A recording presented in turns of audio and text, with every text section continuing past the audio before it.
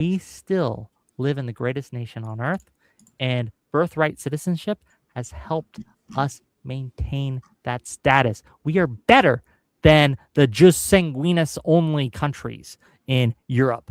I don't want to be Europe. I don't want to be Germany. I don't want to be France. I don't want to be any of these other countries. I want to be American. And I think that it is baked into our culture that we have birthright citizenship. It is understood. Everyone, it's baked into the cake.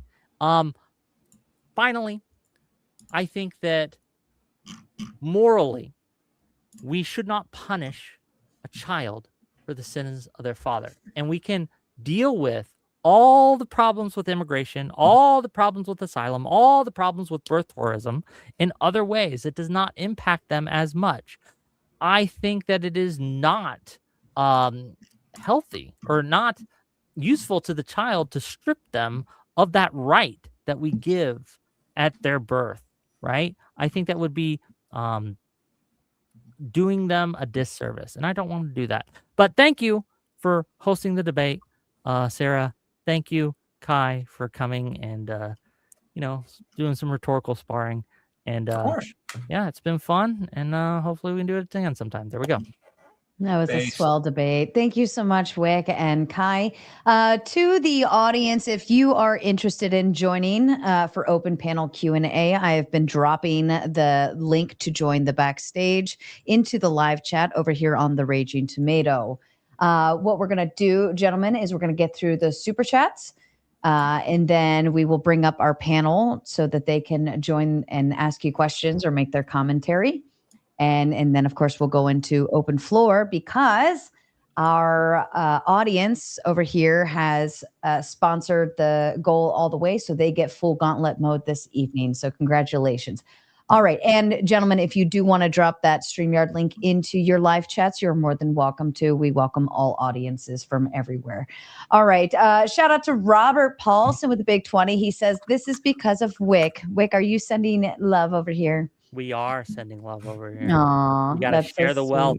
I love spreading the wealth. Okay. Fair enough. Thank you so much. And of course, Spin City is coming in hot. He is backstage waiting, and I can already hear the arguments coming in. No more anchor babies, which he confirmed with his next message that says, no more anchor babies, period. We love you, Spin. I'm excited to have you on. Also, he sends in another 20 for credit and fuck your goal. Sorry, Kai. It's okay. Shout out to the chat. If you know the membership emoji, go ahead and hit it. But you guys did hit the goal, so congratulations to you all. Mr. Tom Carpenter is in for the night, but he sends in the big 50 on CASHAPP to say, I hope you have a great night. Thank you so much, Tom, and thank you so much for supporting our gauntlet mode per usual. Also, Iotin in the chat sending in love. She sends in the tomato tax with the big 10, adding to the goal.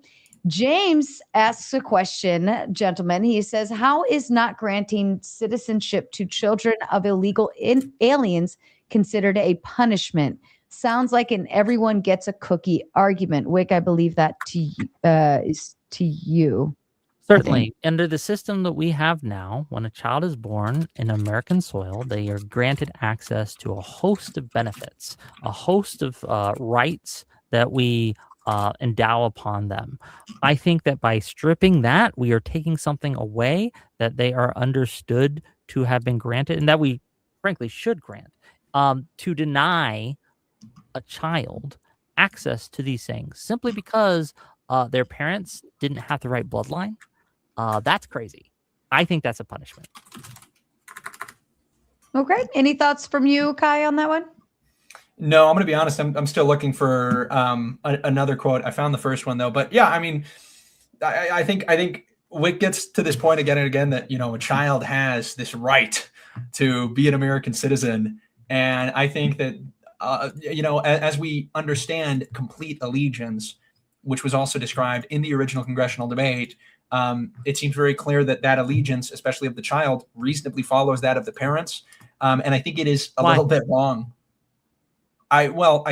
think for a lot of the reasons that I lined out. I think you would create many issues if you believe that a child has an obligation to a nation that supersedes his obligation to his parents. And when a child is, well, let me just ask you this: when a child is in the hospital in Texas, right? Who's going to protect that child, right? Who's responsible to protect that child? When if terrorists, I think a person is, let me finish. If terrorists come and take that hospital over, which country's military comes to save that child? Is it the government of their parents, or is it the U.S. government? So if I move to another country, do I have a political allegiance to that country? I don't know why you're asking me another question. Because it's to test the logic in an observably obvious way, which is if I simply move as a child to another country, I'm not politically No, I'm allegiant talking about when they are born. They are fresh out the womb, okay? They are sitting in the hospital little baby bed that they have, right? You've seen them on TV and shit like that. Can I answer your question? Because I know what you're saying, and I have an answer. Sit, right? Take over the things. It's not the country of the parents that save them. It's America that saves them. Therefore, they owe allegiance to us. Yeah. And my response is that, if I am on vacation in China and a Chinese police officer saves me, I don't think I'm allegiant to China. I think that allegiance must be complete. It must be total. Being subject to the jurisdiction of the United States must be total allegiance. It cannot be partial. It cannot be simply by protection. And that is one of the significant differences between the English common law, the nature of subjects, and what we have in the United States, which is why I mentioned the other example. If I'm a child and I'm born in the United States, but move the day, like let's say I can move the next day, I just cross a border over to Mexico or Canada, just because the Mexican or Canadian government is protecting me from a terrorist attack on that soil, does not make me completely allegiant to the Mexican or the Canadian government, unless you believe I should be. I don't believe you should be. Perfect. Then we agree. But you do have some gratitude, I guess you should probably. Oh, of course. Yeah. I'm happily grateful. I'm very grateful for many countries in the world. The reason I'm giving you this example, it doesn't make me a citizen. Just to be clear, the reason I'm giving you this example is because this is the example that's been used in case law in 1838 to showcase why a child would have allegiance to America. And you might disagree with the reasoning, and that's fair. I do. But that's the reasoning that we have established, and that was set out in law, right? And I believe it's so now we are making reasoning. It's a law. I believe it's sound reasoning. I believe it's good law. Well, I think you disagreed with your own sound reasoning by agreeing that I did not have because you're changing the circumstances, right? You're changing the circumstances. Well, no, I'm testing the same principle, which is that if I should be allegiant, or if I am completely allegiant to a nation that protects me physically. But I don't think that's the case. I'm grateful. And you said, yes, you should be grateful. I agree with that. But grateful does not a citizen make. That's true. But again, because while you were on our soil and because you were born on our soil, you are under the protection of our laws, you do owe a certain allegiance. I just believe I agree you owe a certain allegiance. So for example, if you were under the protection, let me ask you this. If you were in Mexico, do you have a duty to obey Mexican laws? You have a responsibility to. Yeah, absolutely.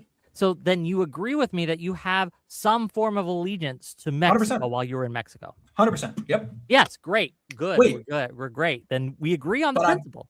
We agree on the principle and disagree about whether or not that means that you should become a citizen or have a right to become a citizen by being that's where the disagreement is. Yes, that's true. But you agree on the principle that if you are subject to a nation's laws and you receive the protection of their laws, then you are, of course, owing at least some allegiance to that country as long as you are under the protection of those laws. I don't understand how you don't realize that this kind of proves my point, which is that there's an allegiance that is more important than the simple allegiance of protection, right? So your argument, as I understand it, is that they owe a greater allegiance to the nation of their parents, and I don't see how that follows. No. Hold on. This is complete versus partial allegiance. I believe you should have political allegiance to the United States. Political allegiance is not just the fact that you are protected by the United States' laws It's, you know, the idea that just because you exist on some terrain and can be protected by a what nation. is political allegiance to you? Well, let me ask you this question: Why are the why children? do you keep asking me questions when I ask you? Because this gets across my point. It's the Socratic method. Why do you believe the children of foreign ministers don't become American citizens, even though they are protected by the police in America if a crime is to, you know, occur? Because foreign citizens or foreign diplomats aren't subject to our laws in a very real way. But they're They protected. do not have a duty to obey them. Like, we have diplomatic immunity as a concept for a reason. So when they do, if they do break the law, a lot of times they would be like sent to their country to stand court and stand trial, but they won't stand trial here. We won't prosecute them. We won't be the ones that are holding them to account. They are not subject to our law. And it creates a messy political situation in that case. And so we understand that there are different factors that go into this specific thing that we were like, okay, so to kind of get out of the mess that this creates, we're going to just create an exclusion. So that's why they do that. Okay. The very interesting thing is that I think if I applied your exact reasoning about, you know, why should a child be punished for something their parents do? A child born to foreign ministers, by your logic, does have the same, is protected in the same way by the American government if a terrorist attack were to occur. Yes, it's a pragmatic consideration. It's a pragmatic consideration because, unfortunately, the way politics works, we can't look. I would love to be completely moral all the time when it comes. I would to love politics, to finish, but I don't think we can. Go ahead, Kai. Finish your thought, and then we're actually going to move on to the next super. Oh, sure.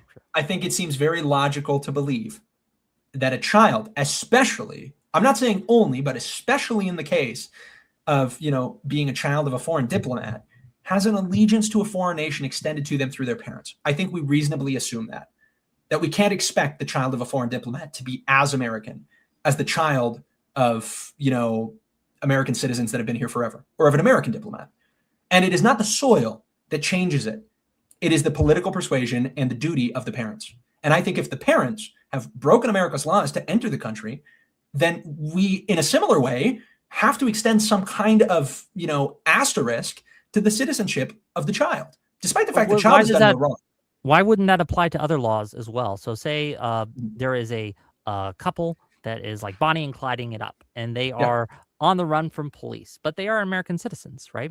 And because then it takes into I forget which one is Bonnie and Clyde, but right, well, it takes into account the woman goes into labor. Can I finish my hypothetical? The woman goes into labor, and they are suddenly Bonnie in the hospital. Do they labor? not get citizenship simply because they've broken the law? Does a child not get citizenship simply because their parents are in a state of law breaking? Well, they already are citizens, though, so it's like they're already. But they've broken the law. They've broken their allegiance. They have no allegiance to us. Well, now you're treating two different issues. You're treating the issue of a political allegiance and an allegiance, or like an ability to subscribe to the Americas to American law. Here's the issue.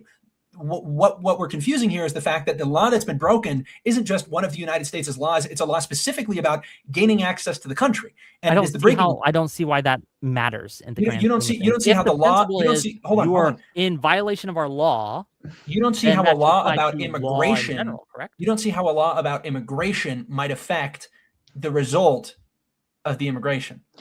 No, I'm saying that if your principle is they broke this law, that's not my principle. My principle is they broke immigration. Let me go ahead and press us forward, and we can always save this for Gauntlet if we want. But I'll even add in Clyde in the terms of Bonnie and Clyde. Clyde is subject to the draft and can be pulled in, so he does have allegiance, and there is a duty and there is a responsibility there. If you're an illegal immigrant, then moderation you are bias. I see how it is. Okay, just throwing the thought in there. All right, I saw the opportunity. I had to throw it in. All right, James, I love you, Wick, so much. Oh goodness, I'm choking out. James says, "Don't choke."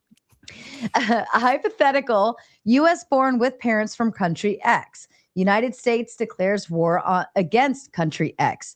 Child give aid and comfort to parents who are enemies of the U.S. Has the child committed treason? The parents are not necessarily enemies of our country. When we declare war on Russia, we're not enemies of all Russians. All Russians are not our enemies. Their government is our enemy. So I think the framing of this question is just wrong. Like, I don't FDR would consider. beg to differ. No, you would. So if we No, FDR would. Huh? FDR would beg to differ. Oh, well, FDR, I think that one of the biggest stains on the American legacy was what he did with the Japanese internment camps. That was horrific. And we did pay restitution, as we should have, to those people because we violated their civil liberties in a way that was just uncalled for. So, yes, FDR would disagree, but FDR was wrong, and I am correct. So, all right. Any thoughts from you, Kai? And then we'll move to the next.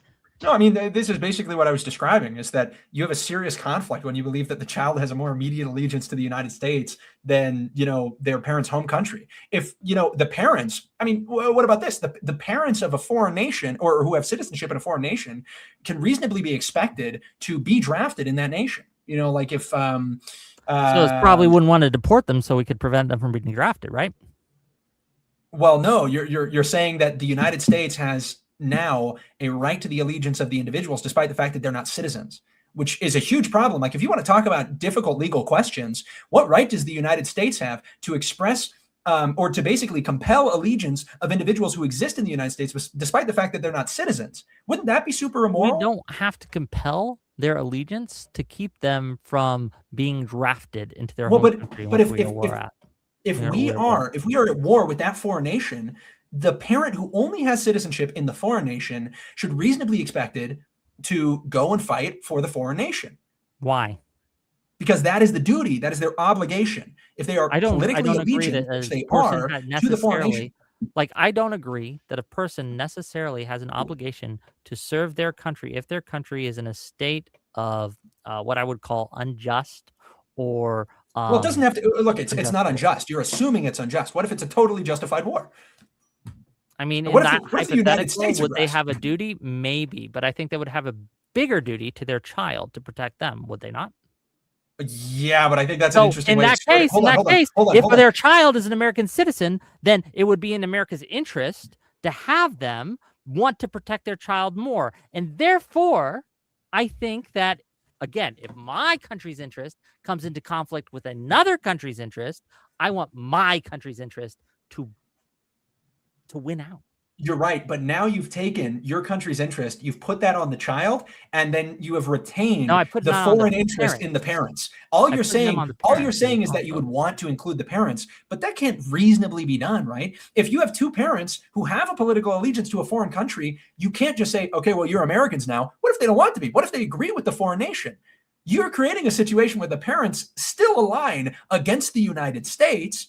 And they could be hold on. And the parents that's what you're baking into the hypothetical, and I don't think that's necessarily the case. Go ahead, Kai. Finish the parents in a time of war could be shut out, could be pushed out of the United States because they are now like foreign nationals residing in the United States.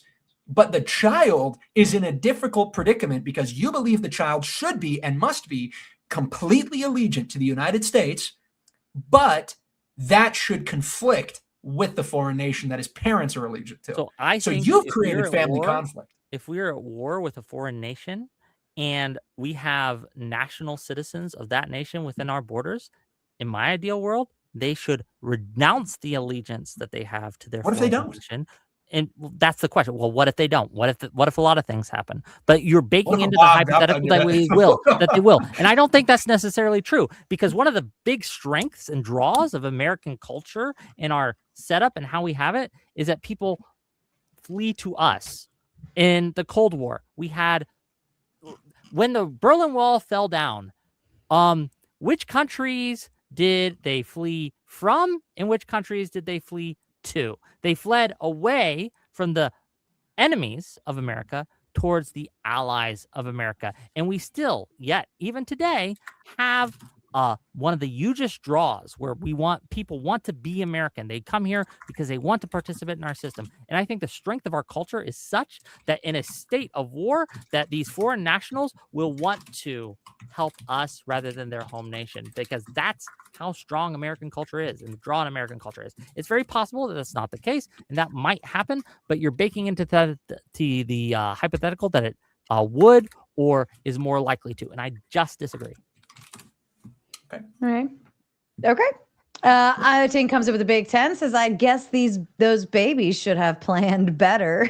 Pull them up by the bootstraps. Those little baby bootstraps that they got, okay? And she follows up to say, actually, I wanted to say there were two men here having a debate, and then women's pregnancy and labor got brought up, and neither of you thought to stop and say, hey, Sarah, you've had kids. Can you tell us about? I thought that was comical, but shout out to both of you for not Sarah, including me. How was it after you gave birth? Did you run away? No.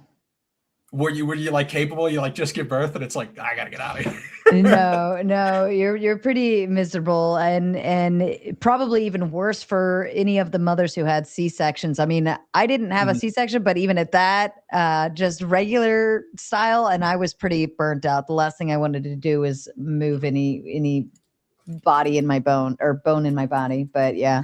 What kind of information did you provide? Like how was that? Because this is interesting to ask. We should have asked this. What kind of information do you provide? How do you go about registering the child? Like, what questions are they asking you there after you've given birth? How's that process? You do the hospital, kind of like the hospital receipt. Like, this baby was born here, right? Mm-hmm. You can have a name if you want. Otherwise, it's Baby Smith or Baby whatever your last name is or whatever. But you get a baby receipt saying, I had a kid here.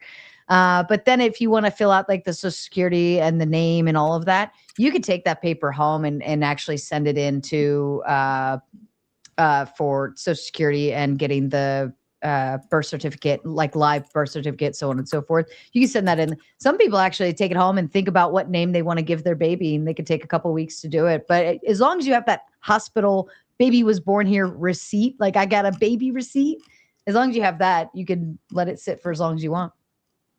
Simple, easy, works. It works. Iotin says, hospital staff generally do not ask for or verify immigration status unless they are helping the patient apply for emergency medical assistance from the internet. And I think that actually comes up later if you need billing and stuff. But if you're in labor and delivery, obviously the mother and the child are the priority. Delivering the baby is a priority, and the health of both of them are the priority. After that, then they come in looking for medical insurance. Unless you're able to register and do that beforehand, then you can handle it. But Socrates says, Wick just contradicted himself in 3 sentences. Let as many people in as want to come in. Also, that doesn't mean we should open our borders. Because that's not Wick, what I said. I said, we should have as many people as we can come in. And there's a fundamental difference between these statements. If I spoke as want, then I simply misspoke. Again, as many people as we can, because I think that benefits us. But if it comes to a point, and to be clear, I think we're very, very far from that point. If it comes to a point where it becomes an undue burden, then we can rethink this. But I don't think we're near there. Okay. And shout out to Iotin, because she wanted her dono goal for the gauntlet mode hit. So she said to balance out the other 5 from Socrates. Shout out to you. Also, kind reminder, if you do want to jump backstage, now's the time to get back there. We're almost finishing with 8 questions. Hit the link that is in the live chat right now. Shout out to Jim, says to simp for Sarah. Thank you so much. I love it. And it is very welcomed here. Calvin says the Big 10. Wick, how do you reconcile your view of extending citizenship strengths? Sorry, I apologize. How do you reconcile your view of extending citizenship strengthens country allegiance with the fact that some Palestine American voters, Representative Tlaib? Oh, I'm sorry. Representative Tlaib. He's not a Republican, to be clear. Withheld support from Kamala over Gaza in 2024.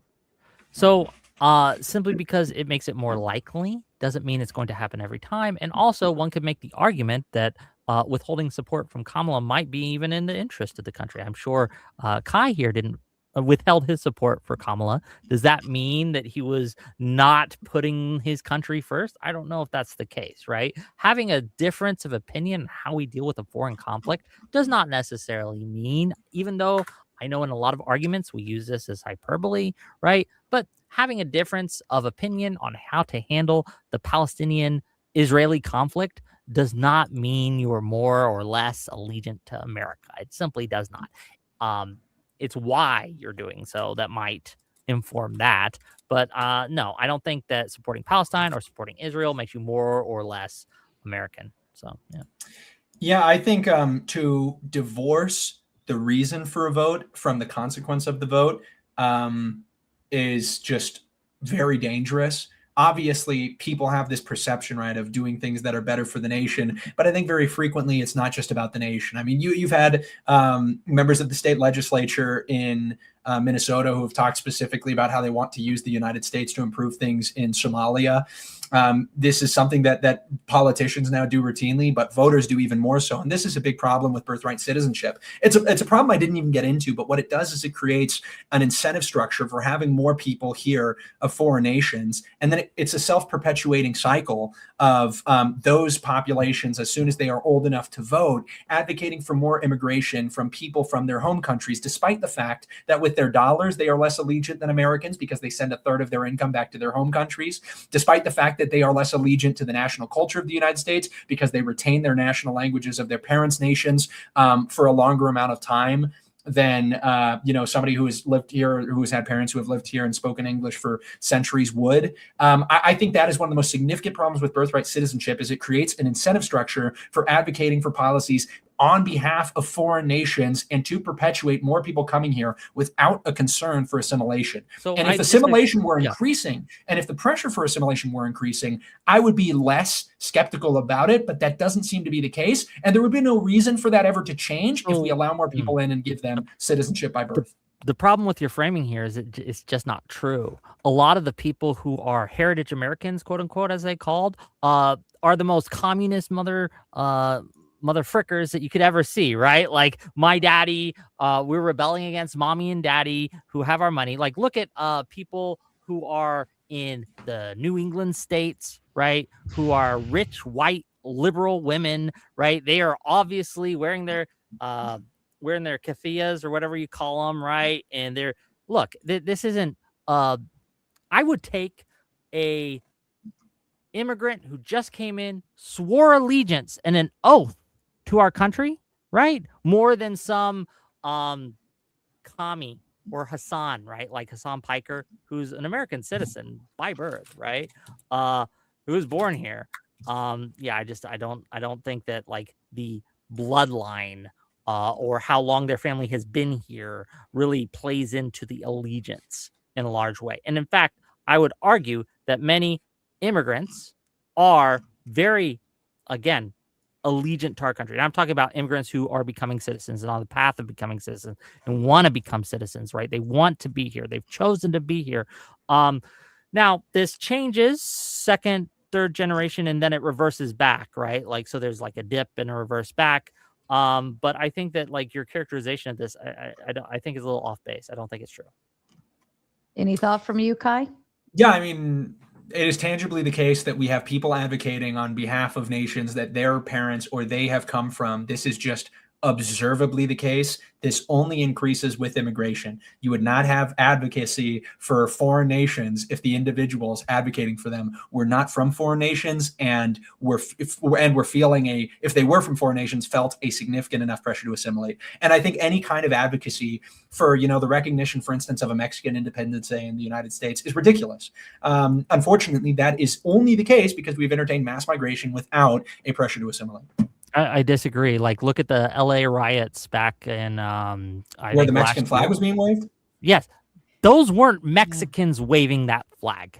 They were white, liberal Californians, heritage American citizens. Bro. They weren't Mexicans. They were whiter than me. Okay, buddy. Right? Like the immigrants you're pretty white. Stayed away from pretty there white, Wick. because they didn't want like ICE to get rid of them. Right? They were not there. It's these liberal. Okay, these whites who've been here that feel invincible. They were the ones waving that flag in that case, right? Because they feel invincible. Oh, you're not going to deport me. I'm not indeportable, right? I'm looking at a lot of people waving. This one is the. It is not. I think that's what is that, Cambodia? Yeah, seeing a lot of photos here of individuals waving foreign flags, and they don't look very white. They do not look like. They're American and they've been American for a while, though. They weren't immigrants. What does it mean to be an American? Well, legally or culturally? I think both. I think the problem is that we've reduced it to basically 9 digits, and that's a big problem of mine. 9 digits. Whatever the case is, what? I don't think you see these white liberals doing this kind of advocacy in the absence of mass migration from Mexico. I disagree. You think that if there were not Mexicans in California, there would be white liberals waving Mexican flags? Since Trump has, again, closed the border and cut off migration, and we have less migration now than we did before Trump, has advocacy for mass migration gone up or down? It's decreased for sure. Under this admin, for sure. It's obviously gone up because people are running away from Trump on immigration. You agreed with this earlier. You agreed that because of how he's handled it, they have ran away from him on this issue. You agreed with that. I don't think they've necessarily run away from reducing immigration. Like, I think that's probably, it's shifted more to my side in the last 5 years than to your side. I do believe, however, that deportation is something that's very unpopular now because of the way it was executed. I don't have the numbers on me, but I think that in the last year, I mean, Donald Trump won the popular vote. You agree with that?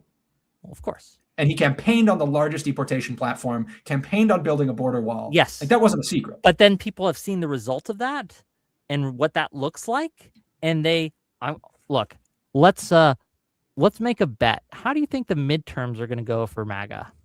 If you had to guess. The only thing that swayed me on this a little bit is now the way that redistricting is gone. But I say most likely we lose the House and we retain the Senate. I think it's a coin flip on the Senate, but I think you guys are going to lose a House by about 20 to 30 seats. I think 20 to 30 is crazy. I think we lose it by less than 10 because of the redistricting. If it weren't for that, I think it's closer to your number. Sure. I think even with the redistricting, then you guys are still in a large problem. Like, the redistricting is going to hurt us in 2028, right? But I don't think in 2026, I think your party is so unpopular. We look at all the special elections of all the seats that have been flipped. 30 have flipped from red to blue. 0 have flipped from blue to red, right? And you guys have retained a couple of those, but we're in like a D+9 situation. And so a lot of these redistricting issues are in the year 2026 going to hurt you a lot, because in order to redistrict, you have to reduce the margins you win by so you win in more districts, right? You have to dilute it. And I think that you're going to see what's called a dummy mander in a lot of these cases, right? Where they tried to gerrymander it so they win more places, but because you reduce the margins, it's going to cause you to lose the seat. Now, 2028 might be a different beast because the political winds are often changing and shifting and things like that. So the redistricting is more of a play for a long-term issue in the Republican Party. But right now, under Trump's leadership, in the year of our Lord 2026, you guys are going to get thrashed, man. It's just true. And let's go ahead and get our panel up here, and I'll save any other donors that come in and Q&As that come in for a little later. But are you guys ready to meet your panel? Yeah. Right. Can I quote actually real fast? I want to read from the Congressional Globe. Like I said I was going to do earlier, but I'm making good on it. Go ahead. So this is the senator from California, Mr. Conness, and I can even throw it in. Actually, I will, just so people can read along if they care to. I'll throw it into your live chat, Sarah. Can I get a drink real quick? Go ahead. Absolutely. No. Yeah, go ahead. Yeah, you're good. Go ahead. I've been sipping on that green. I've been sipping on that mate. I'm well hydrated. Throwing that in. Oh, I just gotta. Hold on. Boom. There you go. There it is. There's the link. I'll wait for him to come back to read it. It is really fascinating. There's another quote that I recall reading it in somebody's article about it. They were pro birthright citizenship, but I can't find this article, and it's the one that includes specifically this quote regarding scores of individuals. I'll say, however, I wish I would have had this earlier, because it makes so clear, abundantly clear, what I was describing in a way that it's impossible. It is just totally impossible for Wick to run away from this idea that it is so obviously not the perception of the Congress that it was going to be applied or extended to millions of people. Mm-hmm. And it's actually really funny the way that they describe some of these different kind of ethnic enclaves. Let me make sure I have the right point. There's some funny one. I'll cite this part just for the chat because this is kind of funny. This is, I believe, from Senator Howard, who says, dude, he goes off.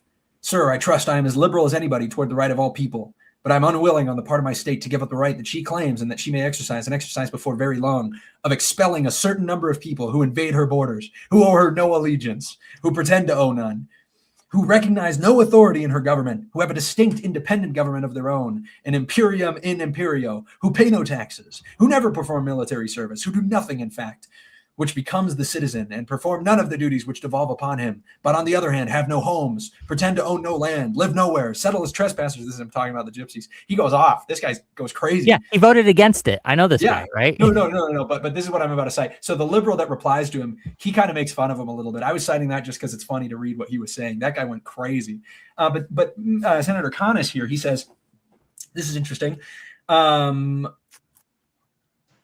Describing the Chinese, he says, there are perhaps, here it starts. Now I will say, for the benefit of my friend, this is to assuage the fears of the representative or the senator we were just hearing from, Senator Howard, who was up in arms about the gypsies. He says, now I will say, for the benefit of my friend, this is the liberal senator, proponent of birthright citizenship, that he may know something about the Chinese in the future, that this portion of our population, namely the children of Mongolian parentage born in California, is very small indeed, and never promises to be large. Never promises to be large. We'll keep going. It says, notwithstanding our near neighborhood to the celestial land, the habits, celestial, whoa, this guy's Mormon? Jokes. The habits of these people, or of those people, and their religion, not gonna get that joke, buddy. But yeah. That they all return to their own country at some time or other, either alive or dead. There are perhaps in California today about 40,000 Chinese, from 40 to 45,000. Those persons return invariably, while others take their places. And as I have before observed, if they do not return alive, their bones are carefully gathered up and sent back to the flowery land. It is not an unusual circumstance that the clipper ships trading between San Francisco and China carry at a time 3,000 or 4,000 human remains of those Chinese. When entered in our state, they are not entered deep into the earth, but laid up very near the surface, and then mounds of earth are laid over them so that the process of disinterment, digging them up, is made very easy. That is their habit and custom, and as soon as they are fit for transmission to their own country, they are taken up with great regularity and sent there. None of their bones are allowed to remain. They will return then either living or dead. Another feature connected to them is that they do not bring their female to our country, but in very limited numbers, and rarely ever in connection with their families, so that their progeny in California is very small indeed. You know, the people who would be giving birth to the people that would be gaining birthright citizenship. From the description we have had of them from the honorable senator from Pennsylvania of the Gypsies, the progeny of all Mongolians in California is not so formidable in numbers as that of the Gypsies in Pennsylvania. It is only in exceptional cases that they have children in our state. And therefore, the alarming aspect of the application of this provision to California or any other land to which the Chinese may come as immigrants is simply a fiction in the brain of the persons who deprecate it, and that alone. You want to know how many California? Are you familiar with Chinese the per capita? There are in California? Are you familiar Now? with per capita?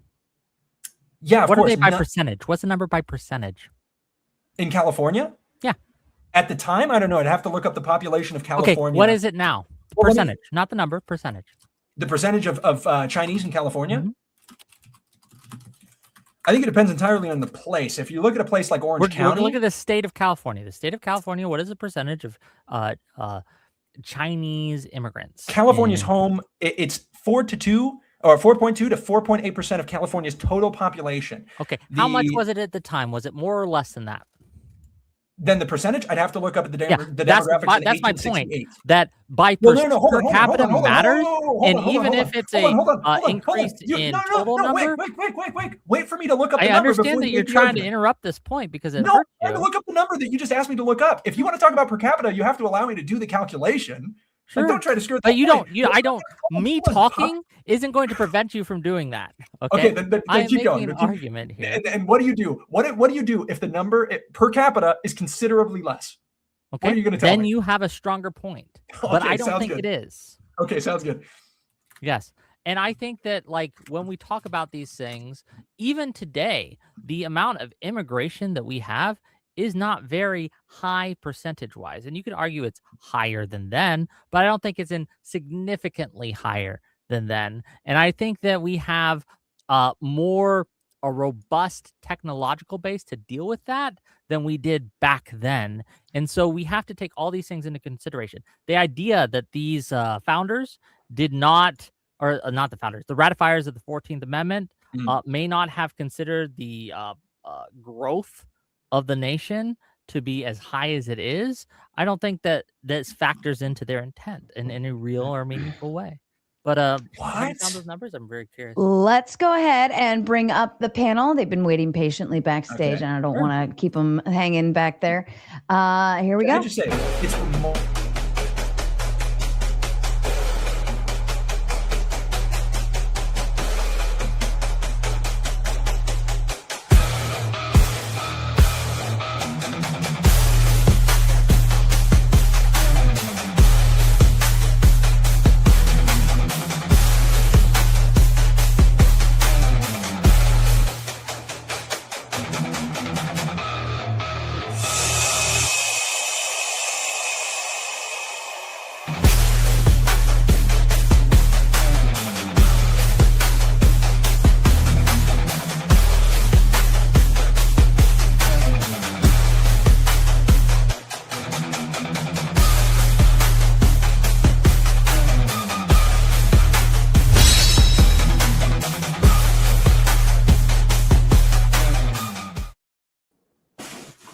All right, and everybody's going to go ahead and mute up their mics. We're going to go one at a time. And sorry, Kai, I hit the button before you jumped in, and it had a small delay, so I didn't get to stop it. But we're going to go one at a time, Q&A around the room. Everyone else, except for Wick, myself, and Kai, everyone else is going to stay muted up and respect everybody else's time during the Q&A portion. Our questions are meant to be respectful. Our comments are meant to be respectful and in the guise of the topic. All right. Can I just like, well, first of all, thank you for the $500, Zag. Oh, yeah, that's big. Here, I'll put you on the screen. That deserves a moment. I'm sorry, I got it. That deserves a moment. Go ahead, take your time. All the snarking of Wick TV. Sorry you're facing harassment from the creepy CSAM collector Doobie and his goons. It sucks that these PDF files and pests are attacking you of all people when you're so neutral and mild-mannered, sending good vibes. Heart emoji. Wow, so generous. Thank you. I do appreciate it. Thank you. That's very kind. Yeah. Wow. Yeah. No, that definitely deserves a moment. Anything sorry about that. I just had to. No sorries. No apologies. I would ask to stop the show on that one too, and it deserves it. So thank you for your kind generosity over on the Wick side. What's going on, Kai Clips viewers? What's going on, guys? First, you're getting donation mogged. Okay, dono mogged. Yeah, I've got a guy, Asian Mormon. Got a guy named Asian Mormon. Maybe he's tapping out because he's hearing how I'm speaking about the Chinese. No, but he donates like $100 every stream. What's going on, Asian Mormon? I'll amend everything I said. We'll have more of you here. I promise. It's okay. It's okay. I promise. Ladies and gentlemen. Fair enough. Much respect to all the donos to any side over here. Anything red or above, please feel free to stop the show for that. We give way for that. All right, Spin. I want to ask you, because you are first in line backstage. If you want to, you're welcome to pass. But I highly recommend. I know you have questions about this, and I know you can do it the way it needs to be done. Do you want to pass, sir, or do you want to ask your question? Oh, hell no, I'm not passing. All right, go ahead. So, Wick, you believe you have a American flag in the background, right? And the stars and stripes, baby. Yeah, why don't you take it down? Second of all, here's my question for you. How is having foreign invader offspring in this country a benefit? Because when the parents get found out, the child stays. How is it a benefit? Or would one ought to say that they are going to be a draw on the system? Okay. So we have, from the Manhattan Institute, data on I that. don't give a fuck about the I Manhattan understand you don't Institute understand. answering Let's just I say know, yes. I know you don't Hold care about the up. facts of We're the gonna move matter because none gently. of this actually matters to you. You're not asking the question in earnest. You are trying to push a narrative that Straw does man. not match Typical. reality. Let him because you live respond, in a Spin. fantasy land, man. And you're, again, blatant un-American nature that sees a flag and then you like hiss and skirt away like Gollum from the light in Lord of the Rings, right? I understand that that's how you operate, but as someone who has served this country, sir, as someone who has been born and raised and is a true-blooded, real American patriot, I rebuke thee, sir. I think that the framing of immigrants who are seeking a better life, who are looking to come to the shining city on the hill, the promised land, Zion, right? They are not foreign invaders. And the framing of that is frankly pretty gross. And yeah, I think that I would take a Somali immigrant who loves this country over you. Oh God, Sarah, I yield because what I'm gonna say course you down do. next is Of course probably you do. not They knelt You're on your holding neck it. so hard that they're going to put murals up of you in New York City, okay, right? They're going to start putting statues, right? It's going to be great. They're going to try me at the ICJ for war crimes for what I just did to you, right? The Palestinian genocide, it's not going to be an issue anymore because what Wick well, just did to you tonight you on want to Sarah, go if the you Raging want to Tomato go there show was so horrific that is going to flee from the American now, mind, okay? That's what's now happening tonight. I have respect for Sarah, so I'm not going to say right at the moment what I really think of you. So Sarah, I'm going to mute my Say fucking it. He's gonna yield for the gauntlet Sarah, mode. he wants me to Where go there. no, let's hold it for the gauntlet mode. I don't want things to get chaos Yeah, I too just want to be soon. clear, man. I've been going Take the flag down, dude. I've been going through this last week with people who have targeted me in ways that this guy could only imagine, right? Like it was super stressful. So no, I'm not in a mood to deal with these cowards who are Well, then get the fuck out of my country. Then get the not fuck your out of my country. Let's not say the F word. Yeah, let's move. Let's put a pin in that one, Spin. During the gauntlet, you can have some fun. Duck, I will kick it over to you. You are next in line, sir. Question or comment to either of the gentlemen. Yeah, great debate, guys. Thanks so much. Kai, you demonstrated every single trait of sociopathy over the course of the debate. Yeah, human reaction, right? Yeah, but anyways, I wanted to know this. So I have an argument for you. Are you okay entertaining a short argument? It'll take 2 minutes, less than 2 minutes. Of course, absolutely. Okay. Wait, can I ask though, if I may? I am Sure. interested in hearing like what the case for my sociopathy is. Just watch your facial expressions and stuff after the debate. Yeah, just observe yourself. Then I but smile anyways, a lot. It's something like that, right? So, anyways, let's get into it. Yeah, you're right. Yeah, exactly. Puppy dog face. Ooh woo. So, anyways, Ew. Let's go. I'm ready. It's not like that, right? So you're. I don't think you have human emotions. Like, I mean, you're speaking in a monotone voice. What am I supposed to call you a sociopath now? That's sure, fair. Go for it. Yeah, call me a sociopath. I don't. Why would care. I do that? I think that's a very I don't loaded know. term. Kai, allow me to introduce you to Duck. There's a reason why Duck has a few membership emojis of no duck and the kazoo and all of those things because of his times here on the panel. And yes, if you're a member, go ahead, drop those emojis now. Go ahead, Duck. Get to your question.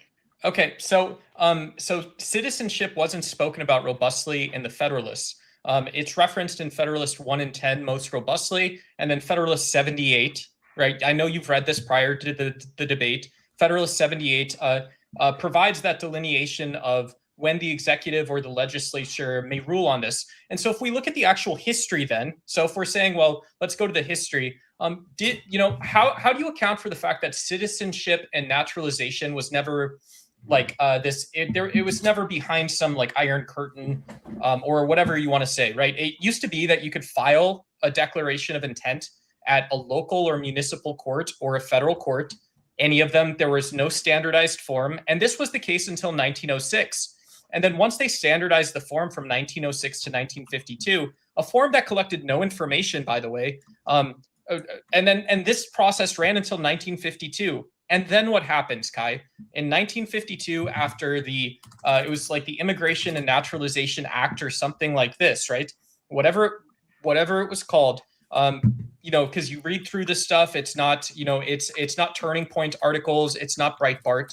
But after this, the laws for citizenship actually extend back to the level of family, and it extends to break down racial barriers of citizenship. This is what the purpose of that act in 1952 was. After the Cold War, the modern era of the modern industrialized service economy United States. And so I'm curious, given the preponderance of historical evidence and lack of evidence in jurisprudence and constitutional law, how you would make the case to people living in the United States and who birthright citizenship might affect, that your hate-based beliefs, your narcissism, and your misunderstanding is the reason they have to engage in this pointless political discussion. I don't know what you're smiling about. I don't know what you're smiling about. What's funny? Because he's a puppy dog uwu. I think you might start a Fansly. Start a fucking OnlyFans then. Well, let's not say the F word. Pardon me for just a moment. Let's not say the F word. Hold on, Doc. Fuck you, Kai. Hold on, Doc. Let's not say the F word, Doc. Fuck you, Doc. bitch. Hold on. Pardon me. Pardon me for just a moment. Doc, now you came in swinging, okay? Kai hasn't done anything wrong to you. He hasn't touched you. He hasn't hurt you. He hasn't said anything to you that's mean. You came in swinging. Now chill it out, okay? I appreciate the recommendation of an alternative. I didn't ask you to appreciate anything. Hold on, Doc. Respond to the argument, bitch. Doc, relax. Let him respond. This is a gem. Do you appreciate our debate more now? Okay, we'll just put you backstage. I love the Kai, debate. you are welcome to respond. W crash out. This was a W crash out. I get we both got crashed out on, like one after another. It was crazy. Kai, you are welcome to respond to it if you so choose. If not, I can move on to the next person. Doc needs to take a little time out. Yeah, I mean, what he's saying is absolutely correct. I frame this within the way that immigration has developed over time. There's a lack of jurisprudence on a lot of issues in the U.S.'s history. It's because a lot of times we take stuff for granted. So what I tried to establish is that there was certainly over time, the most consistent thing that we can see is a pressure to assimilate. There is a pressure of nativism. I don't think Duck would disagree with me there. The pressure to like assimilate has been one of the most consistent trends. And that's not me saying I think that the abuse of immigrants is a good thing. But the fact that you have the counter pressure of telling people, hey, you really need to speak English, and that acts as a control, kind of pushing some people back to their home countries if they don't assimilate fast enough. The Italians are a good example of this. A third of Italians that immigrated early in the United States' history returned back to their home country because I think they were one of the toughest groups to assimilate. I think it shows that over time, we adjust things as the scale of immigration changes and as it begins to warp and shift the American identity. So I think it's, I wouldn't necessarily disagree with a lot of what Duck said. I appreciate that he assumed I'd read through all of those different Federalist papers. I haven't read Federalist 76. I appreciate the recommendation. I will do so at the conclusion of the debate. But what I'm arguing for now is an authentically new response to something that is an authentically new problem, which is mass migration and a specific lack of jurisprudence, for instance, on the issue of whether or not children of illegal immigrants should have birthright citizenship. That's something that hasn't been adjudicated either in his favor or in my favor. It's something that the Congress could step in and clearly define. And that's what I think it should do. That's why I'm in favor of the repeal. And I think that there are a lot of reasons that I articulated that would make jus sanguinis a better policy going forward to mitigate the effects of mass migration to the United States.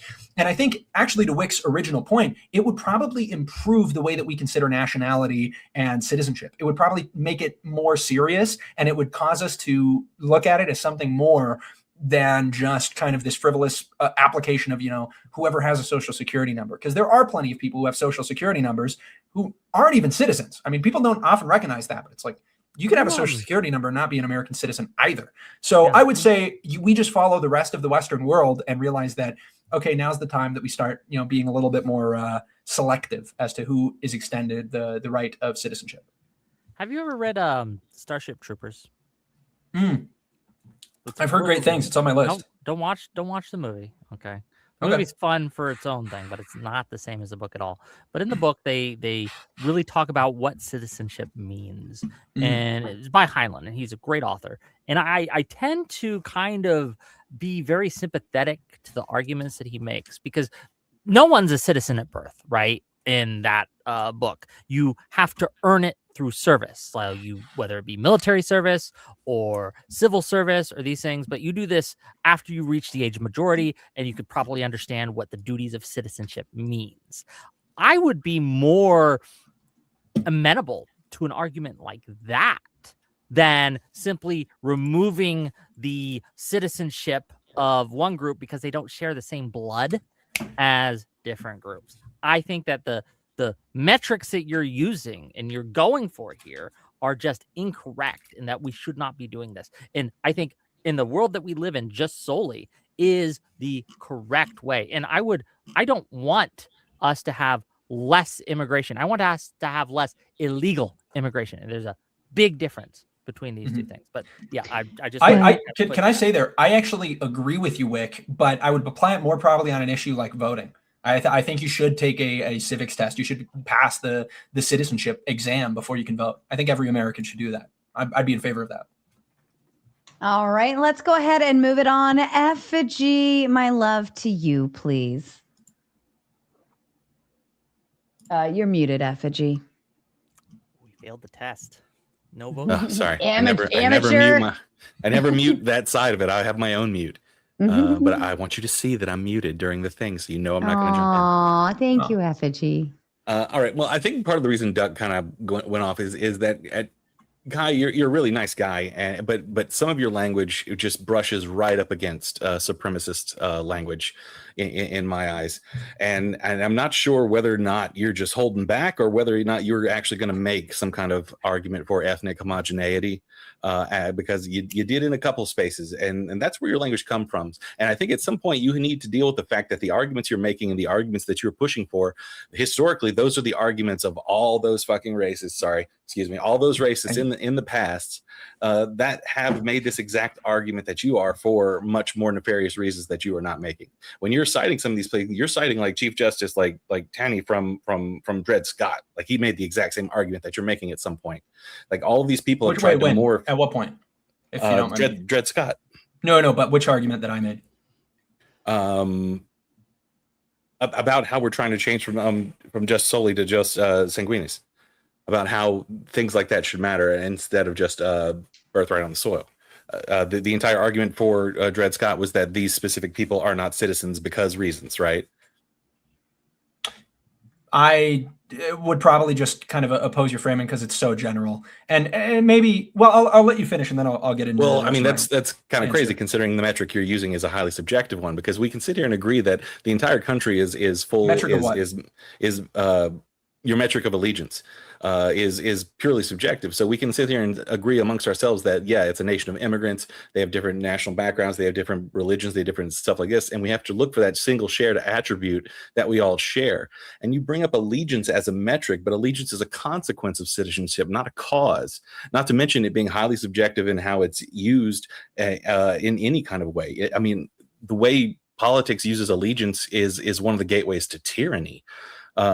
So I think it's much more objective to say, number one, that your geographic presence in this place objectively can be a metric because it is definitively objective, and that shared like civic values, shared commitments are the other thing that link us all together. So my question is this also, because I feel like there's a fundamental misunderstanding of America here. How does a nation that is founded on the explicit rejection of hereditary titles, hereditary political privilege, justify making a person's fundamental legal status entirely dependent on their lineage? How does that sound American in the least? So the two things I would say. First, regarding the idea that like what I'm arguing is like what white supremacists or otherwise have argued for. I know it's, just words out of my mouth, but I hope you can take me serious when I say I genuinely don't harbor racial resentment or an attitude of racial supremacy. I also don't believe in a perfect equality of cultures. I think there are superior cultures and inferior cultures. I'd be surprised if the panelists don't agree with me to some extent on that issue, as Wick and I did, for instance, comparing female genital mutilation, which is a cultural practice in certain groups, with what is the accepted culture here in America. What I'd say, though, is I don't like the reasoning of, well, the same kind of consequence has been argued for, but for different motives. I think motives matter entirely. I think you can't divorce actions from motivations. And when you do so, you begin to put a bunch of people in groups that really don't make sense. I think that the motivations, for instance, you understand that's his argument.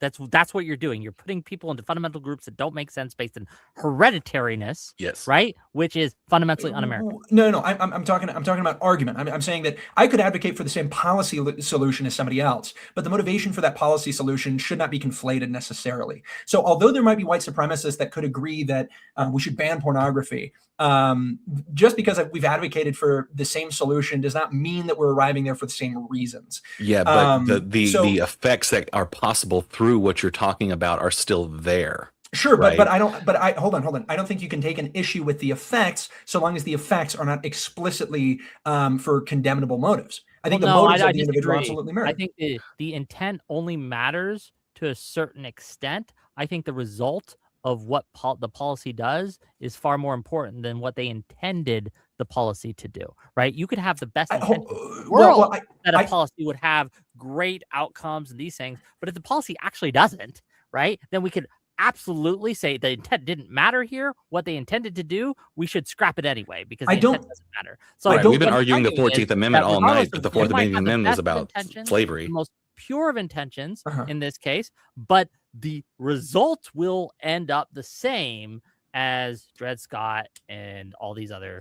I partially disagree with that. Like, I don't think the conclusion is like the same as Dred Scott. And obviously, I would never advocate for, stripping Black people of their right to vote. And that was a pivotal reason for the passing of or ratification of the 14th Amendment. But then you're missing the other point. You're totally missing the other point. The other point of the 14th Amendment is to permanently ensure that we can never have a permanent underclass in this country. And if you're willing to just throw away hereditariness, exactly, yeah. Yeah, well, I disagree with your interpretation of it. I think that immigrants who are not American citizens, I don't think they constitute a permanent and necessary underclass. Nor do I think their children do. And I think that if you look turn them into an underclass, I don't think so. Giving rid of Joe Sully. Yeah. I don't think so. They still have citizenship extended to them. No, this isn't theoretical. This isn't hypothetical. We've lived it. Our country has lived it. It's explicitly our history. Okay. I mean. All right. Thank you so much. I appreciate it. Of course. Appreciate you, man. Thank you, FHG. Calvin. Okay, never mind. Calvin, I'd like to shift over to you, my love. Your question or comment to either of the gentlemen. Yeah, my question will be directed towards Wick. Can you hear me? I can. Go ahead. Yeah, cool. Yeah, I want to pick his brain for a second. Hey, Wick. Yeah, I want to give you an example. I'm trying to see where your head is at on this specific example. An example is like an athlete, a rich young athlete. It could be you, could be your son, could be your brother. So there's someone you hold near and dear and would probably guard against. Of course, they're rich, they're young, they're living the life of a bachelor.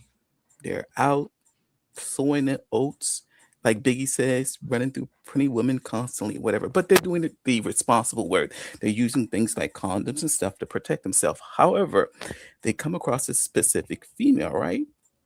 And she somehow they're called women. women.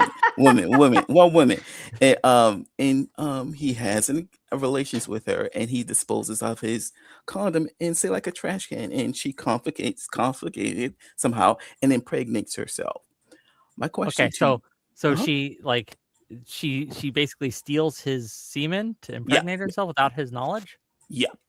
Because she wants the benefits that he's an athlete, he's wealthy, and this is what comes with his name is Colonel John Lockjaw. I'm curious where you're going with this. Okay, but I see where he's going. My question to you is: do you think that athlete should be on the hook for sponsoring or raising that child financially for the rest of the life? No, I don't. You don't. Okay, Yeah. that's But I eh, apply go different ahead. standards just to clear this point. Go ahead. I apply different standards to individuals than I do Mhm. to governments, right? I would never apply like the same standards to a collective or a country or a nation or a government than I would to an individual, right? They have separate responsibilities, separate powers, and we have to deal with these things separately. So all these analogies that compare a country to a house, I just reject out of hand. They're not the Well, same and they shouldn't be treated the same. no, they're not exactly the same, but they they come from the same concept, right? I Because don't you agree. I think that the wow. individual, right, and the responsibilities of the individual in this case should be adjudicated differently because they have different effects on the world and different responsibilities towards the people, right? I think that in many cases, right, we can see that the government benefits from immigration, both legal and illegal in many ways. Now, there's some harms. I will agree. I'll just cede to that off the off the snap. But I think that like this comparison between a woman like a succubus stealing the seed of a man to impregnate herself and putting him That on the hook happens. for years is fundamentally different than two people who want a better life who move to this country and maybe they don't properly go through the process and they have a child. I think these are Oops. remarkably different things. Well, there's definitely difference, but there's similarities, and if you allow me for a second to explain the Go ahead. strong similarities. In the same token, that's what you're trying to do with the government. You want, but in this instance, we American people are going to be on the hook for children's that are not necessarily or people individuals that are necessarily our making our doing or whatever the case to be, and it was gotten through illicit and wrong incorrect means. And I kind of identify with Kai's approach is like you can't, or the government or the law or the judicial system is not in the business of enforcing an illegal contract. And if they're here illegally, then that's how I kind of see this issue. When you went to a whole bunch of benefits and you just jump over the immoral aspect or the incorrect or the lawlessness of it, and So I yeah, well, go even ahead. in the hypothetical that you've given me, Okay, now I yeah. don't think it should be legally responsible, but if this athlete is sowing his oats, has the same resources that the American government does, then I do think that they should help out that child, even though they're not legally obligated to do so, Okay. because I think that we should care for the poor and the needy and those who could use our help. And I think that even though it was attained by illegal means, like so, for example, if I got a knock on the door right now and a woman that I dated 20 years ago is like, or not 20 years ago, but like 10 years ago, comes up to me and says, like, oh yeah, I poked a hole in the condom, but here's your kid, Mhm, right? mhm, Um, and I would have a lot of big feelings, mhm. but I would have some moral, not legal, but moral Yeah, obligation to this is my child, and I exactly. should, if I can, help them out. That would be a moral obligation that I feel I would have. But these again, it's so hard to compare these because how we treat individual actors is far different than how we treat government actors and how we should treat governments and things like that. And I think And that again, that the the problems with adjudicating and removing birthright citizenship and the illegal contract would be worse than simply having some granting citizenship to these so illegal children, if you want to so call them. so wait, yeah, my position is not per se to snatch away their citizenship or whatever the case may be. My position is moving forward to change the laws, the existing law, to protect us, the American people, against this type of thing that would expose us. So I don't think it exposes us. I don't think it puts us how in can we real do danger, at least not in this no point in time, and we're Vic, not even near any real danger, and we get more benefit, and we see know this because we see have the Institute of Manhattan Wick that says this, we Wick have the Cato Wick Institute that says you're this, we have these are right-leaning organizations, to be clear. I'm not citing Democratic organizations or liberal organizations, or I'm sorry, progressive organizations. We are citing right-wing conservative organizations that clearly showcase that immigration, illegal or legal, is a net benefit to our country. And I, again, think that bringing in people and making them into American citizens in truth, right? Which means, and what do I mean by that? I mean that they buy in to the American project and they assimilate. So I'm gonna say this in lemon play, and I'll let the next person go. My disposition or my take on this is a basic one. It's a moral one. It's a law one, and you seem to unfortunately miss the mark. And this is what the Democrats, I say, miss the mark on this. I am an independent, and this is why I choose to be independent, because I don't agree with your take or the Democratic take on this particular issue. That's fair. At You the don't end have of the to day, agree, let me finish. but I am Let me correct finish. anyway. Let me finish. Well, you can Yeah, be yeah. correct. I'm just saying legal. I mean, if we're talking morals and ethics and things like that, nature, then two people coming over here, that's wrong. And having a child, already that's like, Why is it wrong? okay. Well, I mean, if they're coming over here illegally and they're here illegally, They're they running already break. from the cartels in Okay, Mexico. They so have no way to escape them in their hometown except for to flee. And the only place that they can find for safety okay, is America. They will be okay, protected and they want to protect their child. Is it wrong? Because she's okay, pregnant, right? At this point, right? okay. Is it wrong? Is it That doesn't immoral give them. of them That's to want to that protect their doesn't give child? them. That doesn't give them right to break the law. That's like I saying think it does. If I'm no, starving, no. I think that the higher law is that if my children are starving and I need to steal a loaf of bread to feed them, I would be doing something immoral if I did not steal that loaf of bread. To allow my Oh, children to die okay, because of some service to a law, that okay, is crazy to me. I okay, think is immoral to me. I think okay, that when we put the law, right, the law of Moses and all these things above the higher law, the celestial law, then okay. I think that it is immoral and that we should, again, if my principles come into conflict and in order to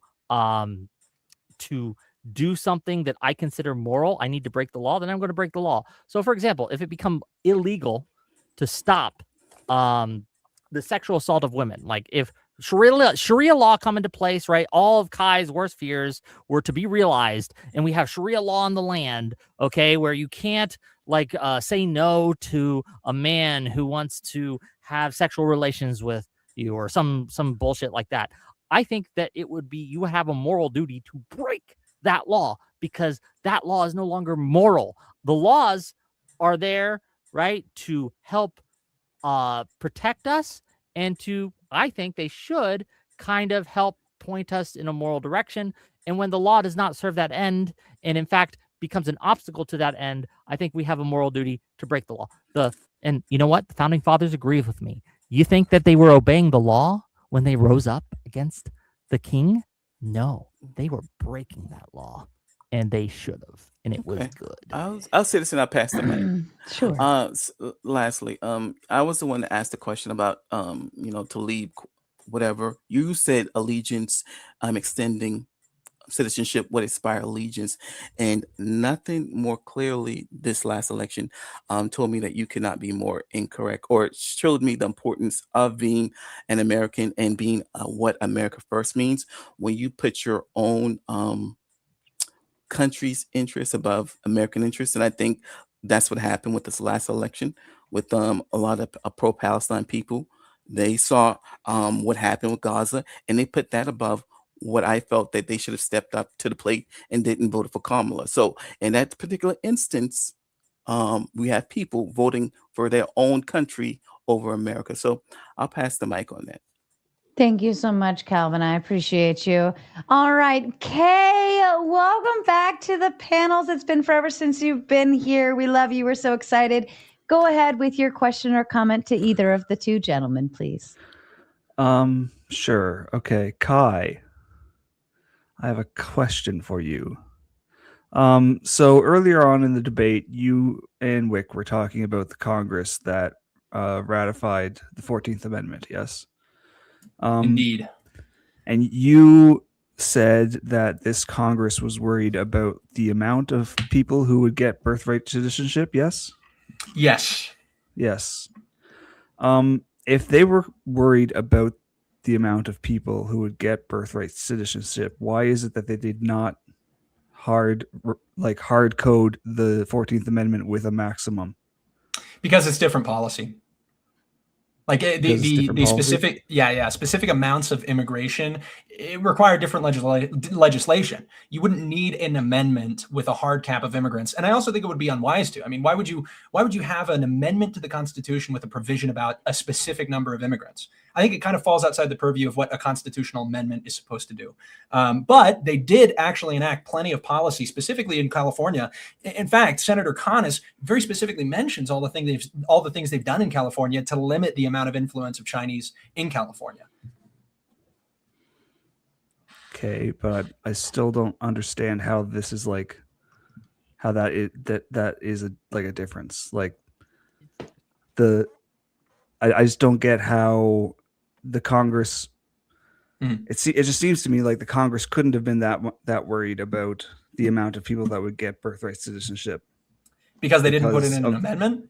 Yeah, because they didn't put in like a hard cap in the amendment. Well, that would be like saying that Congress right now doesn't, care enough about some issue because they haven't put it as a part of an amendment that was passed. Or maybe we go back to the time. I mean, what was the last time an amendment was passed? When was the 24th Amendment passed?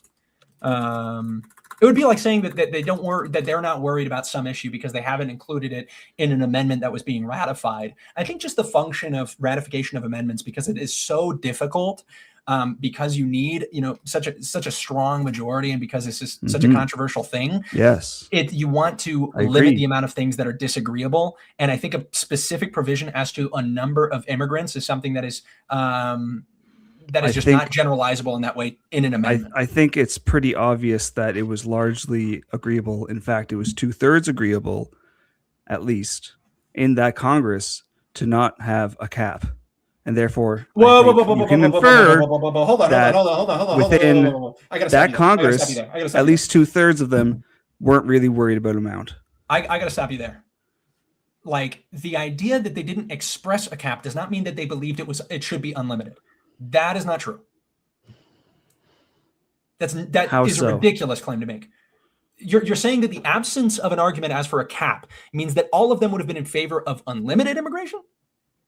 No, I didn't say all. I meant those who voted in favor of the amendment. Okay, so because those who voted in favor of the amendment, because they didn't include a cap, they were in favor of unlimited immigration. Do you believe that's the case? Like, this is 14 years before we begin to talk about Chinese exclusion. That's the law that's the amendment they passed. That's the nature of it. I do not think, I just completely disagree with your understanding of politics and the way that this legislation was passed. And I don't think you'd reasonably extend that kind of logic to any other piece of legislation. Just because there is not a specific provision being made does not mean people are in favor of or agree with a lack of a limit. And I think we see that because, like, it speaks quite strongly to it. Only a decade later, you have a severe restriction of immigration. If these people were mostly on board with unlimited immigration, what happened in the next 10 years that so significantly changed their opinion? I wasn't. And if that's the case, why? I wasn't talking about unlimited immigration. I was talking about unlimited birthright citizenship. Oh, sorry. I thought you were talking about immigration. Am I tweaking? We're talking about the 14th Amendment. Yes.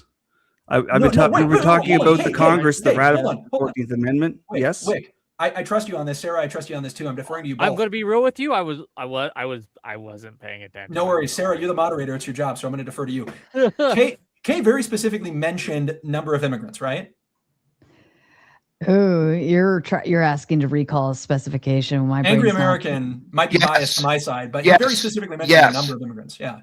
If I did, I misspoke. I meant the number of. Hold on, we're clarifying. Shut the fuck up.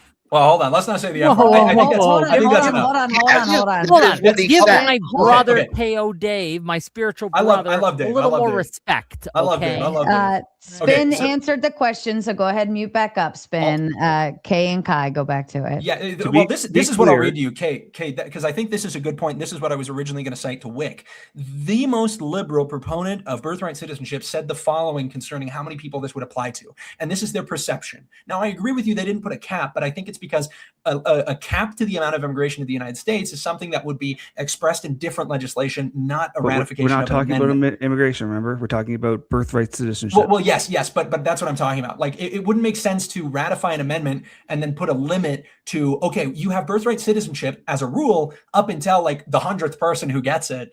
The problem is that you're trying to apply something in a more or less universal way. However, the application of the universality is something that's also being adjusted, or it's being perceived in the context of how many immigrants are coming in. And in the case of Senator Conness, how many women are coming who could even bear children? And he says they are extremely few in number. This is what he states regarding how many people it would apply to. And this is what I was mentioning prior, Wick. This is on page 2892 of the Congressional Globe from 1867. Or 1866, May 30th, 1866. He says, here is a simple declaration. He's responding to the guy who's against it. He says, here's a simple declaration that a score or a few score of human beings, so it's not scores, it's a score or a few score of human beings born in the United States shall be regarded as citizens of the United States, entitled to civil rights, to the right of equal defense, to the right of equal punishment for crime with other citizens, and that such a provision should be deprecated by any person having or claiming to have a high humanity passes all my understanding and comprehension. He perceives it to be explicitly related to a score or a few scores. Did he vote? Just to be clear, just a housekeeping thing for me. I got about 10 minutes before. Yeah, I got to jump in like 10 too. But Kay, I think that gives a good explanation of where their heads are at. Okay, I disagree, but okay.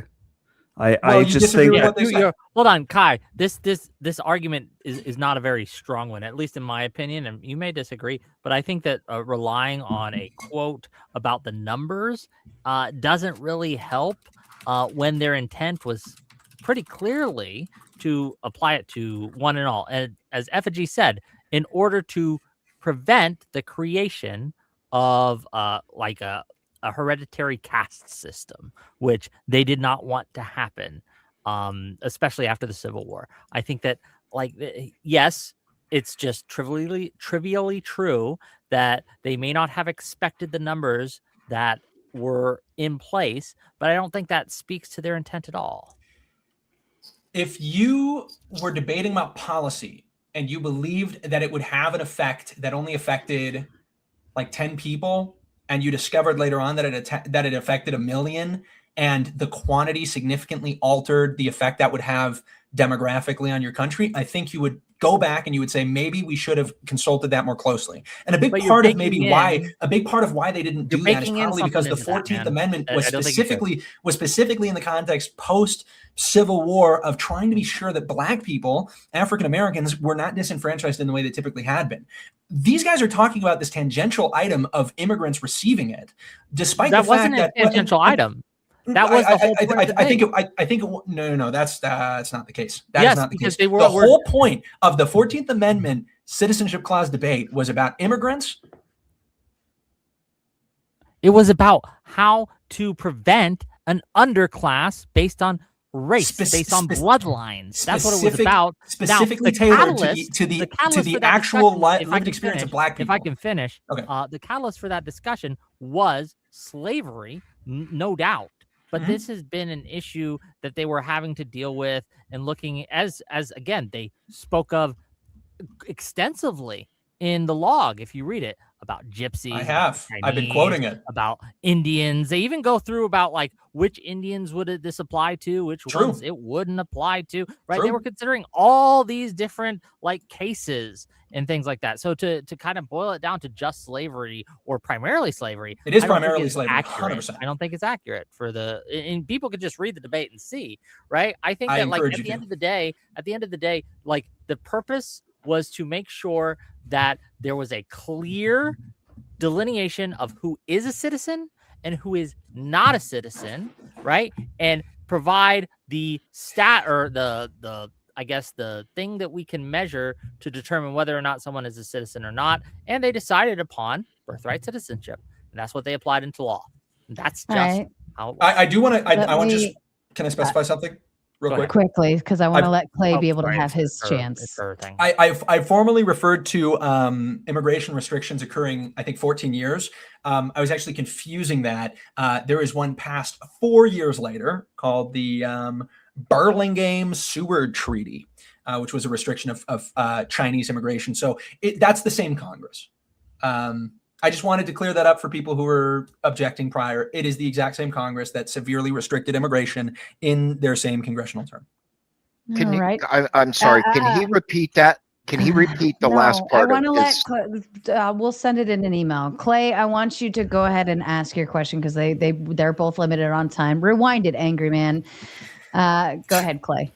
Thank you so much, Sarah. Thank you, Kai. Thank you, Wick, for coming on to this platform. We really appreciate it over here at the Mater Nation. That's really stout of you guys. But I got some stuff for you, and I don't want to get lost in the minutia. I hate meta. I want to see where your minds are at. For both of you guys, do you see a problem with parents? And this is very important because this is also getting into parental issues, okay? Do you see a problem with parents who commit crimes with children in tow? Yes. Sure, yes. Okay, very good. Okay, now, when parents commit crimes with children in tow, are they putting those children in danger? Yes. Depends on the crime.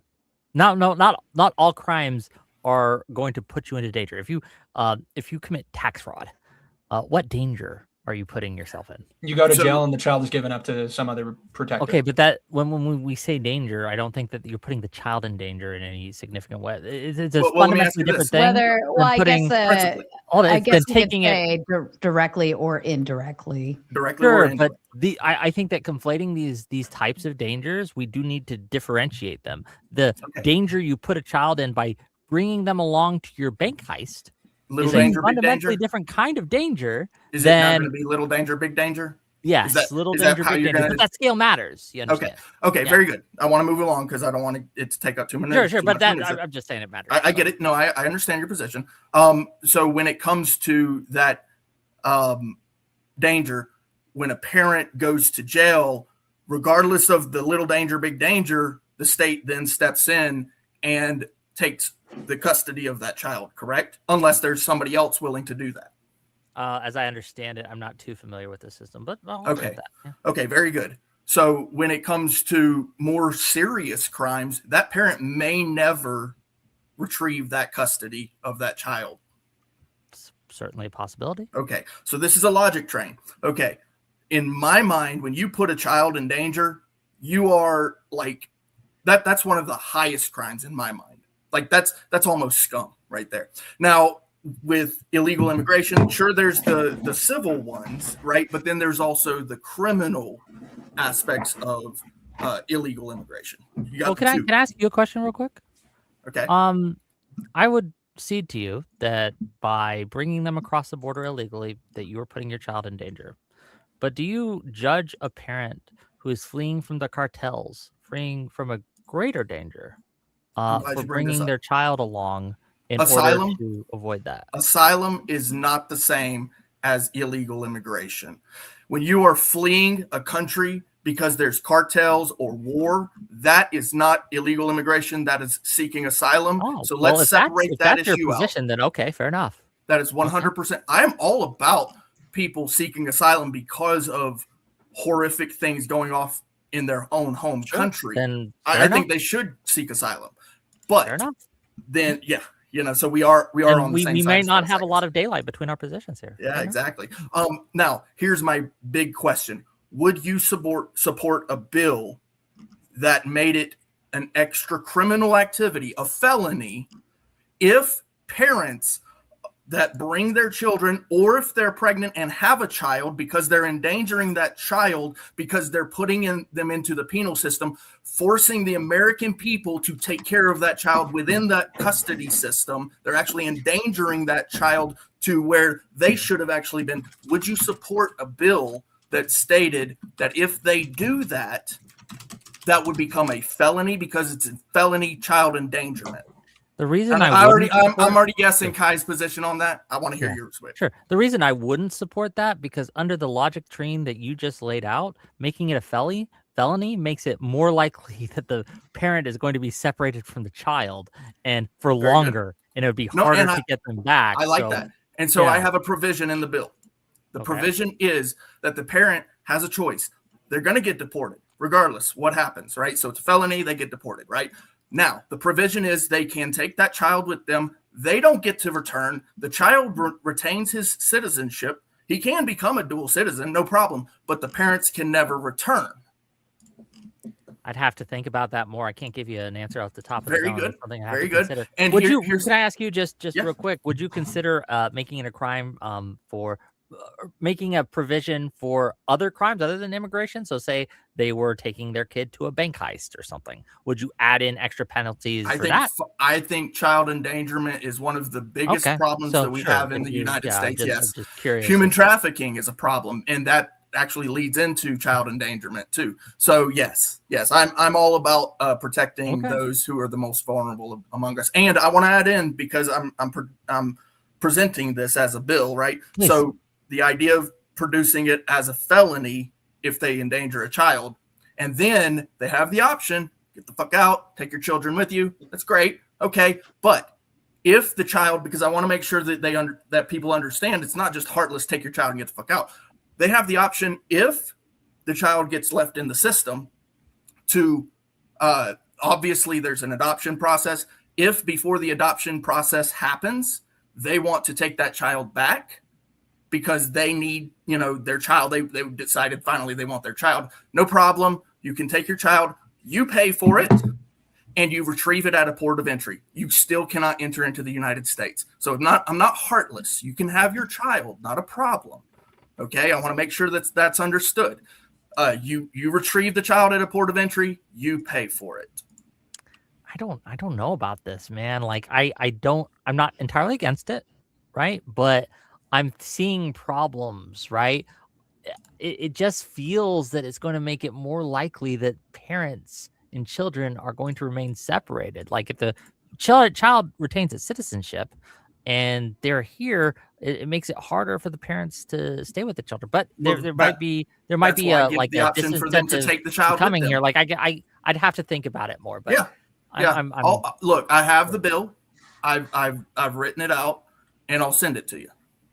How about that? Same thing for you, Kai? Okay, maybe, right? If I can get to it, I'll get to it, right? But maybe, right? I like it. Just because I'm center right?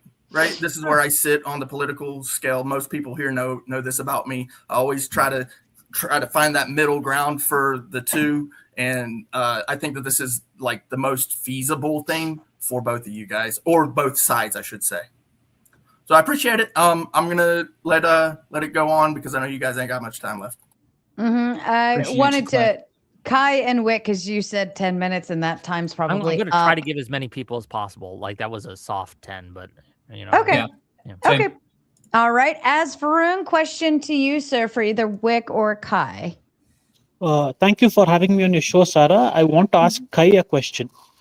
Okay. Go ahead. Kai, regarding birthright citizenship, instead of that, why is it that in the US they didn't make a kind of law that would only allow people with skills to become immigrants? Instead of making people with skills as immigrants, why did they make this birthright citizenship law? Like, what happened that created this mess in the first place? I think really it's that every single time we've tried to restrict immigration, we've tried to especially stop illegal immigration, who are the individuals who stand to benefit the most, right, from birthright citizenship. Every single time we end up allowing for something in order to restrict it. I mentioned the amnesty, for instance, with Reagan. Things end up not going the way that the Congress had intended. And that's what I think it is. I think we just have to cut out the naivete.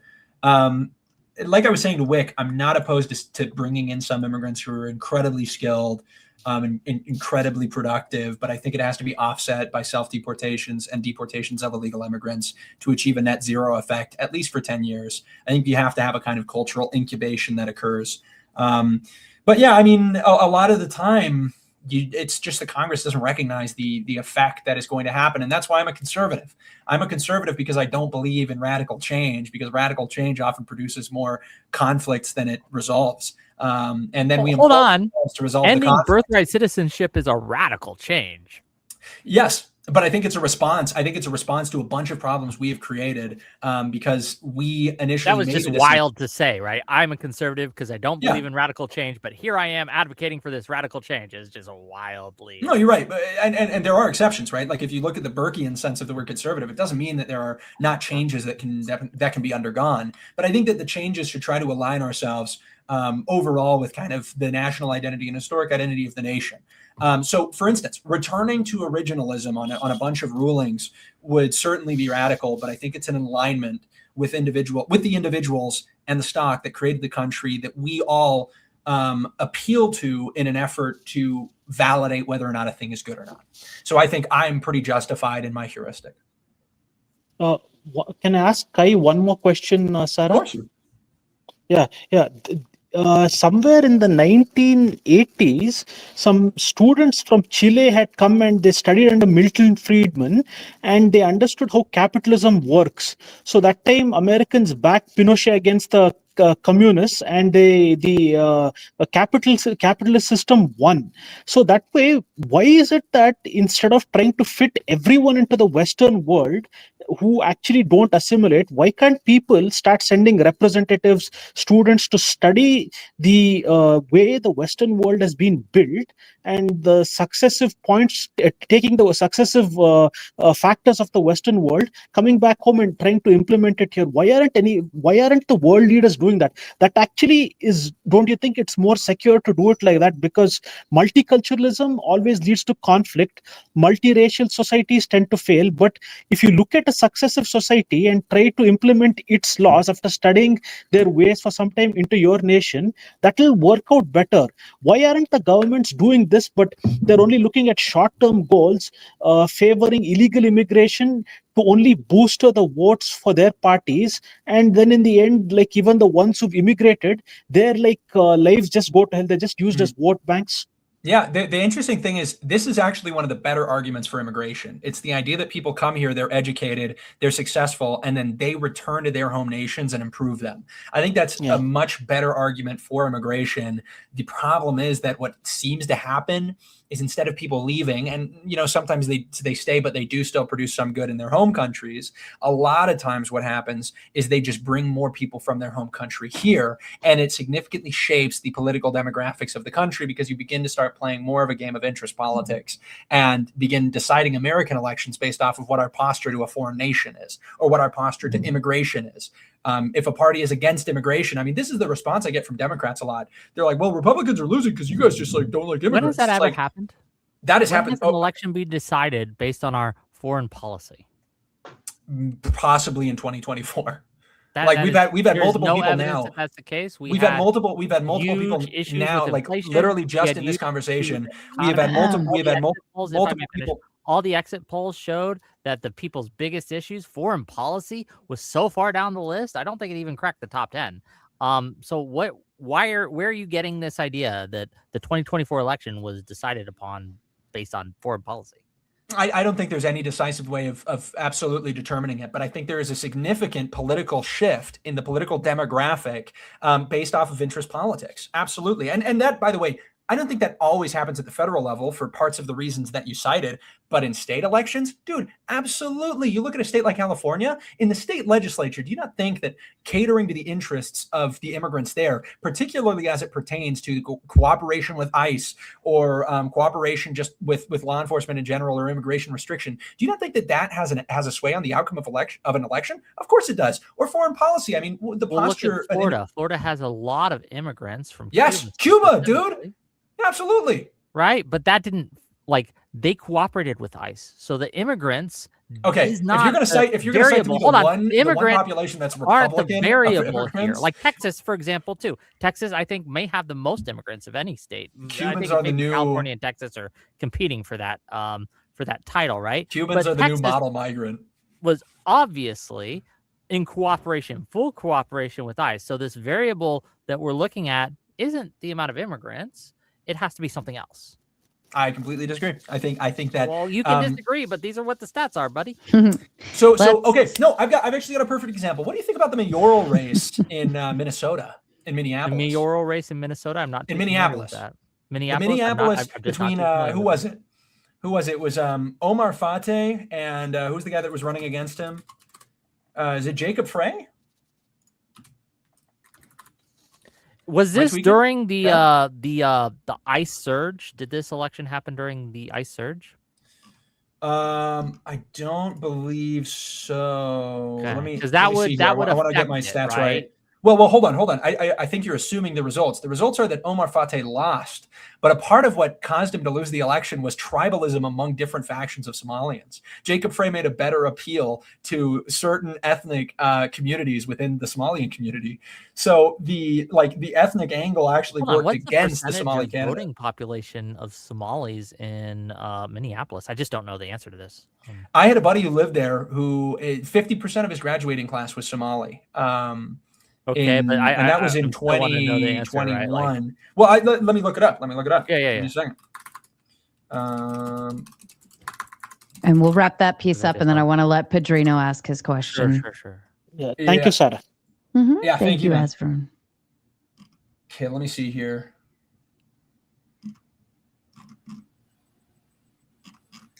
Okay, don't give it to me by county. Give it to me in Minneapolis, please, the city.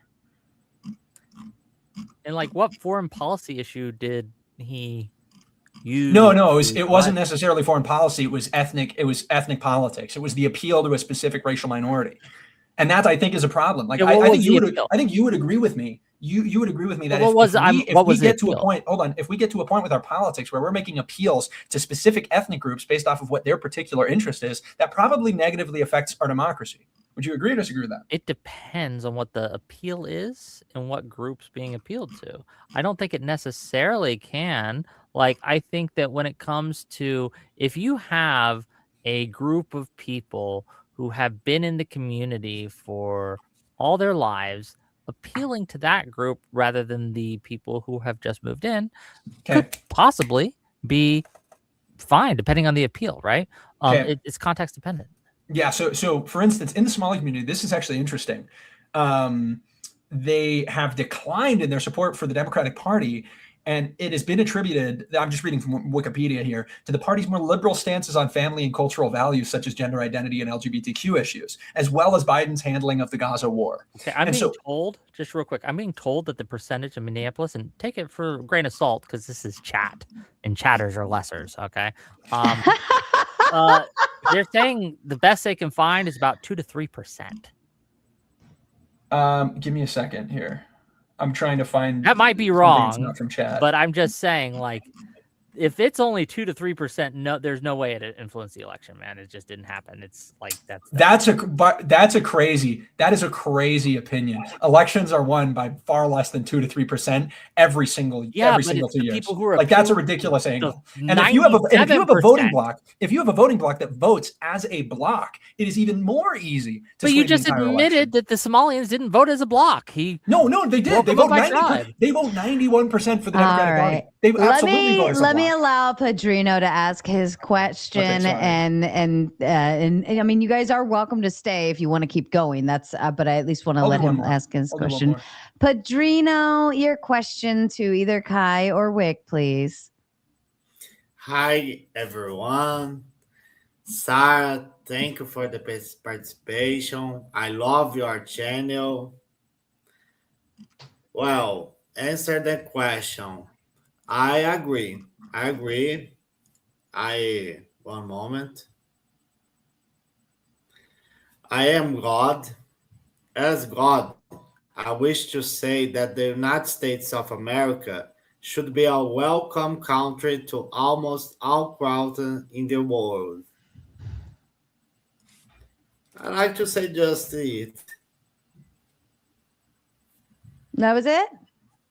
Yes, Brother, that was beautiful. I do have to go, Sarah. Can I give a little outro before I go? Absolutely. Your final thoughts to the panel and the audience, Wick. Okay, well, my final thoughts is, you know what? We are all brothers and sisters at the end of the day. The human race, I am a humanist, a human supremacist, okay, if we're going with it. Like, if aliens came, I would side with the humans over the aliens. That's just what happened. Even if they were illegal? even if they were legal, illegal, it doesn't matter. Like the outer space aliens, the humans are gonna fight them. We're gonna win, okay? Or we'll win them over, and we'll create and then we will adopt them, and they will assimilate into our culture. We'll find out. Either way, gang. Thank you for having me.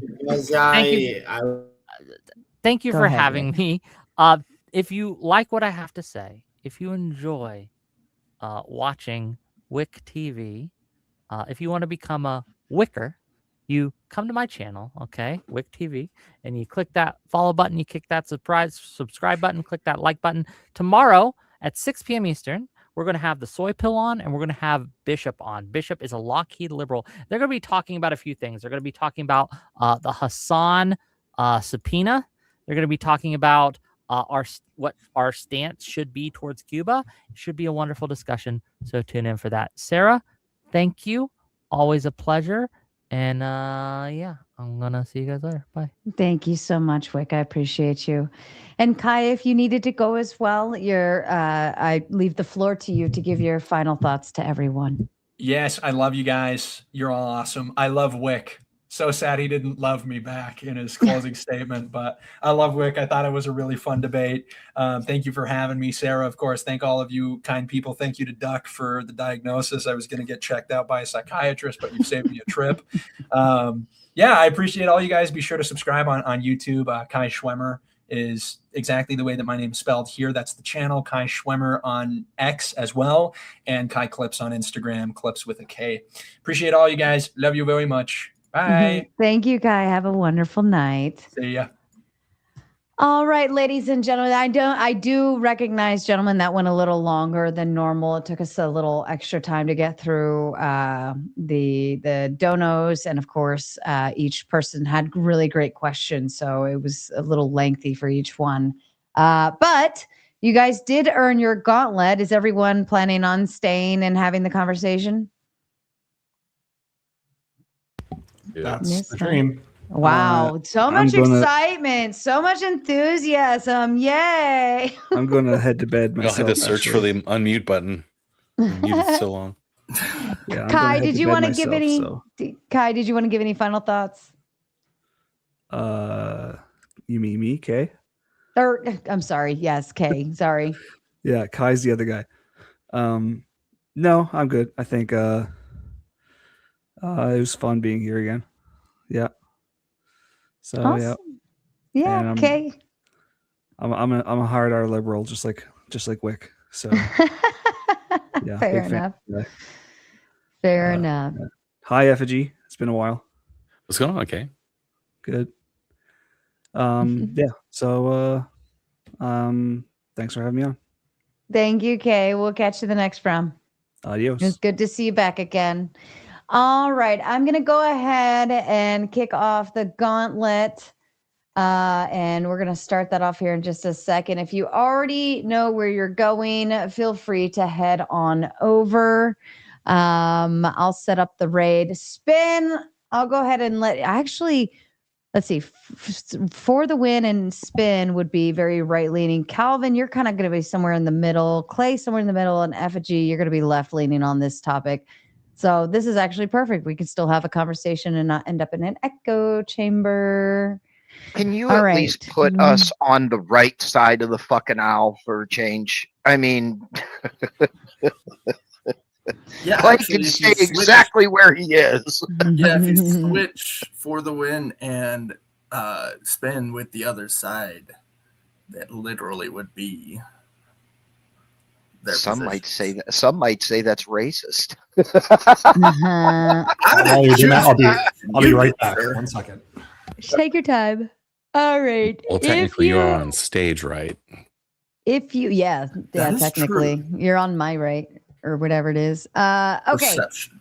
If you are watching over on the Raging Tomato on Twitch, on YouTube, on Twitter, on Kick, on whatever, we are shifting everything over to the Gauntlet on YouTube. That is at the Gauntlet Debate. So you'll need to head over there if you'd like to continue. Otherwise, I'm shutting everything down on every other side right now. If you're on the Raging Tomato watching right now, you will automatically catch the raid over. All right. We love you. We'll catch you on the other side. Okay, Spin, go ahead, kick us off. You're probably going to have some fun with this, I'm sure. No more. Where's Shaman, by the way? We need him to complete this package. I sent him the link. He hasn't responded yet. Maybe he's busy. Yeah. Maybe he's busy. You know, it was a very good, it was a very, I have to say this, it was a very good debate. Mm-hmm. You know, it was, but Wick is just some radical fucking lunatic that thinks that we should have open borders and we should welcome everybody into the United States. I don't think There's that's no what he said, fucking though. way. I don't think that's what he was Literally saying. didn't say any of that. Okay, then correct me. I mean, that's what I heard. He even spoke to that very early on when it was his opening statement. He even kind of clarified that legally this, legally that. Yes, we'll agree here, we'll agree there. However, that the child should not have. Okay, so thank you, Sarah. I remember that now. I mean, it is, 3 hours and 45 minutes later, and a lot was said. I mean, and you know what, Sarah? It was nice for you to let it go as long as it did. Honestly. Well, I mean, when everybody's getting along and able to ask the questions, and everybody's able to have I didn't feel the need to intervene with them at all, and I thought they were both very good faith in their conversation. And even the super chats, like, you guys send in that money to ask those questions, so I want you to feel like you're getting your money's worth when you ask those questions. So this is my take, and I think it should be obviously for the win, and I see a lot of the same views. In my purview, I don't feel. Well, let me digress a second. If you come into this country illegally, or excuse me, I'll take this stance first. If you are here on the H-1 visa or one of those acronymed visas, right? And let's use the tourist visa. I think I know that a little better. The tourist visa, and you are pregnant. The women are pregnant, right? And nowadays you have to specify this. And you are pregnant, and you have. I know in to get a visa or even to come into the United States, you must show financial stability or the means in case you were to have that child in the United States. And you show all that, you come into the United States, and you have that child. I understand people do that for reasons. I'm not saying all. I'm saying people come into the United States, they have the child, and the child becomes a citizen under today's laws. And, at some point, they're going to leave this country. Okay. The kid with that child. So what I am against is for the parents to use that child as an anchor, and I'm using the term anchor very loosely, or a tie to the United States. I do not feel in my own good conscience that these children that come into this country should be awarded American citizenship. Span, can I ask? This may sound a little different. It's not. If if the kid is over here, it came over here illegally, even if they're 18 years old now, should they go back? Wait a minute. Say that one more time, Joe. If the kid, the immigrant, was over here illegally, he's been here for 18 years now, just graduated high school or something, should the kid be sent back? I'm not Angry. I think he's asking if it's not a newborn, if the child crosses the border as a minor. Yes, when they thank go up you. here. I think that was the caveat. Yes, thank you. The reason I'm asking, Spin, I'm not trying to catch you in anything. I'm sorry, Sarah. I was just trying to say that it's obvious. It's look, in my opinion, I hope my mic is working here, Spin. Mm-hmm. In my opinion, you're trying to figure out the answer to the question. Is why the hesitancy. It's not that you don't understand it. Before you answer, you want more. In my opinion, and the reason I'm asking that is because if you're the cat who thinks that, hey, if you broke a law, you should go back. I don't want to give you room for these nuanced conversations. You don't deserve them. Really only the anchor baby. If you're way over here, I don't even want to discuss anchor baby with you. In my opinion, I think you're one of those cats who think they should go back if they broke a law. That's a more honest conversation to be having, in my opinion. Before you respond, Spin, Clay, if you wouldn't mind just taking over, I'm going to go make a peanut butter and jelly sandwich. I know everyone here is on their best behavior. I trust all of you, and I especially trust Clay to take over for me while I step away. Give me just a few minutes, gentlemen. Go ahead, Spin. Make two. Okay. Okay. Hold on, Joe. So. Yes, my hesitancy, that's what I want to hear.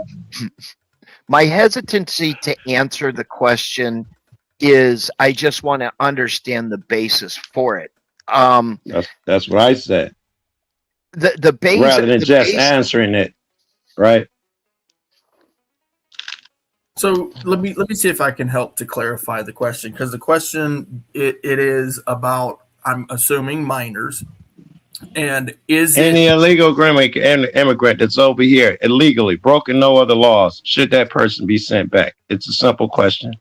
You can apply minors to it. Adults, should they be sent back? Spin. Well, that's kind of the thing is, like, I don't think you can apply the same. Even Wick kind of brought this up, and I actually agree with Wick that you can't apply the law same to minors that you apply them to adults. Okay, great. So minors, do they get, I don't know, should we send them back? Spin. Yes. Okay, so we don't have to do the nuanced anchor baby argument. You think that and adults too, should they be sent back, Spin? But wait a minute. But the prompt is, should the U.S. allow birthright citizenship? Yeah, I dig it, but I didn't even. Hold on, Joe. Hold on.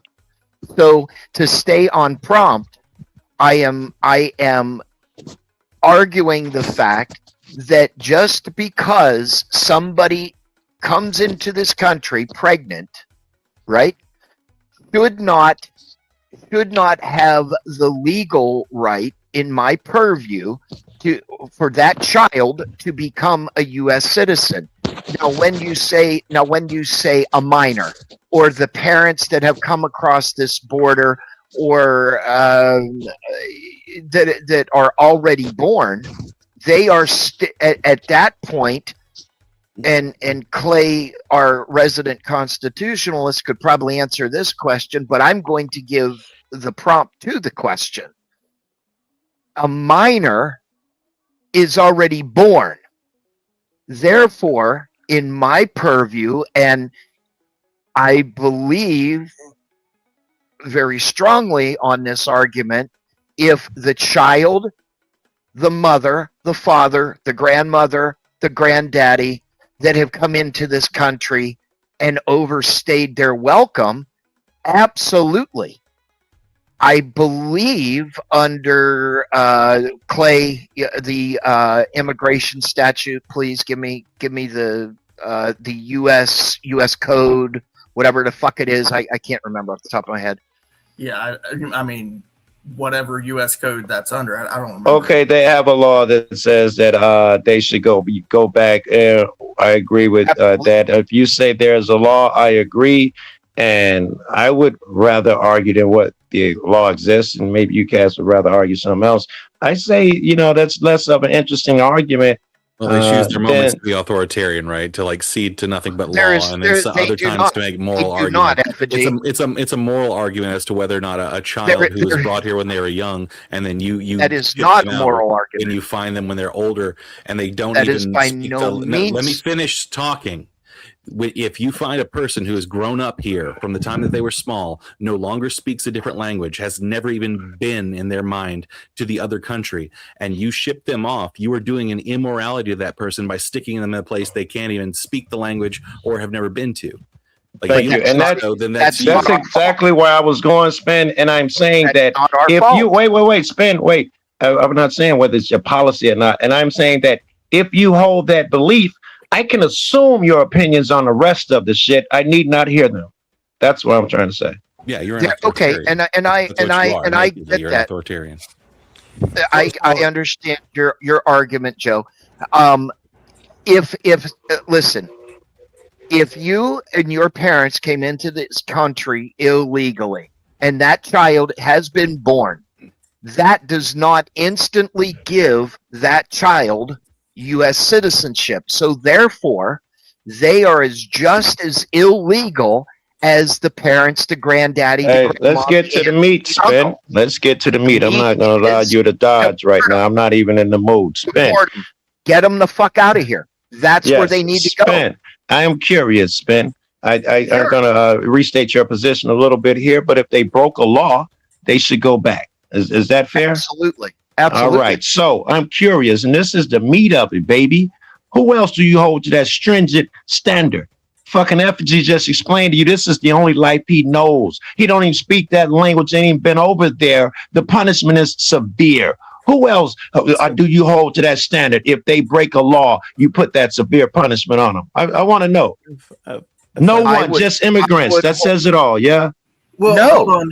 Can I for a second? Because I don't think that Spin is recognizing this as a punishment, right? So to send those unlawfully entered immigrants, that's not I mean, if it's a punishment to send someone back to a country of their origin, it would only be a punishment if they were seeking asylum.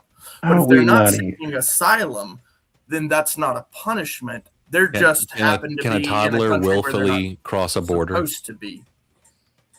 But that's you don't think it's a punishment to rip up the only life a person's known? They just graduated, all of their friends, everything, the language they speak. This is no punishment. This is you. Where's your heart? Did someone write this down and you believe it? Can I also point something else out as well? How's that not a horrible thing, Brick? There's a misconception, and I heard it a lot during the debate. People were saying, the guys were saying that the United States has, in different ways, they were saying it, a duty to protect citizens. They even mentioned citizens that are abroad. That is not a thing. The United States, the government, does not have a duty to protect its citizens. That's why when you talk about the general welfare clause and the things that are encapsulated into law, they're called benefits. They're not called protections. The protections are your rights. I think that's called a deflection, is what it's called. That's not a deflection. You're conflating the idea that the government has a duty to protect its citizens with this immigration issue, which is I was not even suggesting such a thing, that they had a duty. I was suggesting outright saying that it is immoral to rip a motherfucker away from the only life they've known. Any 17 or 18-year-old. That's what I was suggesting. How is it a punishment for me to send you back to your home, to literally tell you that you are not allowed to be in my store, in my home? This is my private property. Rephrase it all you like. Where is it just extends to government? The very point is, regardless whether mommy, daddy, grandma, grandpa, niece, surrogate, whatever, brought themselves across the border, no matter what age they are, if they have overstayed their welcome, or if they have come here illegally and they have skirted under the system for 30 fucking years, regardless of whatever life they have here, it does not negate the fact that they have no business to be here to begin with. So if you want to call me an authoritarian, well, ask your local I'd rather call you illogical. Authority they have. It's I'd not rather call you illogical. I'd rather call you a coward to a hyper degree. I have a question. And that's why. Because that hyper degree shit. You're holding them spin. If you're in this country illegally, Joe. Yeah, no, you don't have to restate it. Let me respond. You don't have to restate it. You have no right to be here. I know. Just saying it louder. What that makes you look? I don't know what. What did you thought you'd gain from that? I have no idea. Saying the same shit louder. Here. Spin. If your logic was true, then you would hold that same. One second. If your logic were true, it would hold across the board, and you would want that same punishment for everyone who smoked weed illegally when they was a kid. You'd be turning your brothers and fathers in, because if you broke the law, you must do the punishment. Your logic doesn't hold. I don't have to go any further. Hold on now, because those parents who committed that crime, if somebody goes and robs a bank, they don't get to keep those children. Right? They don't get to go to jail and keep those children. No, the logic is sound. You're not recognizing the penal system. So, no, mushing together all crimes into one just kind of all crime crimes blob. are crimes, are they not? Hold on. Apparently not. Apparently this one crossing over here is heavier. Is there no moral difference between me stealing $5 from you? All right. When you start friend, talking viewers? over each other, I start talking money. And shout out to Iten. She sent this like an hour ago, and I apologize. I really wanted to be able to get through everyone's questions, so I do apologize, everyone. Shout out to you, Ayatin, for the Big 10. We love you. And also, remember, we are officially back on the Dono goal mode now. You earned your gauntlet, but now you want to keep it. So continue inserting those donos, and we will continue as long as you want us to. All right. Go ahead, Spicoli. Jump in here. All right. Here's my take on it. My take is very simple. If you come to this country, you're welcome here. But if you're coming to this country with the sole and express intent to basically, I'm going to be blunt, okay, sir? Can I be blunt? If you're coming here with the intent of inserting your penis into a vajayjay and busting a load Get rid of them. Get rid of them. Here with the intent of getting a woman pregnant, then get the fuck out of here. This is At least there's logic there, bro. We're not oil farming for kids here. If you're coming here to bust inside of the vajayjay and get a woman pregnant, then get the fuck out of here. I think if you're doing that, I cannot take this. Okay, you made your point, Bill. All right. Mark, you're doing that. No one can understand you. Yeah. He's underwater. Don't be busting in any vajayjays with the intent of getting a broad pregnant, okay? Is that the only pussy you Do ever not seen? do that. Do not, I repeat, do not insert your penis inside of a JJ with the sole intent of having a baby. We do not want that here in this country. And if you're doing that, then get the fuck out of here. America first. America, love it or leave it. We don't want you busting. He said America first. Go get a better mic. We don't even want you practicing having babies. I think he called you out crackers. At all. If you're coming here with the intent of sticking your penis inside of the JJ, then don't come to America. Please use one of my credits and get him the fuck out of here. Where's the lady who does the sign language understand this. All right. Oh, darn, Spicoli. Spin used one of his credits to boot Oh you for no, tonight. no, oh no. Oh, sorry. Oh, man, what a No, shame. no. We love you, Spicoli, but that mic just fucking sucks. It was Oh, bad. my God. I'd rather listen to nails on a chalkboard at that rate. Hey, I love this shit, man. I live for this shit. I'm a weird, twisted fuck, but I love you motherfuckers. When I ask you a question of morality, you tell me, but the law says this. So you Nigga, I want could live morality? off of that shit the rest of my short Joe, life. you That want shit's so morality. interesting to me. Let me ask you then, Joe. Do you think that parents who commit crimes with children in tow should be held to a higher severity? Not necessarily. I'll grant you the general so and so, but of course there'll be outliers just for the sake of the argument. Which, by the way, I see where it's going. I'll grant you, yes, they should be held higher. Blah blah blah. Yeah, higher to what, like some standard of what, the law? I think punishment is where you're going. I'll accept any at this point. Penal system is valid, right? So we do have monsters out there. We do actually need a penal system, and we can go into the minutia of what should. Earl Killer. Sorry, Clay. I'm so excited. Shit. Oh, sorry.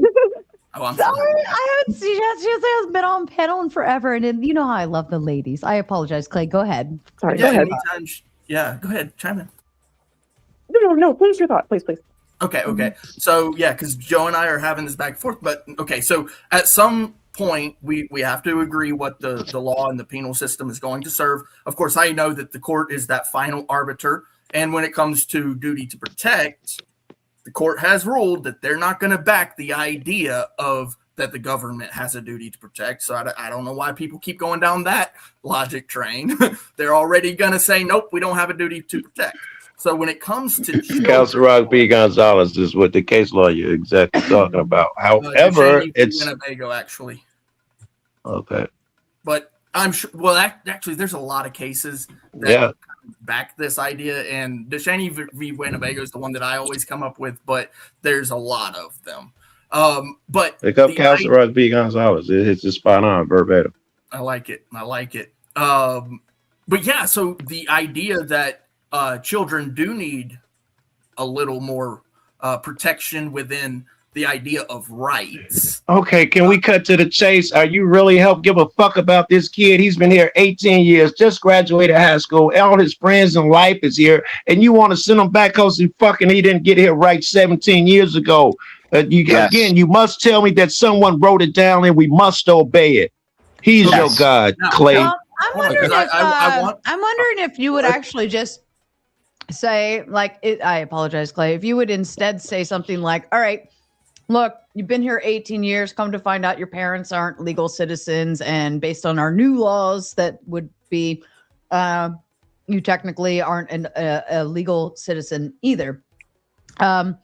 Wouldn't it be more reasonable to say, hey, look, because you were a minor when you came here, we're going to give you the opportunity to pass the jump through a couple hoops or something. Jump through a couple hoops, do the normal thing that most teenagers, citizens do. It's non-citizens like immigrants that do go through the legalities, that all of the hoops that they would go through, except they kind of can get beeline the minors that just turned into adults. Here's a heart, right? Clay. Here's a heart. What the Dream Act was. That's what we tried to do with the Dreamers. I guess I won't respond. This can be put into two different categories. Where Joe Cooley, you're talking about these kids that are 18, they've been here all their lives and everything. There's that sect of people, right? Except for and I can get behind letting them jump through certain hoops and allowing them to stay, but there are no voting rights.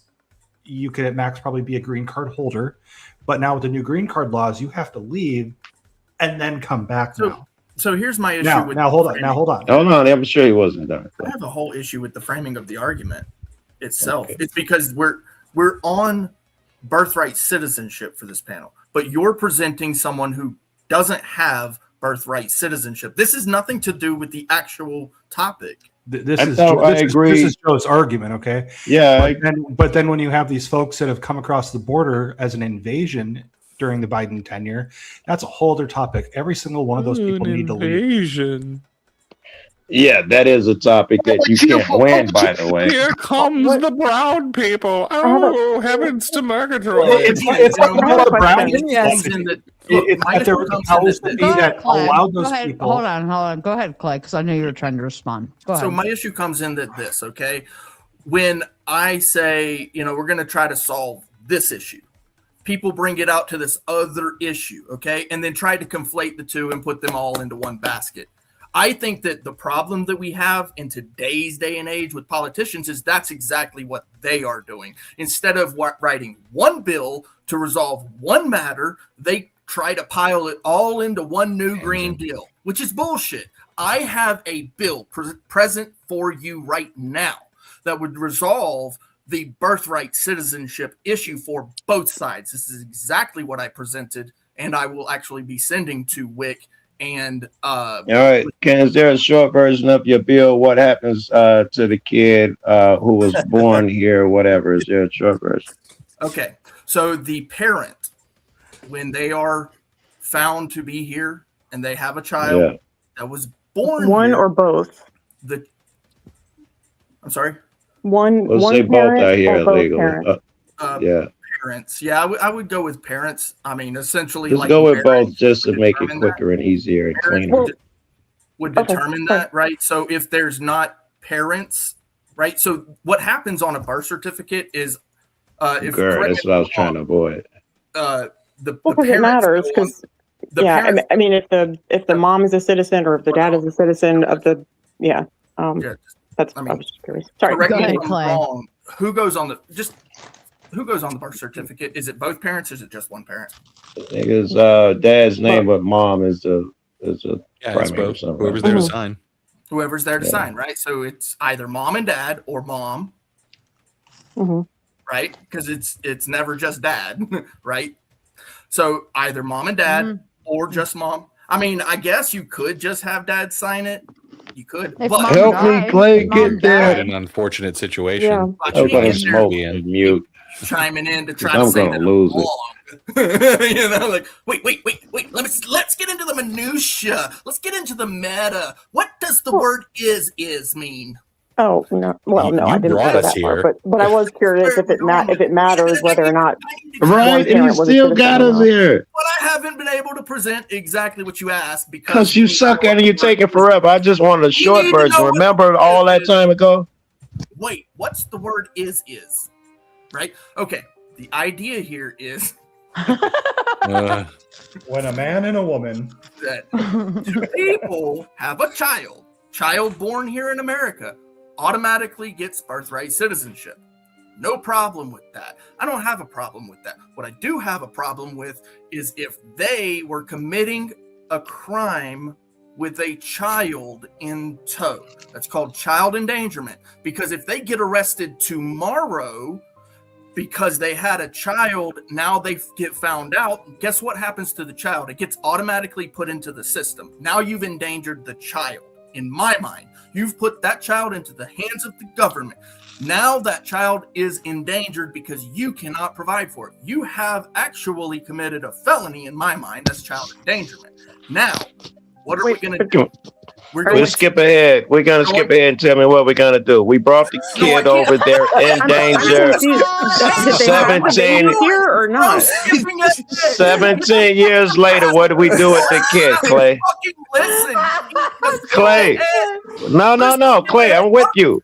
I'm with you. 17 years later, they did commit the crime of having the kid in tow. Go ahead. Just Joe, skip ahead. I am going. The kid, they did have him in tow. They committed the crime 17 years ago. What happened to him now when we find out under your legislation? They already had a baby and they brought it over and it's not You're right. Joe, skip ahead. That's what I'm asking Clay. What happens on his literature in that case? Go ahead, Clay. Finish it up. Joe, skip ahead. Land the plane. Joe, skip ahead. No, he's being. I was done. You was yelling over me. It doesn't matter. We've already lived it. Tell me what I was going to tell you. This too is not theoretical. We've watched this happen. Joe, Trump skip did ahead. this. Joe, skip ahead. Joe, skip ahead. Yeah, yell over anyone who talks at this point, Clay. That's exactly what we need. way to do it. Calm down. Yeah. Okay. Listen or fucking don't. I don't give a shit. What I'm going to do is I'm going to present to you my. You seem pretty emotional about it. Or you can just shut the fuck up, right? I don't give I a may shit. or may not. Are you here to have a conversation or are you just here to skip ahead? Well, clearly I was here to skip ahead, nigga. Did I not make that clear? You're not here to hear the fucking argument. No, not when it takes 30 minutes of nonsense about birth certificates. No, you're not God. I'm not interested, nigga. You're not that entertaining. If you don't want to hear the argument. If you're curious why I'm here, be quiet. I'll ask you. I was presenting. I'm giving you your shit, your legislation that made them happy if they're born here. The Democrats are happy now. What about the guys that did commit a crime? They told that kid over 17 years ago he's still graduating and everything else is similar. What happens to him under your legislation? Skip ahead, Joe. That's all you have to do is skip ahead. Now, do you want to hear the fucking argument or do you want to just skip ahead? I told you I don't want to hear your bullshit, didn't I? Nigga, why you keep asking me that shit? Right then, you right there. I want an answer to my question. If you actually give a fuck what I want, it's clear. You keep asking me what I want is fucking weird. It's clear what I want at this point. Bro, that's all you have to do. Just skip ahead. That's all you have to do is just skip ahead and everything's solved. Right? You've already heard the argument because you skipped ahead. No, you haven't fucking heard a single goddamn argument. Because you won't. I'm trying my best. Long enough for me to present it, okay? No, I'm not your girlfriend. I don't get fucking ass while I gotta listen to fucking you be a superstar. No, stop. That's not my fucking job. I ain't signing up for all that shit. Stop. One of us has to talk, or the other one has to talk. You asked me to explain my position. That's not true because you talked over everybody when they were up here. I'm waiting. Oh, you have nothing to say now? You're going to wait until I start talking to talk again, right? Whatever entertains me at this point. There it is. Again, you cannot help yourself. You need to interrupt. Now, do you want to hear the argument or not? If you don't, shut the fuck up. If you want to hear the argument, then shut the fuck up. This is crazy. All right, let's do this. 2 holes in the side of your head and 1 All right, let's do this.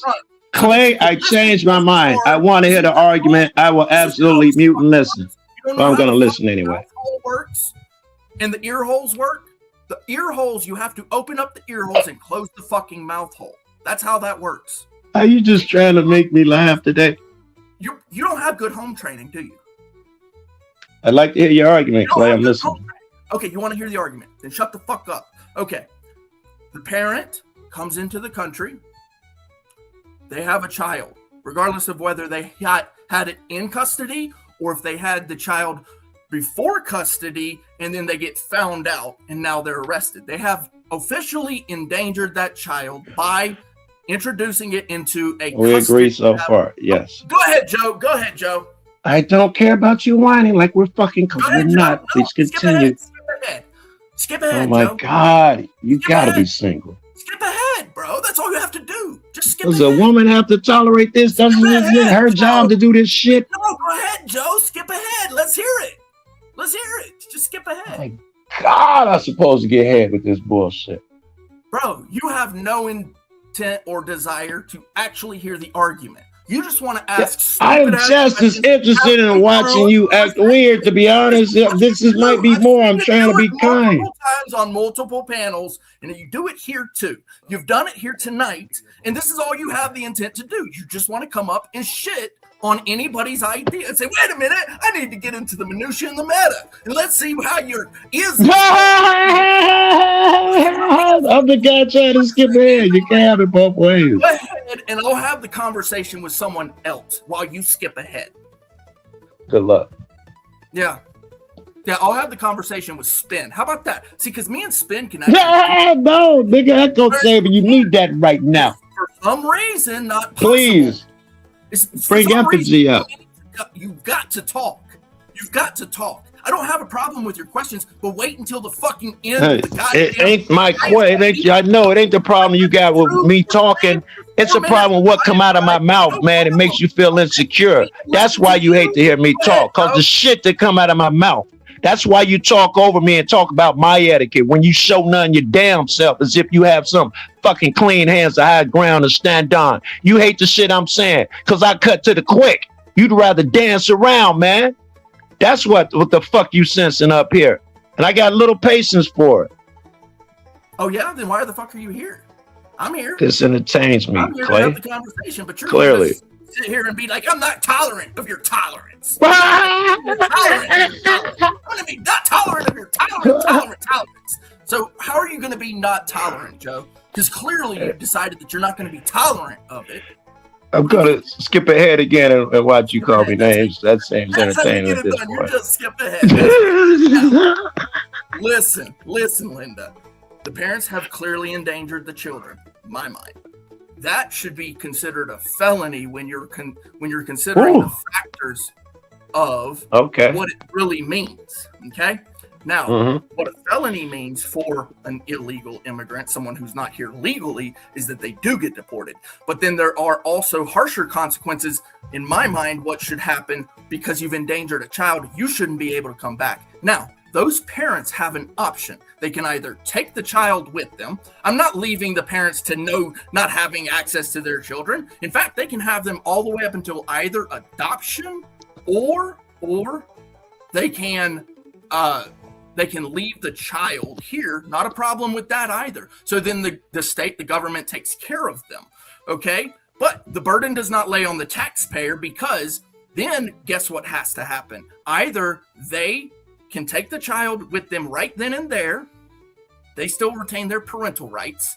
And then, or if the state takes them, they still have parental rights unless an adoption happens, all the way up until the point of 18. Even if they're out of the country? They must pay for retrieval, and they must retrieve them at a port of entry because they cannot return. The parents suffer. Like brutalizing other people's children as the punishment? Parents suffer. No. We've seen you guys doing it for a decade children. now. What are you talking about? Giving the children to the parents is not what all of a sudden now I'm a bad guy. Saying they're putting them in much more danger by trying to bring them to a place out of danger to a place that they think is safer. Oh, excuse me. The I logic didn't realize is like we were dealing with pretzels. asylum. Asylum is different than illegal immigration, retard. Do you think that people who cross borders illegally? No. You think some people who cross borders illegally aren't doing the exact same thing? Asylum seekers are not illegal immigrants. I agree. I have a question. Can Clay and Joe say something nice about each other? Joe is the Yes, I'm glad that I listened to his argument. I think it was everything I expected him to say, but I'm glad he made me be patient. I need to be more patient. Yes. Thank you. But no, in all seriousness, Joe is one of the best there, and because he's out there doing it, and people recognize that, it has brought a massive light to the injustices, and he's one of the reasons why not only did I start, but also I continue. So, man, he talked to me, man. He talked my shit. I feel bad. All right, I'm glad we kissed and made up. Go ahead, Spin, jump in here. I love life, Sarah. I love life. This is great. While Spin's having a dramatic side, don't forget you do have a dono goal you must hit, and you're down to 24 minutes left with 0 out of 10 on the dono goal. You guys got us here. Let's keep it fucking going. Go ahead, Spin. You know, my standpoint is like it aligns with Clay. Just because somebody is here, and I said it earlier, I don't give a fuck how old you are, how long you've been in this country. If you are not here legally, I don't give a fuck, Joe. You the most repeating fuck on the planet. You got anything new? You just repeat it with more thunder as if, yes, we know you are heartless. You think you're standing on something and we have to think, oh, he's a really tough man. Why do you keep repeating it? Tonight. Shut up, Effigy. Bounce Effigy until I'm done. Jesus. Be nice. I like Effigy. Be Are nice. you using your other credit? Fuck nice, yeah. man. All right, Effigy, you got 10 minutes in the bag. Hang tight. I respect the graph. Fuck. Power of the press. Joe. Yes. What I'm saying is I am not being heartless, but if these shut up, Joe. You next. Oh my. Shit. You just said you needed patience, Joe. Take a minute, okay? Thank you, thank you for that. Thank you for that. I'm a viewer. Thank you. Shit. Or is this Motherfucker, get along I understand it's the gauntlet, but if you want to hear people's sides, you got to shut the fuck up. If you allow me to apologize to Span, I'm sorry. If you want to call it heartless, for everybody, I'll use your analogy. For everybody that smoked weed while it was illegal, we should just throw them in jail, right? Is that heartless, or did they commit a crime? Heartless as fuck. And you're the dumbest motherfucker I've ever. Damn it! I thought that was an easy one. I thought, of course, it's heartless. What? Okay, so anybody that has committed a crime and we put in prison or jail is heartless. That is exactly what you are describing. Every person, if I'm understanding you correctly, every person who imprisons someone for smoking weed is a heartless fuck, if that's what you're asking me. Okay, so everybody that has committed the PDF file we put in jail, that's heartless? Wow, we're comparing that shit to weed. No, that's hurting other people. We're talking about the weed guy didn't hurt nobody. It was two consenting adult type shit. Oh my God, Clay. Beat me over the head and call me fucking Sally. Jesus. I'm sorry, it's gonna go down we're not gonna agree on the weed thing. Now let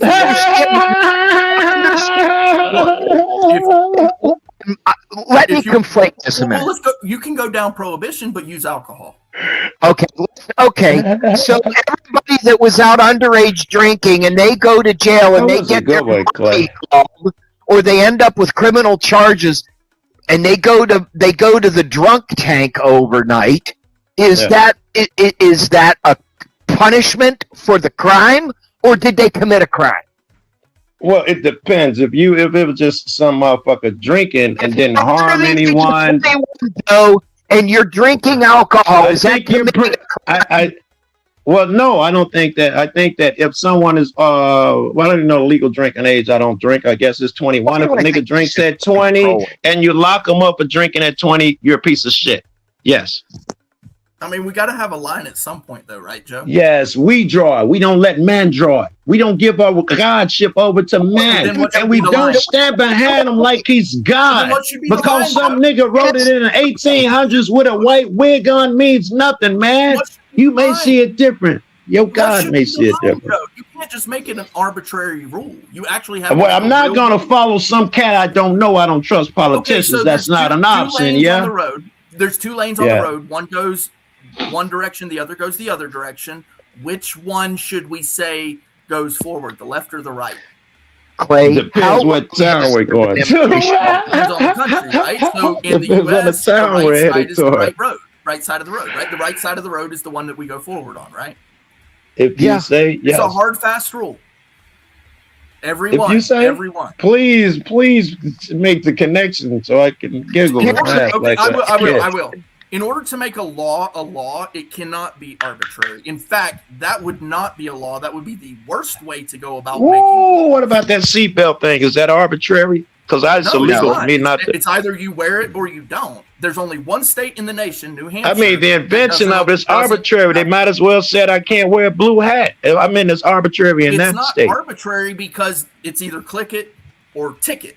It's one or the other. It's you either wear it or you don't. That's not arbitrary. Arbitrary means that there's some minutia to it. All right, I was thinking it's just to be a law, you can't have middle ground. That's the line, and you do not cross it. That's the way boundaries work. So we agreed that that's what man put in our head, and you're gonna espouse but I'm not so sure your father, and you are a Christian, would agree with that. He would say, hold on, please. He would say that if a man puts something on a piece of paper that's contradictory and hurts people who hurt no one, your God would say that's wrong. That's not what I'm saying. Why? No, that's not at all. No, stop taking it out to my God. That's you're I must. This is where it goes. I literally hopped up here to take it to you and Spence God. That was the whole purpose I hopped up here. Going to It's because nothing God about the crowd. You got to know I don't give a fuck about the crowd, pimp. My arguments are Leah sound. said the law is the law. Okay, I agree with that, right? So there has to be a line. What law do you know of that there isn't a line to cross? I don't know God's law, and there is a line there, right? It starts with harm no man. And when I see other people harming people who's harmed no one, I get leery of them. I don't go say, hey, he's right because he's in authority right now. Right is right, wrong is wrong. I got to stick with my shit. I'm not going to fall in line behind some cat just because it's popular or you feel safer with him in charge. I got God already. So if you go out and beat the shit out of somebody and you get arrested for it, you mean if I harm a man? You are going to jail. And you're going to jail. Yeah. What would you're going to jail, right? Yeah, my God would probably be a fan of that too. Remember, you can't hurt people. Okay, but here's the thing. No, because you're taking it to God. Okay, I'm gonna tell you something, Joe, that you're maybe not gonna understand. So I'm Christian because a lot of people understand that I'm Christian. I don't actually call myself a Christian. I call myself a man, but people understand that I go by the Christian doctrine, right? And in Genesis, it says that man would have dominion. It was actually a commandment that man has dominion over the earth. Dominion is rule, right of rule. Okay. I'm a Christian, okay? So understand that I have right of rule, just like we all do. In my doctrine, that right of rule is something that men have. You don't understand with the that. Bible. I'm a fan. I've read it a few times. I'm a fan. So I agree that in Genesis it says man has dominion over the earth. Because your God says much more in that book. Dominion is the thing to go by. So you know that I have right of rule within my ideology. Why do you keep saying, well, you're God, you're God? No, it's not my God. I see the flaw. When he said that man has dominion over the earth, I didn't interpret it to mean that man is God and he can do right or wrong. I didn't take that it's shit. Delegated authority. Right. You don't understand yes, I do. So over the beast and all of that bullshit. Yes, he did. Yeah. Not only, actually, here's the thing, too. He's also so I don't see how that plays as anything to do with family. Do you believe that you as a father, if you're a father, should have dominion over your child? That's right of rule, okay? Do you believe that you should have some type of authority over your children? That's another thing. Motherfuckers always take it to the child shit when the arguments. Well, do you? That's what we're talking about, children, Joe. Yeah. You fucking understand. Lawfully birthright citizenship is the topic. I've been trying to say, Sarah, when I've seen people in the chat going, have not tried to keep it on fucking topic. Oh, so I shouldn't. You must, because your position is weak. Who says protect the children? Okay. Yes, the first nigga and say, what about the kids? Somebody might die. He's soft. I need to worry about the guy who's trying to protect the child, right? My position. That guy is trying to win hearts rather than get to the truth of the matter. My position is, if you're in this country illegally, you're gonna restate it again. God is good. Please do it one more time. Joe, shut up. I'm going to do it. The bottom line is, you come into this country, have a child. You do not belong here.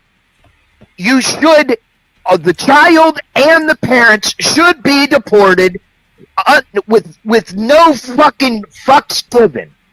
Get so the all fuck. Of Trump's children should be deported. Why would they here illegally? Were they here illegally? Their mother was. Are you dumb? No.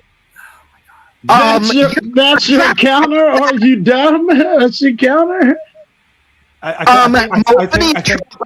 Hold on.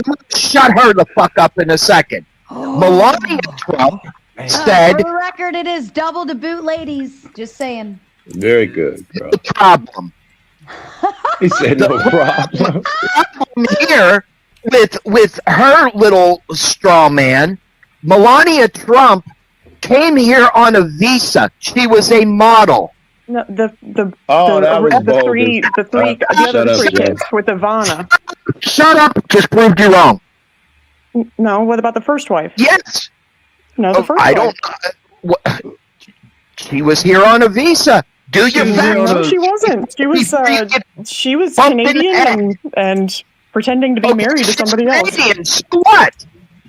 The one on a visa, I called fraud on that. She was here on a genius visa or something, and she was no fucking genius. Shut you the fuck up. Well, you don't actually know that she was here with a visa, and neither one of them were actually with had legitimate visas. All right. Sounds like a good time for a grift break.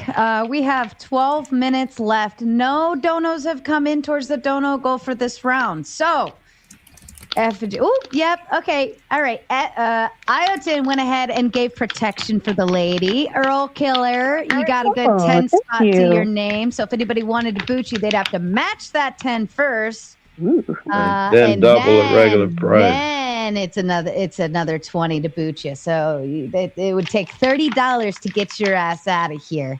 All right. No problem. Love for Iotin. Iotin knows how I feel about my lovely ladies on my panels, and I'm so glad that you came back, Earl Killer. I've been noticing a lot of people who used to hang out are making their way back to the panel, so I'm really excited to see that. But all right. So we are 1 in. You got 9 more to go. Effigy, you are so amazingly good at this. Tell them. Well, it's as difficult as giving birth, trying to pull a cogent thought out of some of these morons. But I know if you make the money flow, that we can get to it. We can dig down deep and dust off the cobwebs and jump deep into the cavernous expanse that is the empty fucking heads of these morons who keep whining about stupid shit. So please donate now so that you too can be here on the momentous occasion that we find one singular brain cell inside their heads. Ooh, and Iotin makes a little trade here. She says, if y'all make this goal, I'll give some memberships. Shout out. All right, Spin. You know the drill, sir. What do we do?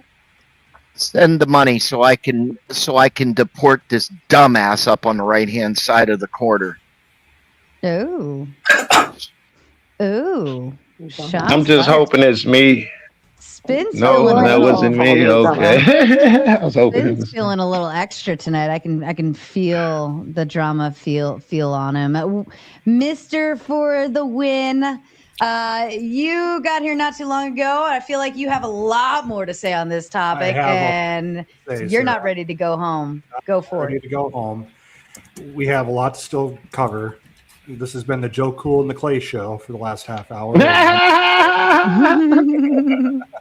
And it's fun, I like the banner back and forth and stuff, but sometimes we have to stay the fuck on topic. So if you guys can help us out with a 10, 20, I would love that to be able to keep on going, and we can rock around for another hour here. So thank you. Hell yeah. I want another hour. Who doesn't want another hour? Cameron, have you figured out what everybody's doing? Yes, I'm sorry. I'm sorry. Can you come back? I got it. Just this is great. Fair enough. Can I come the fuck back? Killer, teach these boys how to do this shit. Y'all better give up the money. Money. We're gonna need more thigh. We're gonna need more leg, girl. Uh-huh. Clay. What thigh? Clay, you know what you're doing. Yeah, you guys know I was actually trying to find a cogent thought from Effigy while he was giving his spiel, and I did. Send the money.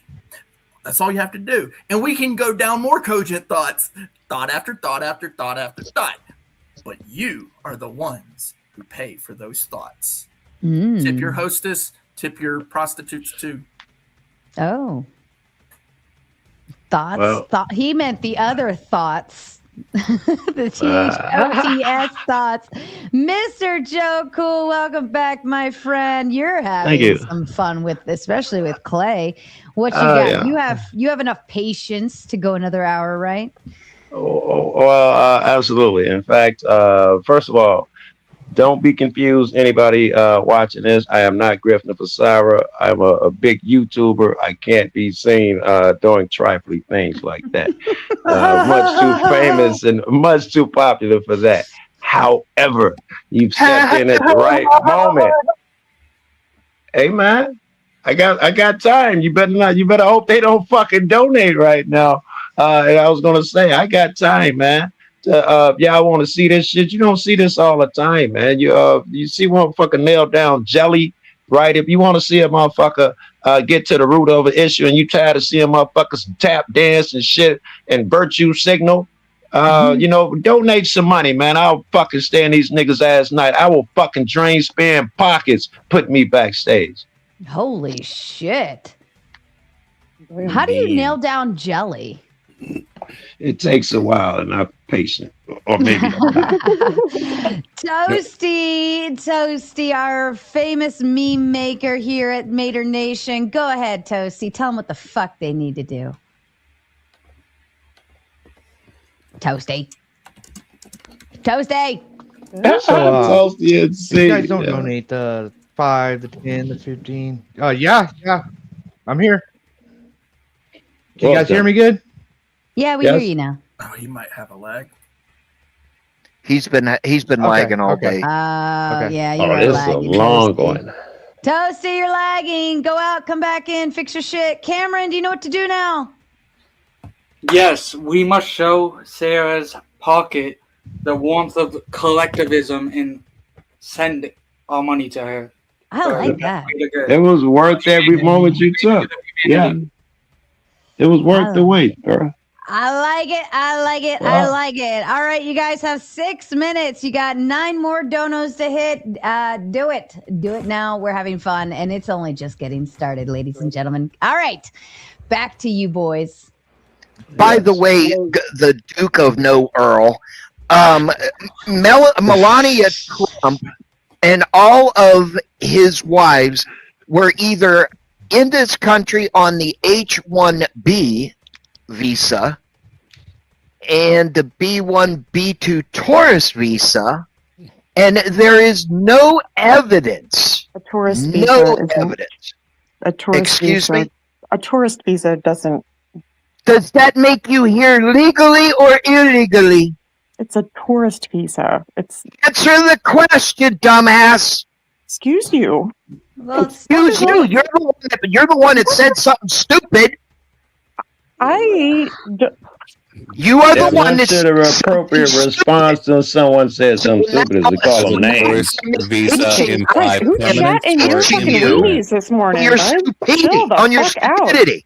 I am Chill. impeaching you on your stupidity. Calm down. Hold on. Let's be nice to the ladies. Let's do play stupid games, win stupid prizes. Toasty, your All you name. have are stupid prizes. You familiar with the Einstein visa, Sven? Wasn't one of his wives at least on the Einstein visa? And you think she was some type of Einstein, or was it some something shady there? Ivana Trump was not here on visa. The H-1B visa is literally for rich people. It has a 97% acceptance rate. Pulling that shit right out of your ass. I'm not pulling anything. I'm getting it right here. Right here. Okay. You know what's funny? I think this is very funny that, like, me and Spinner, yeah, we're on the right. I sit center right. He sits a little further right. But these guys are actually thinking that we're against birthright citizenship. We're not.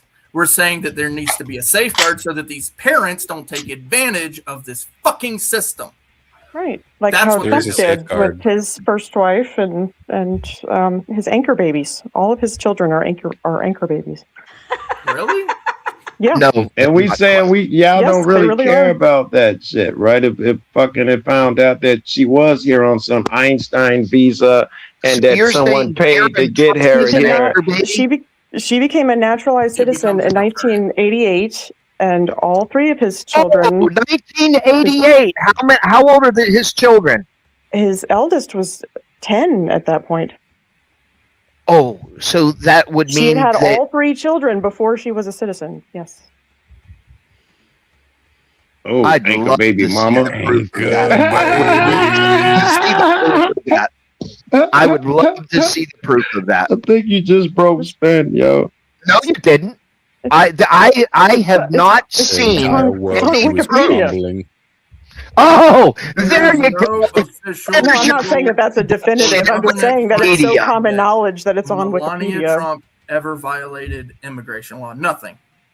There's Ivana Trump. I didn't say anything about Melania.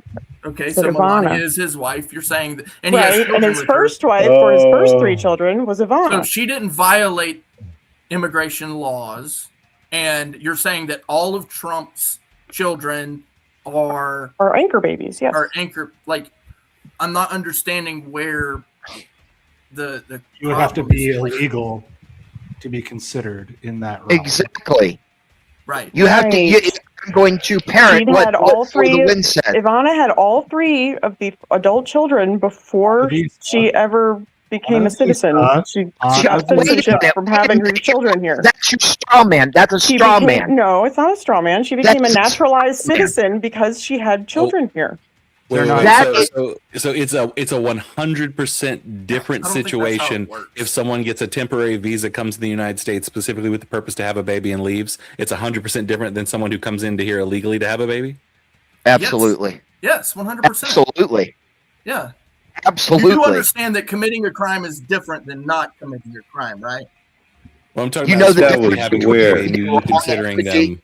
Just Do you know the difference between right and wrong, effigy? effigy? Do you know the difference between right and wrong? It's what the government says it is, according to y'all.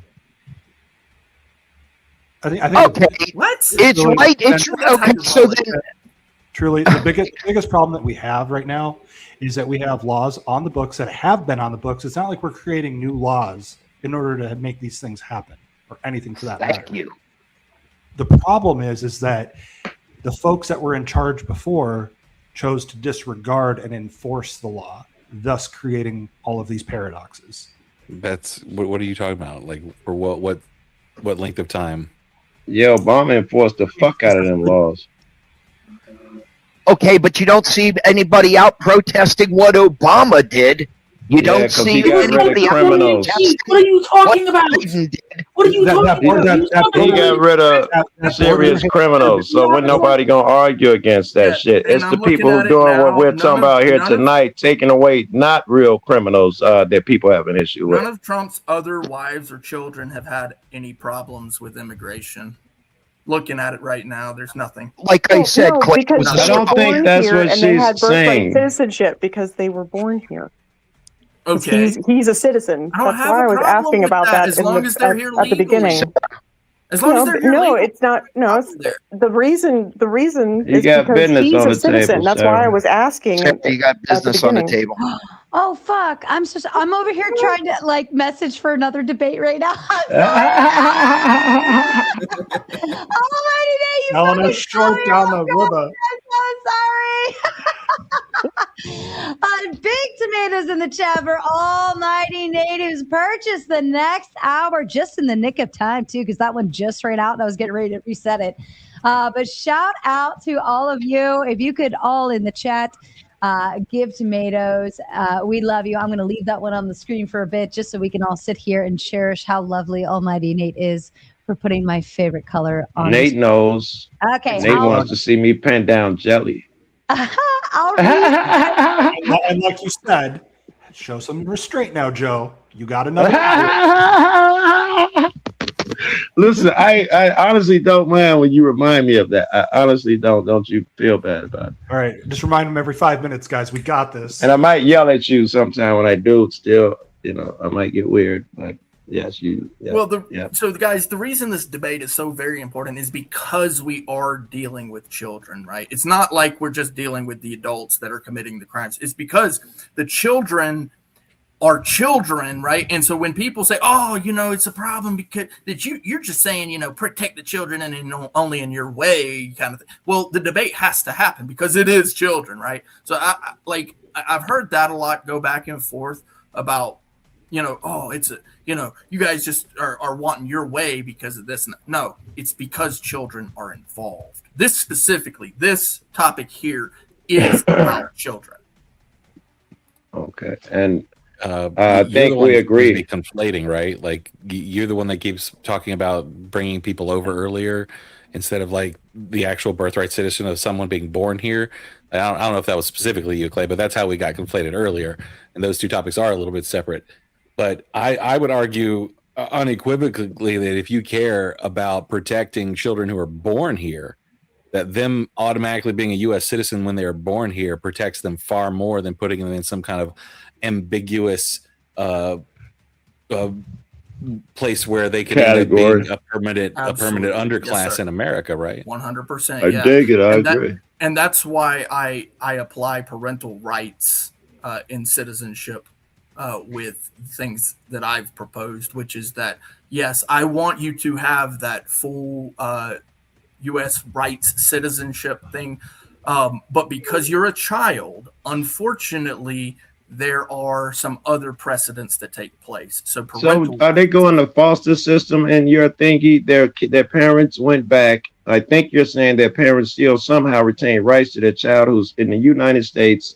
But that child can't earn a living. They're still in school. Who pays for that? And what do parental rights have to do with the 14th Amendment? If I may, well, the kid's only 12 in my head. Ayotin kept her promise because the dono goal was met. She said she would gift out 10 new memberships, and promises are kept here in Mater Nation. Yeah. Thank you so much, Ayotin. And I see a lot of people saying thank you to her.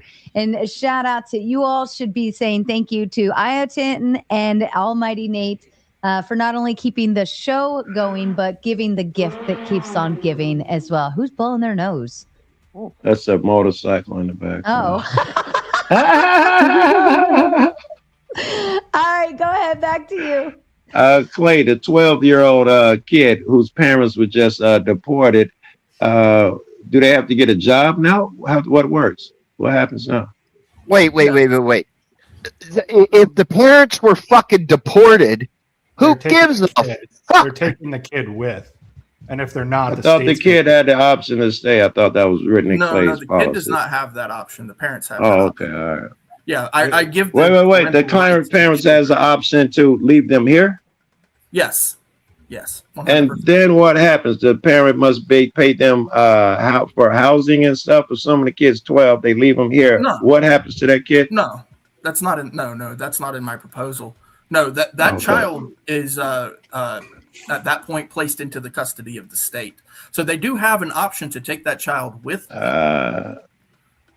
That's what I was wondering. It gets more shitty for the kid. It's worse than it was before. They have no parents and they are orphaned day one. This plan sucks suddenly.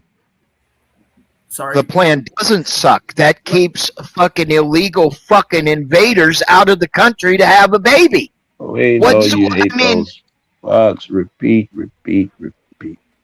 Because, Joe, it needs to be drilled into people's fucking brains. What's your justification for the word? No. I keep hearing Spin saying it. Give me your justification for the word invader. Invader implies someone with a nefarious plan to come into your country and destroy it. How is coming here to get a job to have a fucking life? Come in here and every motherfucking one of them say, "Oh, asylum." That is a nefarious reason, sir. They would invade. You don't know what fucking words mean. And well, let's talk about what happened on the border. They were coached on the way up coming through.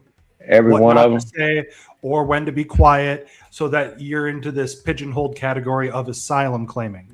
That's what a majority of them did down there. Yeah. Now at the same time, well, no, it's not a conspiracy. It's not, because when it comes to asylum, what are the rules of asylum? If you're claiming asylum, what are you supposed to do? Let's say if you're in Nigeria, where are you supposed to go? I have no idea. To be you're supposed to go to a country over because you're fearing from your life, and the next country over is supposed to be able to take care of that. How do you skip all the way to America?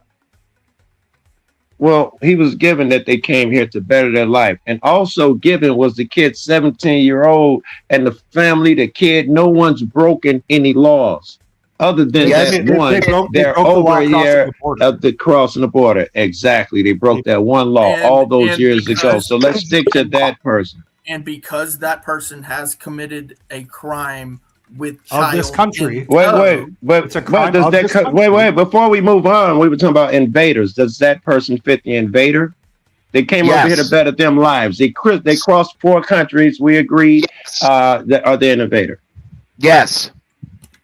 By definition, it wouldn't seem like it. Last time you heard of a country being invaded by people who just wanted to come and get a job and right, bro. Come on. to your schools, it happens more in those evil fucks. I mean, if I entered into one of the great cities of Persia, right? And I did that illegally just because I knew in ancient times that they had much more wealth, I would still be an invader. That doesn't change the point of me being an invader just because I wanted to get some work. Really? You realize that the kind of immigration we're talking about now is a modern invention, right? But you're saying, when has that happened? And I just gave you an example. So now what? Okay, 30, 40, 50 years ago, if I crossed the border into North Korea, would I be invading their country? Wait, but it's a silly-ass argument. It's not a silly-ass argument. It is. North Korea, Armenia, Siberia has harsher punishment. You're lucky to be in America. That shit always comes up. Shut up. You just said one country over. That could be North Korea. That could be Russia, right? Am I wrong? Somebody prove me wrong. I'm just not sure what North Korea has to do with what we're talking about here. I went over to, if I swam across the fucking Pacific Ocean and jumped over the border in North Korea, because that's one country over, and said, oh, I have it so bad in the United States, I need to come in, and they kicked me the fuck out because I didn't do it exactly what I said you were gonna do. The sad part is he doesn't even understand how stupid his fucking example is. You don't understand how stupid your little retarded fucking animated fucking bullshit is either. Shut the fuck up. Oh my. Jesus. You know, you fucking liberal fucking moron. This ideology that anybody can come into our country. All you have. I love it, bro. We are so poor. We need a job. Well, you know what? Thinks he's enlightened is using words like you liberal leftist so and so. Right? You bought the smoke, and you can't pretend otherwise, man. The smoke. You're the Democrats are evil. The Republicans are evil. Both are ideologies that will not hold. Well, guess what, Joe? Maybe you need to go to one of those countries and see how it really works. And then whenever you come your ass to North Korea, see how you like it. This is a bit predictable, Spin. No, it's not predictable. It is the facts. The facts are you came into our country illegally. You had a child, and, you know, good old Whitey says, well, you know, the baby can be a fucking now we get to it. citizen. You don't give a fuck about the law. You don't want those darkies taking advantage of the good old Whitey. You don't give a fuck about the law, man. You already told me that if a motherfucker broke the law 100 times in the past, you don't have a problem with it if it was weed. Why am I thinking of a character who's like the opposite of Chef from South Park? Is Whitey taking care of you, Joe? Is Whitey taking care of you, Joe? I've done no government shit. I sold dope all my life. Now I do YouTube. So no, I ain't even had a sweat job since the 80s, bro. So I've been on my own, man. Okay, so Whitey was taking care of you at one point, right? You weren't bitching and complaining then. Wait, when? I just said I've been hustling since I was 17. When was Whitey taking care of me? Taking care of you before you were 17? In the school system? Or my mom? You ain't got no motherfucking argument don't understand the question yet. I don't even understand. Whitey's never taken care of me or my wife or any of my family because we actually had jobs. We were legal citizens. What I'm wondering is why is it that these lefty, liberal, whatever you want to call it, with the hard R, hate Americans? Cum guzzling dumpsters. Why do you guys hate Americans? That's a wonderful non sequitur, Clay. That's Yeah, kind of like you're saying how come Americans hate brown people, shit like that. That's kind of like a non sequitur kind of thing, right? Yeah. So why do you hate Americans? I'll jump on it. I don't mind. I got time. At all in the United States No, of I'm America. serious. Like, why do you hate Americans? Americans have been here building this country, whether it's black, white. I'll indulge them. I don't have a policy that creates more Americans. What are you talking about? Those Americans? You want less Americans. You Why do you have hate birthright Americans? citizenship.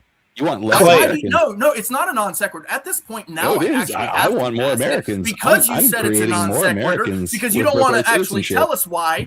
Why do you hate Americans? I don't understand why you. First of all, his point. Why do you assume that he hate America because he's proposing the things that he wants? Because he said instead of saying I don't hate Americans, he said it's a non sequitur, which means that he actually does hate Americans. He just knew what you were I want to doing. know why. Effigy, if you hate Americans and you hate America that much, get the fuck out of this. This dude is the most predictable cat. I feel like God is like, hey, Joe, check this out. Check this out. Hey, I'm sorry, but my people were here first. We were just chilling in the swamps in Louisiana, and then all of a sudden America was like, "We're gonna buy your state," and so I'm sorry, but I was here first. Which is your tribe, Effigy? I was here first. Which is your Hey, tribe? the lefties are the real America, man. They're trying to. Oh, that's right. The real American. That's right. They were white. Can I just point out? Incan? Can I Oh, just that's point out that this is the most interesting way to say "eat a bag of dicks"? A satchel of riches with.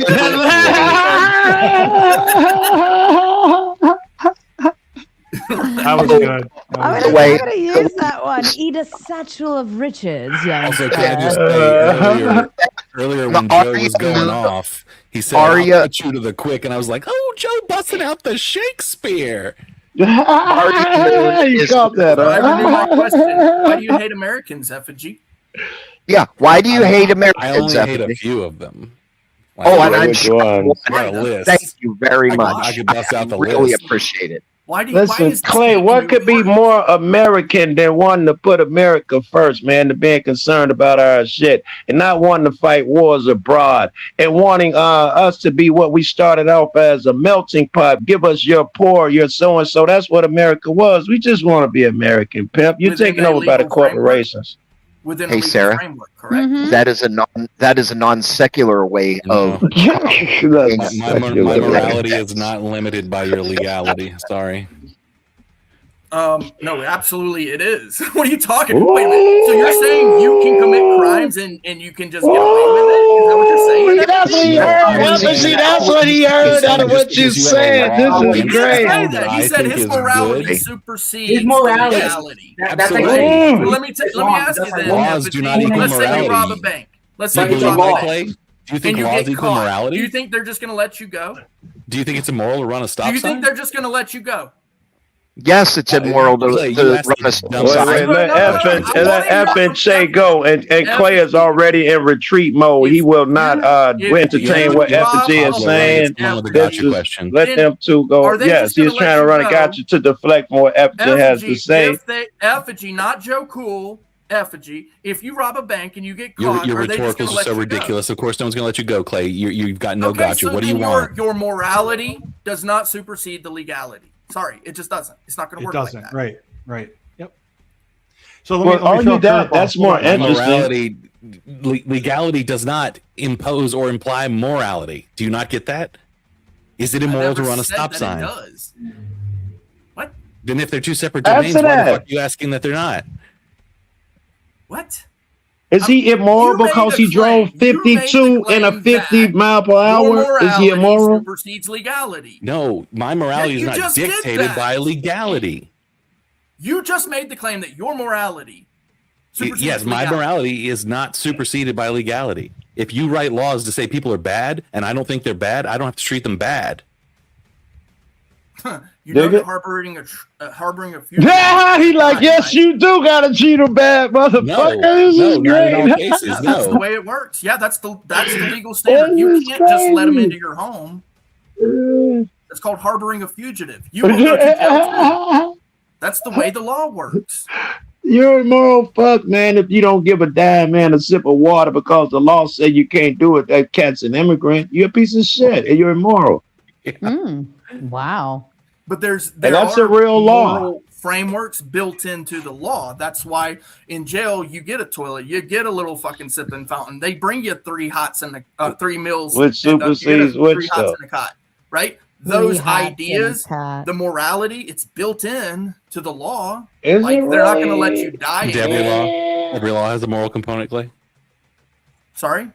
I said every law has a moral component. What? Did I make that claim? Detective Dodge. You just did like 2 sentences ago. No, I didn't. No, I didn't make that claim. Alrighty. No, I didn't make that claim, Effigy. Okey So you're dokey, trying to buddy. do gotchas. You've been trying to do gotchas the whole time. Here comes the rage. Here goes the rage. You're just not very good at this, Effigy. Yeah, you're right. I'm totally an amateur. Liberal mindset Because I tried to say remember remember name two call sentences it. ago. to be Remember things 2 that they were sentences never. ago. You thought that that's what you could do. You thought you could actually change things into something that they're not. He was just talking about our laws, moral and which supersedes which, man. Right? I think And now he's trying to go down a diatribe. I think you agree, Clay, that you're not immoral if just because you breaking. Clay, hell, I'll ask rather than assume something, Clay. Disciples who were Yeah, Clay, let me ask you. Are you immoral just because you break any law? And I want to mind you, that means doing 51 miles per hour in 50.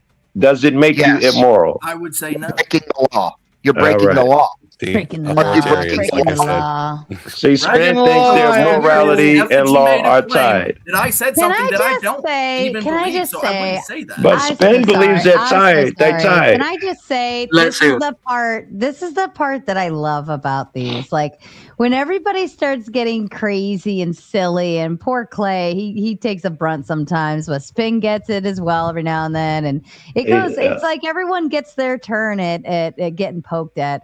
But this is why I love you guys. I just wanted to say that. This is so fun to me. I look forward to this, man. Right? God forgive me if me being a dick causes you guys anxiety, but I love it so much shitting on Spin when he talks about the invaders. I want to jump on God forgive me. But it's a satchel of Richards, young Joe Cool. Aria Moon Willow, since Big Five, says explaining morals to liberals is like wiping your butt with a pine cone. I love it. I'm sorry, Aria. I can't hear you over the sound of dropping bombs on school children. Oh, you know what? You know what?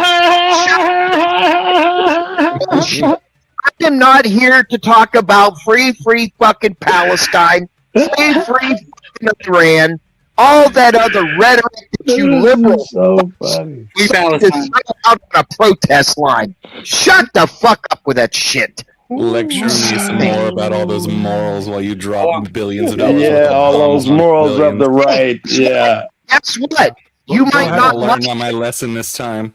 You're gonna learn your I'll learn it.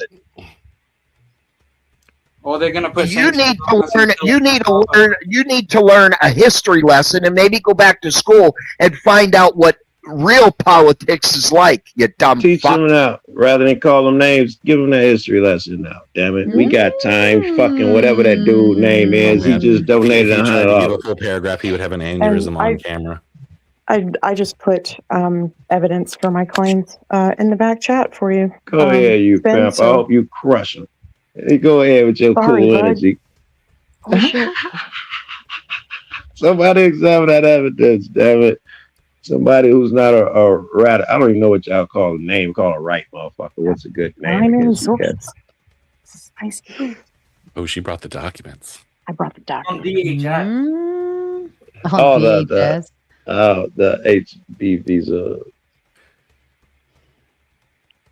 again, Brick, I say that that Einstein claim that one of them was on the visa that they had makes the whole thing illegal. You guys haven't addressed that shit. She was no Einstein, but that's the visa they gave to get her in here. She was like a I don't want to call it that. Yeah, they didn't though. She just got a.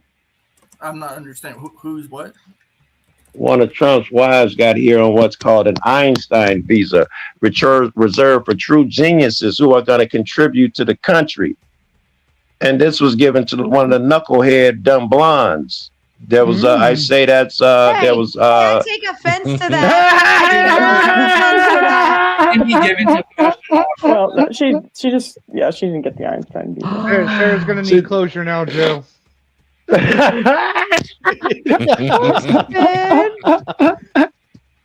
Yes, I definitely need an emoji for closure. Or just like one long running meme or something. I don't know. I need something. I need closure on my goal. Yes, I need closure. My anxiety is rising. Everybody around this bitch needs fucking closure. Y'all a bunch of weirdos. All right, I love you. Go ahead. You need closure. I need closure. Everybody needs closure. I got chased for like 2.5 years with this chick. That's it's scary to me. No. I need closure, Joe. Where you come from? For the win. And, Kick us and back off. Don Jr. was born in 77, just in case. I don't know. They awful quiet. She must be on to something, right? These motherfuckers got really quiet. She must be on to something. Anchor babies. I thought for sure they'd be my research yelling. skills are Spin, why are you quiet? Look at her. She's bragging and shit, too. This is good. Hold on. I need like a TikTok sound. Tick. Do I got to read that shit? Is in the back chat. Tick tock, tick tock, tick tock, tick Wait, you're gonna get the Jeopardy song.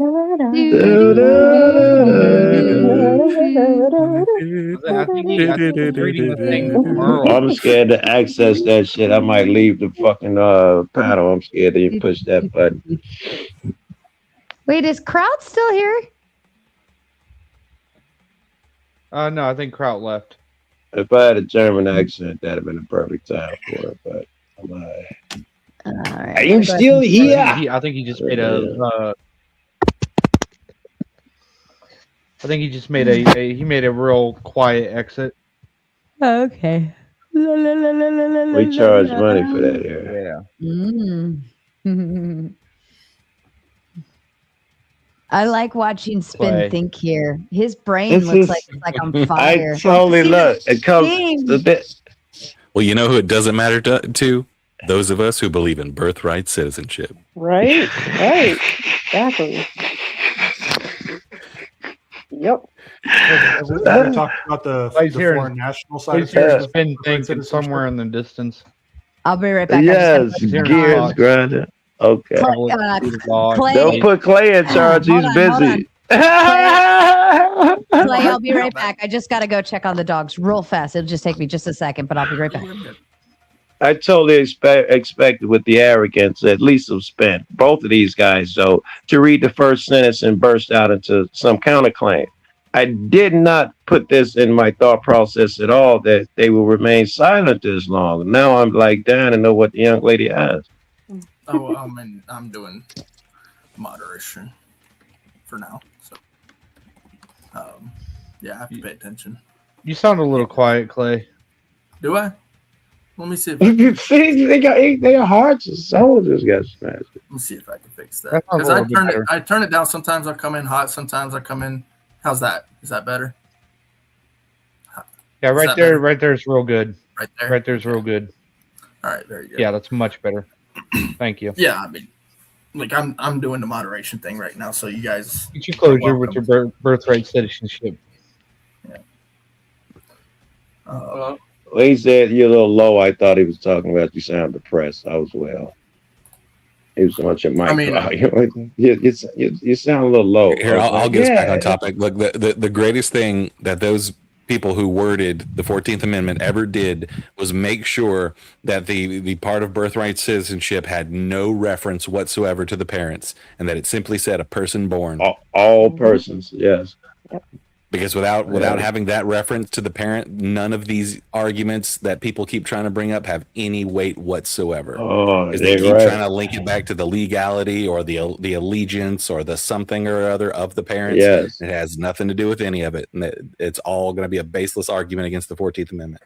Yes, it's going to be telling of them the amount of hoops and shit that they're willing. It'll tell you the depths of their personality, at least in some regards. Does The that coat that they go extend through. outside of the body itself? Yes, in my example and all of that shit, yes, it is the heart, which is why I'm discussing the God stuff. I feel like the same way me and you are, Clay, with that back to blue until it happens to you. You know, I accuse both left and right of that. Well, when I say the body, like the person, right? So the person has status, okay? No problem with that. Yeah. Not a problem with that. Does that status extend outside of that person into another person? Well, you just said outside of the body. That's one thing. Into another person, that's a different thing. All right. Your morals and shit definitely is, which is what we're talking about here, outside, extend outside of whatever is going on down here. What you are as a person extends certainly more than what you are here. How much it interferes with another person? I believe it does.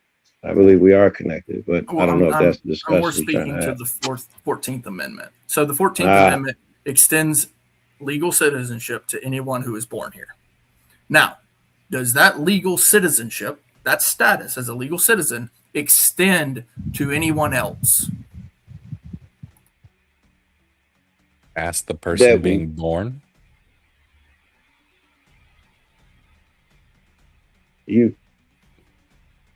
Like, you're asking a vague question that doesn't seem to have a placement in the context that we're talking. What do you mean by extend?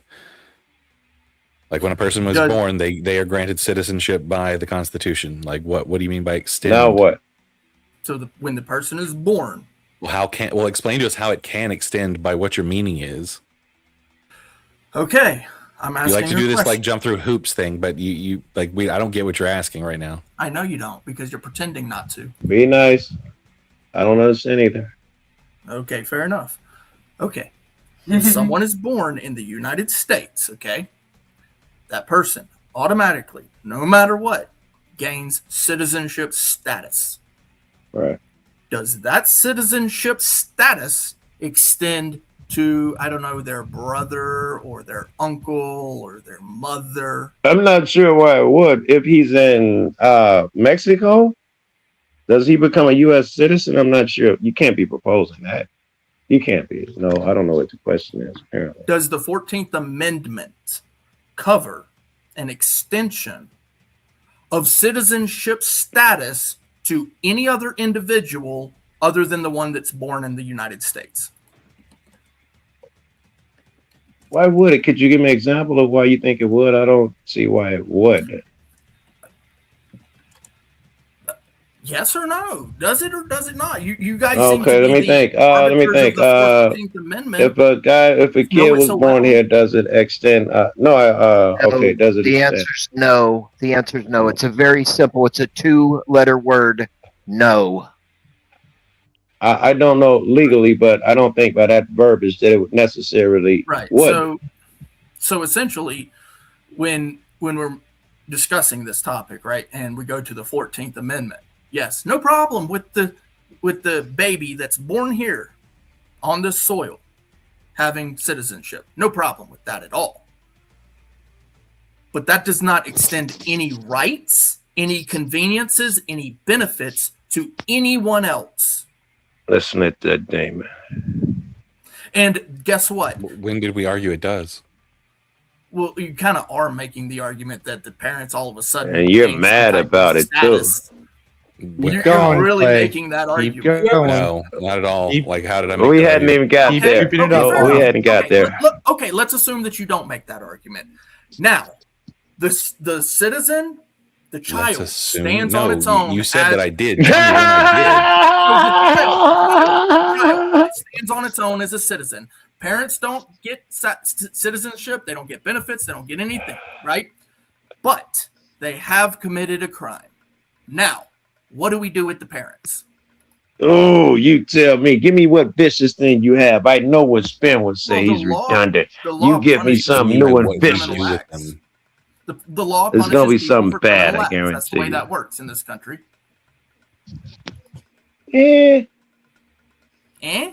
Most people have committed small you know crimes. what? You're right, because we do have the Epstein files. You're right. We do have the Yeah, Epstein and the files, police right? get away with Sometimes the murder law crimes. chooses to not prosecute, but Yeah. in the cases where the prosecution does happen, there are Like 1-4. consequences, punitive damages that are awarded either to the state or the people or the persons.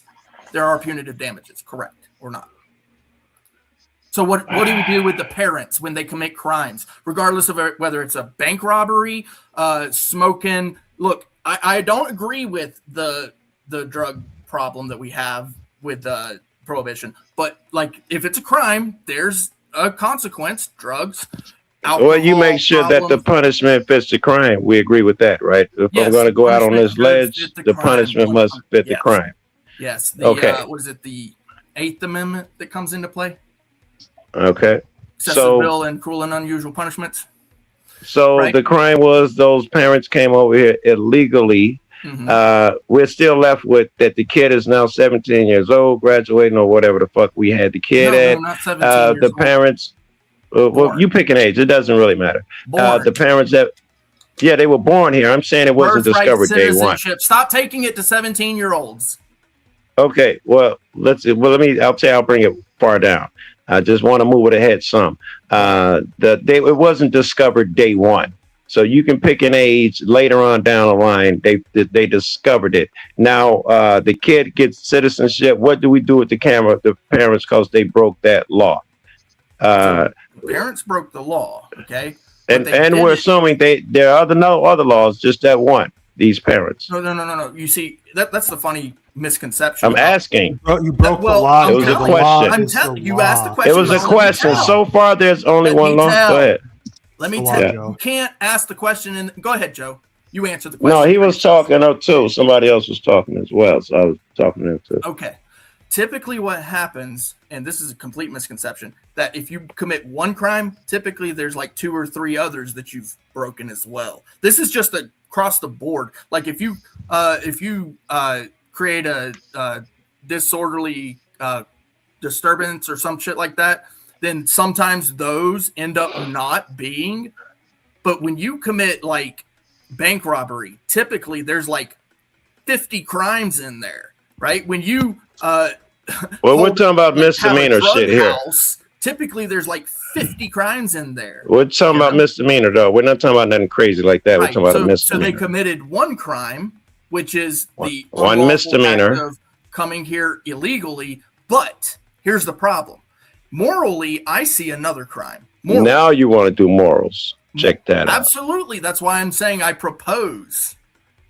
That's why I say I propose that there is another crime here. And I actually believe that it's already covered, but because people aren't like the government isn't recognizing all the crimes being committed. The other crime is that they've endangered a child. That child endangerment is 100%. And you know what they do with crime. that, Clay? You know what they do with that? Because Trump is the whole one who did this. He's the entire one who upped. I'm going to. I'm going to tell you will be nice. You've been talking so much and you would never get anywhere. Get them He's the one answers out there, upped FG. how people are charged at the border, and that's what the whole Oh, kids hold in on, cages hold on, was. Clay. I want to hear So FG. by your whole thing where you're like, I want to protect kids more by making it a crime and making it worse, you're actually having these kids ripped away from their families, put in these cages, put through these systems, and how many of them were lost? How many of them were trafficked? That's all. That's all because of now what we're you're being saying hyperbolic. right We now. get to be hyperbolic now. Now you get to say that I he's want got kids a in point. cages. Great. But you said making it worse Effigy, actually why do you hurt the hate kids Americans worse. since we're being Right. hyperbolic? They had a stable home here, and now Effigy, they're why do you hate orphaned. kids, He and why has do you an hate argument. No, Americans. that was my argument for you, buddy. Effigy, why do you hate kids and why do you hate Americans? Oh, You're wow, this is a big deflection. I should fucking make. I should make tea here at this point. Yeah, this is just like troll shit. Clay, my love. Kevin Sybil says with the big 5, Clay, since you're all about legality, should the government be able to break the law? For example, bypass established legal detainment / deporting procedures. Dun, dun, dun. No. The simple answer is no. And that's the full answer too. No, I don't believe anybody should be able to break the law. I don't get to break the law. You don't get to break the law. Nobody gets to break the law, not even the government. And they should be held accountable if they are bypassing those established legal detainments, deporting procedures. Absolutely. Hold them accountable. This is what I do. When they break the law, I try to hold them accountable. So yes, you should get out there with your video camera, video them doing that unlawful activity, and then take it to the civil court, because at first you have to actually prove it to be a crime. Well, what do we think about the guy? Take it to the criminal court. You get to drop it on the desk of the DA, but you have to get out there and video it, do it. Good job. Yes. Clay, what do we think about the guy who, what the Constitution says that you can bear arms? What do we think about the guy who's finding little nuanced shit and reasons to chip away at that? You know, well, you can carry a shotgun, but the muzzle and can't be more than 8 inches and all of that bullshit. Well, if you'd like to hear me out. Yeah, like where are you going with him, Joe? Seems like a subject change. Go ahead, Effigy. Answer for him. Answer for me. Go ahead. Whatever you say, Effigy, is totally what I agree with. Hey, Clay, if you're going to lose your shit whenever anyone else talks, you're just going to be a fucking annoying troll the whole time. Yes, I just call it broken, man. It's just entertaining. Like, dude, chill the fuck out when you hear someone else's voice. Every time Joe asks a question to me, Effigy's like, well, guess what? Clay believes this. Oh, wow. Someone in a giant panel full of people spoke. This is oh, my goodness. Effigy's so quick to chime in to tell everybody what Clay believes. Clay Dude was asking, is it okay for the government to break the law? I was clumsily asking, is it okay for them to chip away at the fucking Constitution? No. Now, Effigy, very good. Effigy, go ahead and tell him. Wait. Effigy thought I was straying a bit. I want to show Effigy that I was not straying. Clay, I want to show Effigy that I was not straying. Then you'd have to agree that it's solidly said everyone born, all are citizens. And when they try to, Trump tries to go around it and come up with these exclusions, you'd agree that he is chipping away at the Constitution. So, first off, Trump doesn't get to just come up with exclusions. The Congress doesn't get to come up with exclusions, but guess who does? The court. So the way that the law works is that something's presented to the court, and then the court will decide on whether it's constitutional or not. This is not the first time in history where exclusionary rules have been brought in to the fold of constitutionality with the court. It's the court. You're straying a little bit. I wasn't interested in the courts. Clay, you're straying. We're not talking about the courts. I am talking about the guy. To make exclusionary rules, they don't. Wait. I wasn't talking about the court, Clay. You're straying a bit. Okay, we're not talking about that. I am talking about the nefariety of some guy who sees that the Constitution says this, but he's going to try it anyway and take it to the courts. I am not talking about the courts themselves. The nefarious fuck who's trying to take my right to own a gun or make someone who was born here less than a citizen. Isn't he a piece of shit? Sure, why not? Absolutely. Okay. I mean, are you expecting something else from me, a constitutionalist? Like, I'm all about the Constitution. I'm all about preserving our rights in whole. But that does not mean that everything is a right, okay? There are exclusions to your First Amendment. There are exclusions to your Fourth Amendment. There are exclusions to your Fifth Amendment. And we can all have the discussions, but guess who actually decides it at the end of the day? The court, not you. Not me, not the Congress, not Trump. So try that bullshit with someone else. I want to propose that. Remember, we all said, well, I said, fuck the court. It's got nothing to do with what we're talking about. You're arguing with someone who's not even here. It actually is, because a lot of people are presenting that Trump has. Well, those people, they're not up here, though, in right? This manner. He does not. None of them are up here, though, right? You're arguing with people who are not here. So here's the thing. So, like, let's take it back to the era of. Are you talking about yourself because you're really not here, Joe? the We're all civil AI. rights movement, right? So a lot of cases went before the courts in the civil rights movement, and the courts decided what was constitutional and what was not. It was not actually the legislations. It was not these governors and presidents. It was, in the end, the final decision made by the Supreme Court. And yes, I think they fucked up in some places. But when you say that these governors and these presidents and these Congresses have this power to decide what is constitutional, no, they don't.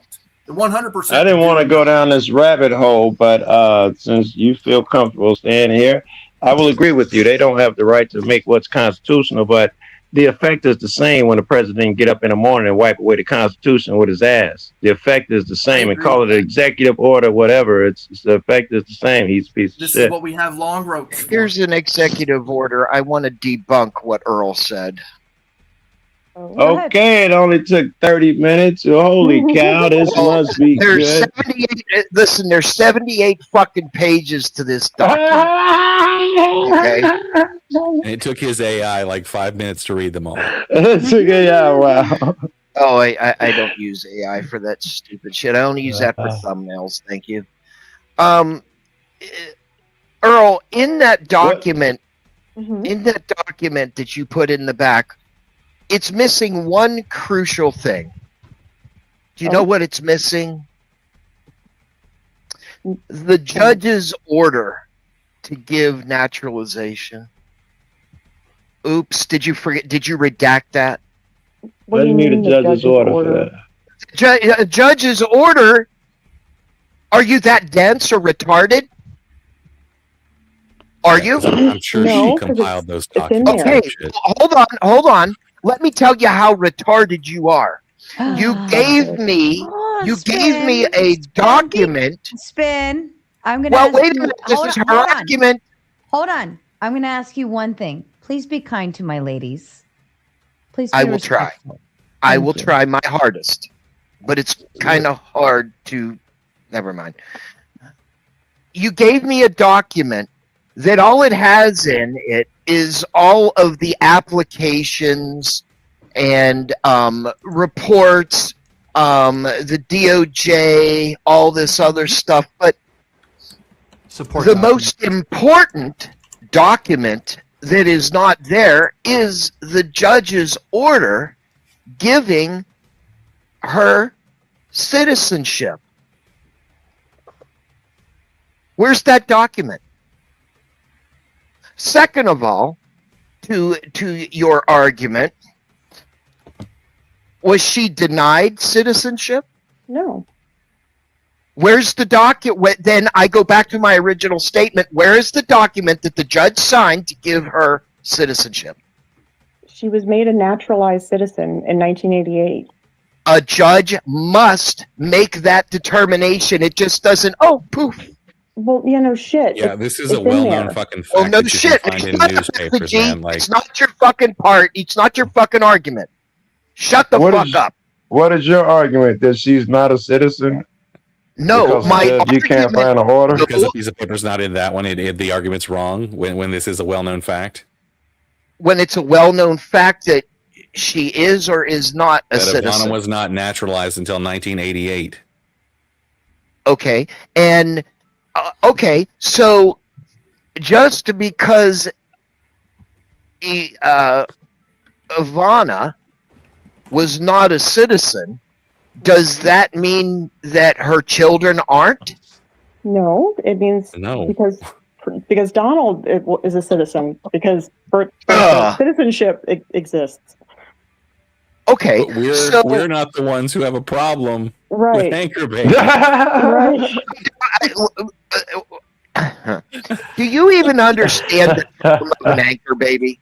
Do you really even understand the term? Don Jr. was an anchor baby. He was born before she became a naturalized citizen. No. Before she even had a visa.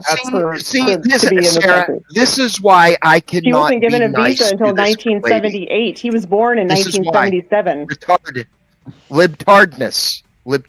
That's why I can't. I'm sorry. So where am I wrong? An anchor baby is both parents coming to America, No, it's not just having a both. child. It's not just Shut up, both. dumbass. You're the Well, one you're that wrong. can't. Hey, You're remember the what you Actually, said. incorrect. It's not just man. both. It can Oh be my one. God. It can be one. No, To lock her here. Yeah. no. Yes. Let me get the dictionary term, please. Oh, go for it. That's awesome. This is why libtards will never get You're the one along. being with- incorrect here, calling me a right. fucking libtard. Go. You're a libtard. Shut the fuck up, Look Spin. at You're like that. points away I'm a from being little. retarded. Like, Are you a little goth baby? Are you a little goth baby? Go back and be a goth baby, okay? Shut the fuck up. The term is goth mommy. Get it right. Yeah, Google says at least one undocumented. Well, you know what? Go back to your crowd. You know, do whatever because you're fake. Do what the You're cool fake. kids do. I'm fake. In the So you were born a goth baby. You guys need a moment. I don't. No, we don't. I don't want a moment because I'm about to go. Oh, he's scared. It's okay. You were born a goth baby. You came out looking stupid and fake like you really are. Answer the question. Stupid and fake. No. You're stupid No, and I don't believe so. But goth babies do come in hippie flavor. So there's that. Fake. It's fake. It's fake. What part's fake? The whole goth lifestyle. It's fake. It's an act. It is a social. It's a social derived fucking ideology. I'm not really a goth. I mean, I guess I could would you say put- and I dress why would you like put that, something but up there like that? I'm definitely a hippie flavored goth. Okay, that's girly. fake. Are you a Is it, hippie? though? I just really like color. I don't know. Oh, you really like color? Yeah, Yeah. black. Black. Yeah, I mean, I wear black, but like it looks like a rainbow threw up in my apartment. Well, that's fake too. It's fake. Okay. Your whole my apartment's fake.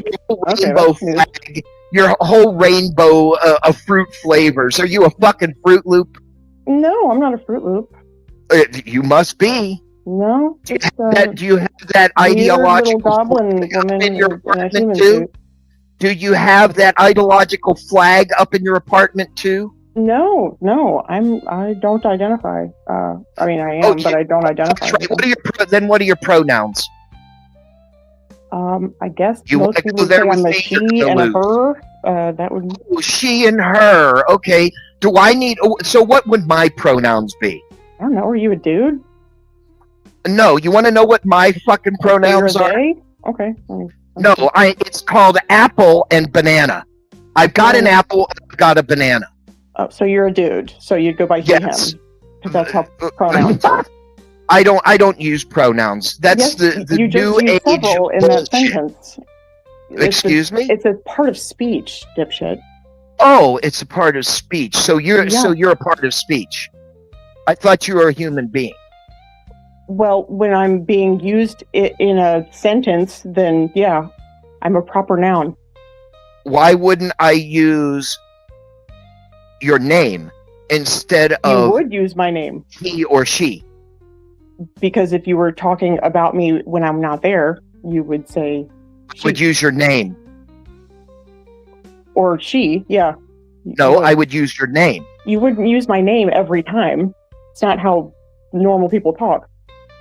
Oh, so Do you know what so pronouns if are? I'm talking to Clay, A pronoun takes the say, place of a Earl noun, said right? This this. is a part of speech. This is not that that. complicated. It's not complicated. It's not complicated at all. Right. You need pronouns. I You're a don't need liberal. I mean, the English language needs pronouns. I personally, don't care. If I don't choose to use pronouns and I use your name, I'm wrong. I didn't say that. That's You are barking up the wrong tree, my friend. I am not an tree with me. SJW fucking one of those. I'm not. Sorry. Then what are you? I'm a goblin woman in a human suit, I guess. I don't know. Like, what are you? You're a guzzling tuna queen in a what? Spin. I mean, once upon a time, but no. Oh, you're no, a carpet I don't know. tuna queen now. I'm a person. Where are you going with this? This is a very weird line of questioning. It's your radical bullshit arguments. Your I don't side have any radical bullshit arguments. I'm actually pretty centrist on most things, but you wouldn't know that because you've never asked. You don't know me at all. I don't care. It's none of my business. You're the one that's sitting here You're just giving making me some assumptions and then calling it your business. You just sat here and gave me some bullshit document that it wasn't means bullshit. That was a primary source that I gave you. That's completely debunked all the bullshit that you said. It proves nothing. It does prove my point. Made an application. There is nothing that in this document, in all 78 pages, dumbass, that says anything but a petition. I'm looking at it. Sarah, can I please share my screen to show everybody the bullshit that she fucking gave me was all it was a petition. She was made a naturalized citizen in 1988. I don't know what part of this that you're missing, but dumbass. The first page. The first page. Okay, the first page. Yes, certificate of naturalization. It's literally the first fucking page, you dipshit. Okay, but what about all this other nonsense? What about all the other nonsense? What does this mean? What does this mean? Do I really need to spell this out? You need to spell it. You need to spell it the fuck out. So you made the claim that she had a visa, but she didn't actually until after Don Jr. was born. Oh, he was a Canadian citizen. Don Jr. was born in 1977. She wasn't even issued a visa until 78. So I'm debunking your bullshit. You're welcome. No, you're wrong. You're fucking wrong. I'm not, because it says it right here in these primary sources. So if you want to just deny reality because it's right there in front of you, that's up to you. But you're the one that looks like an idiot. And in the Farmer's Almanac. Farmer's Almanac? Oh my god! This guy so embarrassing. Just fucking get it over with. Shut up, Clay. Hilarious. I've been called. It would have been better if you'd gone for Wednesday Addams, but that's usually the go-to. Yeah, that's your idol. That off of Google. My idol? No. It's just some rando picture. That's all it is. There's probably some dude out there who it's his picture, and he saw this moment. And he's like, oh, "How did he get that picture of me?" I'm hoping that the guy comes into the chat one day. That's me. While we're here, we got 7 minutes left. If you want to see Spin and his new girlfriend, Earl Killer. Not in a million years. Well, you got 7 minutes. Tell them whatever it is the fuck they need to do. They are currently sitting at 0 out of 10, sir. They need to donate the money so I can destroy this goth bitch and tell her how many more times that she's fake. Oh, donate the money. Oh my, Spin's on one tonight. Earl, So what do you angry. say to that? Well, it's just very confusing. This very sad, tiny little man,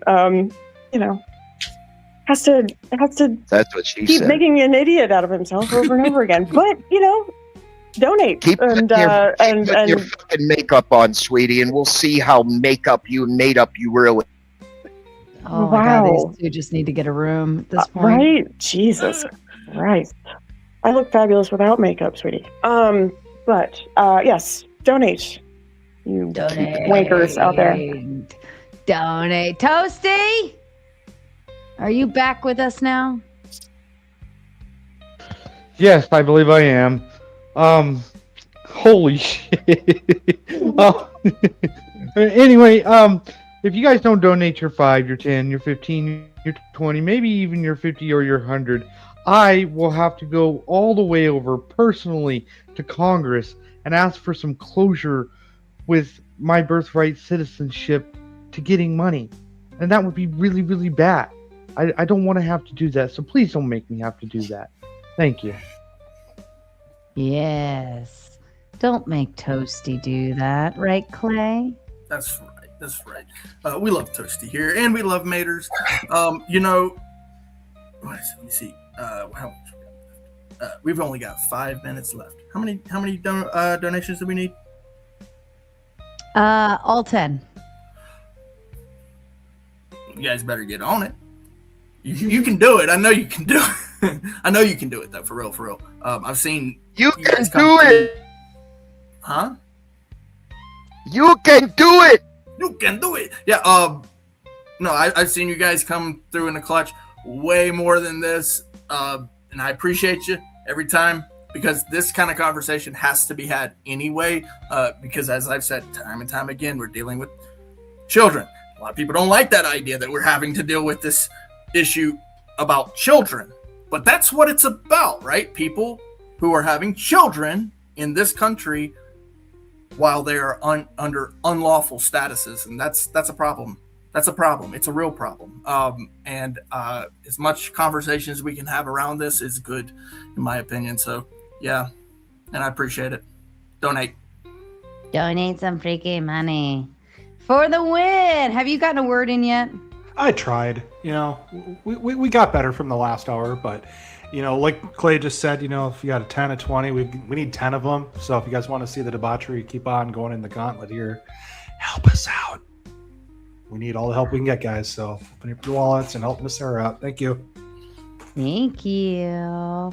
Cameroon, what you got? As Clay was saying, I've even seen y'all clutch up in the last second. So I know y'all can dig into your pockets a little deeper and give Sarah that hard-earned money. Yes. Hard-earned. Hard. Effigy. Let's not end it now. Let's keep it going. One of you whales out there, give us that one big dono to keep it going. Where else on the internet can you find a live arena where a genuine live retard is being made to fight? It's like cockfighting, but better. Minus the cock. Effigy, you kill me every time. Oh, goodness gracious. All right, kick it off. You guys got less than 3 minutes. Hopefully someone will hit it. I took extra medication so I could sit here and destroy this fucking goth fucking dumbass makeup Not wearing. working, babe. Okay, so it's good. It'll work. You're just transfixed. Okay, so going back to the original executive order that was issued by Trump, this was written to apply only to children born after February 19th of 2025. This is 30 days after the January 2025 order. So when it comes to the Trump children, it doesn't matter. The Trump children that don't matter because he was a citizen when they were born. They're citizens because of the 14th Amendment. Yeah. Right. Yeah. But going forward, it sounds like that's going to be the date, or whatever the Supreme Court rules in the near future here, there's going to be some sort of retroactive date that's going to be probably closer to within the last year. I don't think it's going to be going retroactive to all these other previous years. So to all the debate that we've been having tonight about that is kind of fruitless in a way. So then the question is going to simply be is, well, are you illegal and all of that? That's a completely separate issue. So when it comes to birthright citizenship, it's going to be from February 19th of 2025 or going forward ultimately.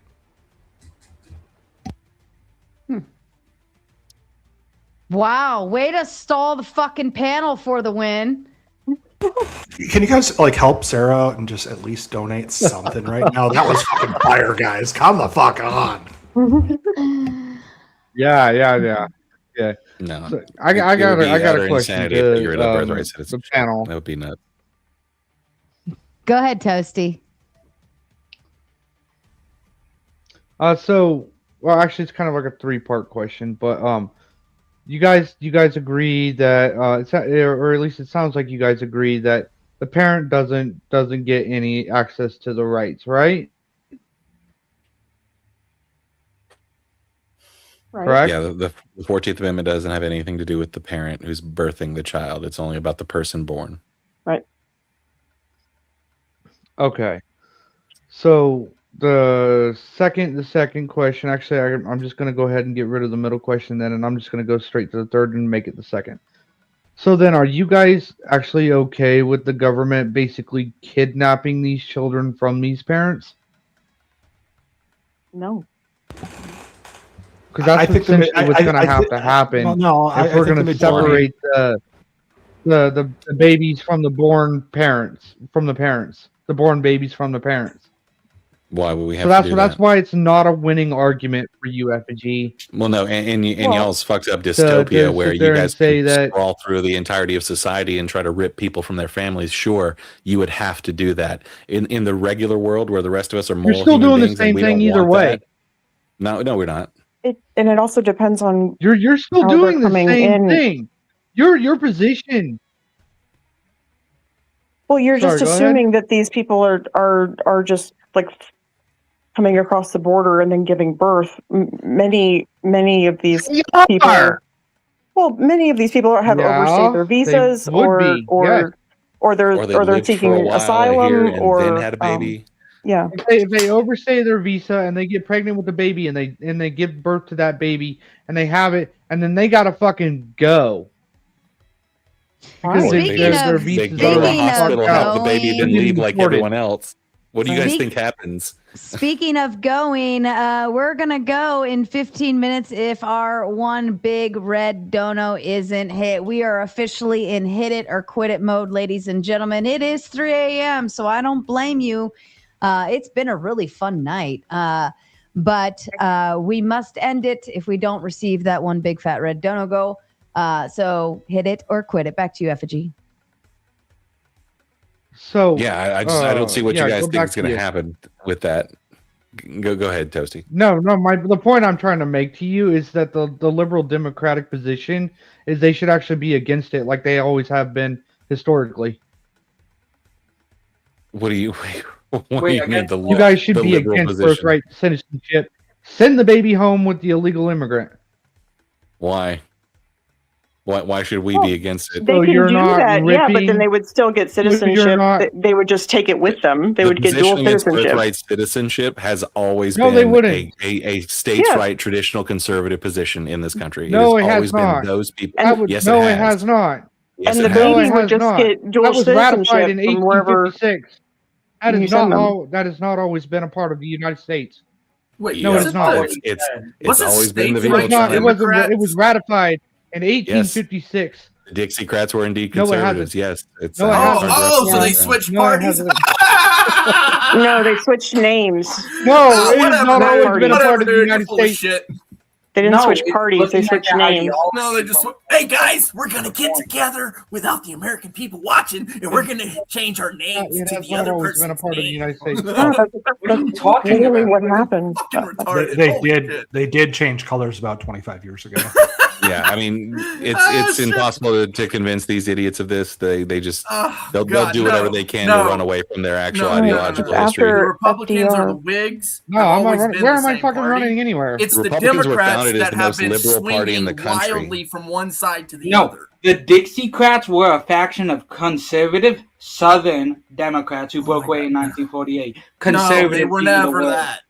They were never that. That's straight from Google. Yes, they The were. idea of liberalism, They have the right? exact same This voting is where constituency as the you're- current Southern you don't really Republicans. understand The what exact same. Blue Dog Democrats, they were called that too. Liberalism is the idea that the top of the food chain, the federal government, has less power than the guys underneath. That's liberalism. The states' rights idea, that came from liberalism. The governors have a lot of power now because of liberalism. You dummy. Liberalism's about individual rights, my friend. Right. It doesn't matter whether it's individual or a group. So the county level, that's liberalism compared to the king. That idea, the king, divine right of kings, that's a complete You're authoritarian. going on a tangent once again. Autocracy, Liberalism as aligned you would itself call with it. heavy federalism as soon as states' Bro, the rights idea started of to fucking keep liberalism people is- enslaved. It goes all the way down. All the way down to the people. The individual has the power. I'm done letting right wingers try to define what You're so liberalism dumb. is. I'm not a fucking right winger, stupid. You keep definitely claiming a that I'm right-winger, right winger. Clay. I'm center. I'm center right, but I'm you center. can call that. You're You can say that all you want. You and Balderson can both say that all you want. What? Okay, tell me what right-wing liberalism coded. is. Is there any authoritarianism in liberalism? In liberalism, no. No, exactly. In leftism, so in yeah. other words, we all are fancy free little hippies running around with nobody power over us, right? No, if you get far left, then you're not liberal anymore. You're illiberal. Right. Yeah. A liberal and a leftist and a progressive are not the same things. No shit, because you're a bunch of fucking retards. You don't understand power structure. Great argument. So the highest power structure, I just said they're not different, and therefore I'm stupid the because I don't. authoritarian power structure, that's extreme far right. Okay? The idea of going left from that, left, all the way, liberalism, the Socialism extreme and liberalist, communism, yeah, those are pretty absolutely authoritarian. no power. It actually lands on anarchy. Liberalism is center left. No, no, because I said it wasn't. It's no, and classical liberalism, I'd argue, was the Republicans before the religious right. He was warning us about it, but he actually pointed it out for you. And it's your daddy, Marx, not mine. I'm more of a classical liberal, which is actually kind of a center-right position. Ideology, I get it. Yes, this is great. 100% great. But you're still left of extreme authoritarianism. You guys kind are of so more about center-right. standing in solidarity with each other that you have to create distances between your modern counterparts and your past counterparts. It's hilarious. Yeah. You guys don't even stand in solidarity. You with understand each other. that political parties and ideological camps are different things. Yes, right? I do understand that. But the thing is, your guys' slogans are all, let's stand in unity together. But you guys don't. The second somebody starts criticizing any one of your... hold on, we tried that I've been big tent very shit, respectful. and we got the tankies and the fucking socialists, and they are not... I don't think that they're... so you're not going to stand in solidarity with your brothers Also, and sisters? the left requires coalition politics because it has actual hard delineated groups. The right is very homogenous in many respects.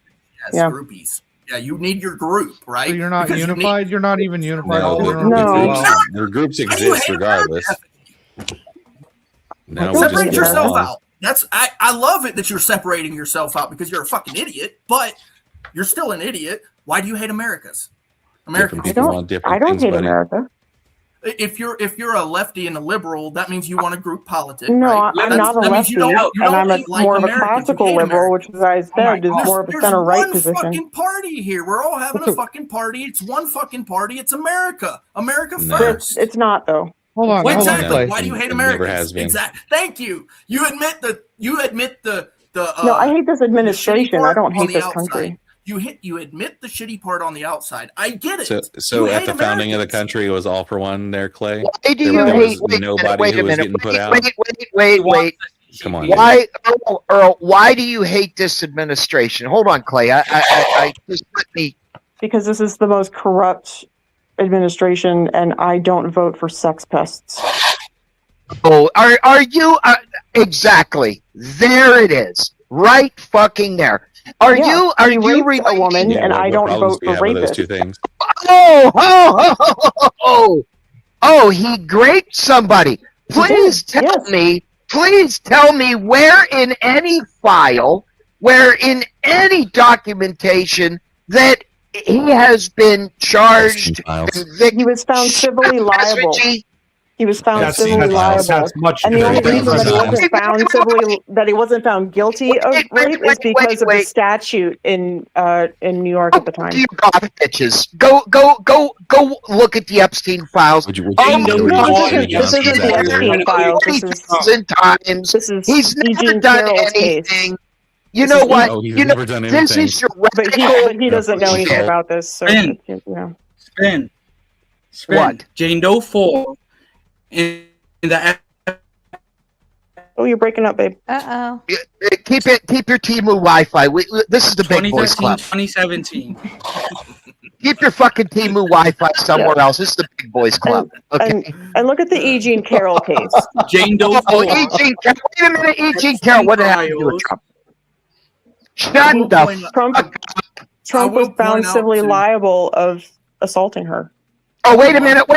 Civilly liable. Yes. Civilly liable. Wait a minute.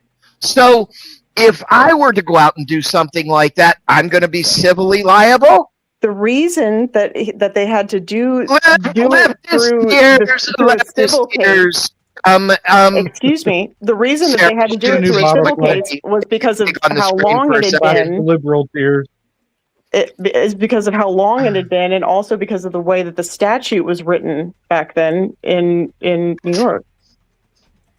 This is what happens with right wingers. You try to explain reality to them and they think they're crying. No, but you seem to be that stupid since you have no idea what I'm talking about. So if I go out and grape a child per your standard, I am only civilly liable. This wasn't a child. This was an adult. Anyone. Spin, You're fix your telling me question. that someone actually committed a real thing of a essay, an extreme essay, and that person wasn't actually held criminally liable. He wasn't even tried. He wasn't charged. Nothing. Yes, like he was. No, that he was tried and found civilly liable. Yes, essentially guilty. Civilly. In a civil court, yes, but found guilty in a civil court is what that means. Yes. And a civil court is much different than a criminal court. I put the claim against him in the chat. They didn't bring Goth Queen. You have to be criminally charged, correct? It wasn't under a criminal statute. So there's two different kinds. You're telling me that essay and grape are not criminal statutes? It's because of how long it had been. Bullshit. Guess what? Guess what? No, it's not bullshit. That's literally why. It's because you wouldn't be able to get them criminal. The way the law works, with any type of crime of that caliber, there is no statute of limitations. Fuck you. You're dumb. You are very dumb. There is a statute of limitations, and there are. All right, hold on. It was not a statute. You're such an asshole. My goodness. The white liberal women will be the death of fucking America, and you are the epitome of the fucking clause.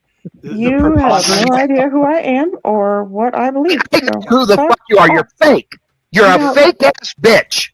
That's what you are. I'm a fake ass bitch. Okay, great, cool, dude. I mean, you don't know me, but take a second, Spin. No, hold on, Toasty. Take 5, Spin. Just take 5 to calm down. All right, so the show will be done by that point. But the point is, though, is that the preponderance of evidence that is needed in a civil trial is much lower than of a criminal trial. And in order to do what you guys did with him in that venue, that's the only way you were going to simply get any of this done. None of it was true. If you wanted to go for the criminal, like you think it's a conspiracy wrong by giving his DNA. It's not a conspiracy theory. Go fuck yourself. Are you fucking kidding me? What you guys did. The bar is lower. You need a higher degree in a criminal trial than in a civil trial, and that's why it happened the way it did. It was, and that's the only way. No. Yeah. Yeah. There is no Trump wouldn't actually give his DNA in that case. For the record, Uncle Fatty just got here and there's only 2 minutes left on the timer. We need one big fat red dono to keep going or else Uncle Fatty's going to be sad. Go ahead. You need to, there is no statute of limitation on a high profile Only offense. people this stupid would be surprised when the guy caught on tape saying he could grab him in the pussy actually grab someone in the pussy. Only stupid people would be surprised. You know who else sounds different? Not grab bitches in the pussy. And you know what he was actually talking about? Bill Cosby, bro. Was Bill Cosby Are you saying to me why that logic that you're not into grabbing pussies? No, he was talking about the Michelle Obama world. Without permission. Oh, okay. By his logic, who they are until you actually grab them by the pussy. That's to me that you were about grabbing dicks. Hold on. By FG's logic, my feelings get hurt when I see you, so I can't handle that. So you need to change what you're doing so I can feel better about you. Go feel better. Go feel better in your crowd, liberal fuck. I can't handle being around people like you because my feelings get hurt. So you need to I can't stand being around your dumbass ideology. You do realize you're right up there. You're right up there for committing fucking. You do realize the meaning of the word project. 1 minute left. 1 to hit minute the left, folks. dono. 1 minute left. You're Uncle fucking Fester looking fuck. You are right up there with that fucking white liberal bitch. With there's no statute of limitation. There's a statute of limitation. No, there's Ben, I hate to break it to you, but it's not our liberalism that makes you angry. That's just your life. That someone with lead such a very crazy happy life. information Thank you. only came forward when the man was running for president. Never before. And then all of a sudden, here she shows up and said, "Well, because he's running for president, I was sexually assaulted." Except for the 125 that did, right? Go back out on the protest line and all of a sudden, here they come like a line. And Me Too. This is exactly why the Me Too movement failed, because of that very fucking thing. Except for all the here it is. I needed a birth control that could keep up with my lifestyle. Because I could deal with cramps, but not something cramping my style. That's why we chose Nuva Bling. The discreet yet diamond-encrusted ring that inserts neatly into the vagina. It's pizzazz that slides right up into my choach. Plus, you can customize Nuva Bling by adding your own fierce and glamorous charms. And instead of throwing Nuva Bling away each month, you can reuse it as jewelry. So wow up that womb. Glam up that clam. And shine up that shine. With Nuva Bling! Say goodbye to the same old birth control with Nuva Bling.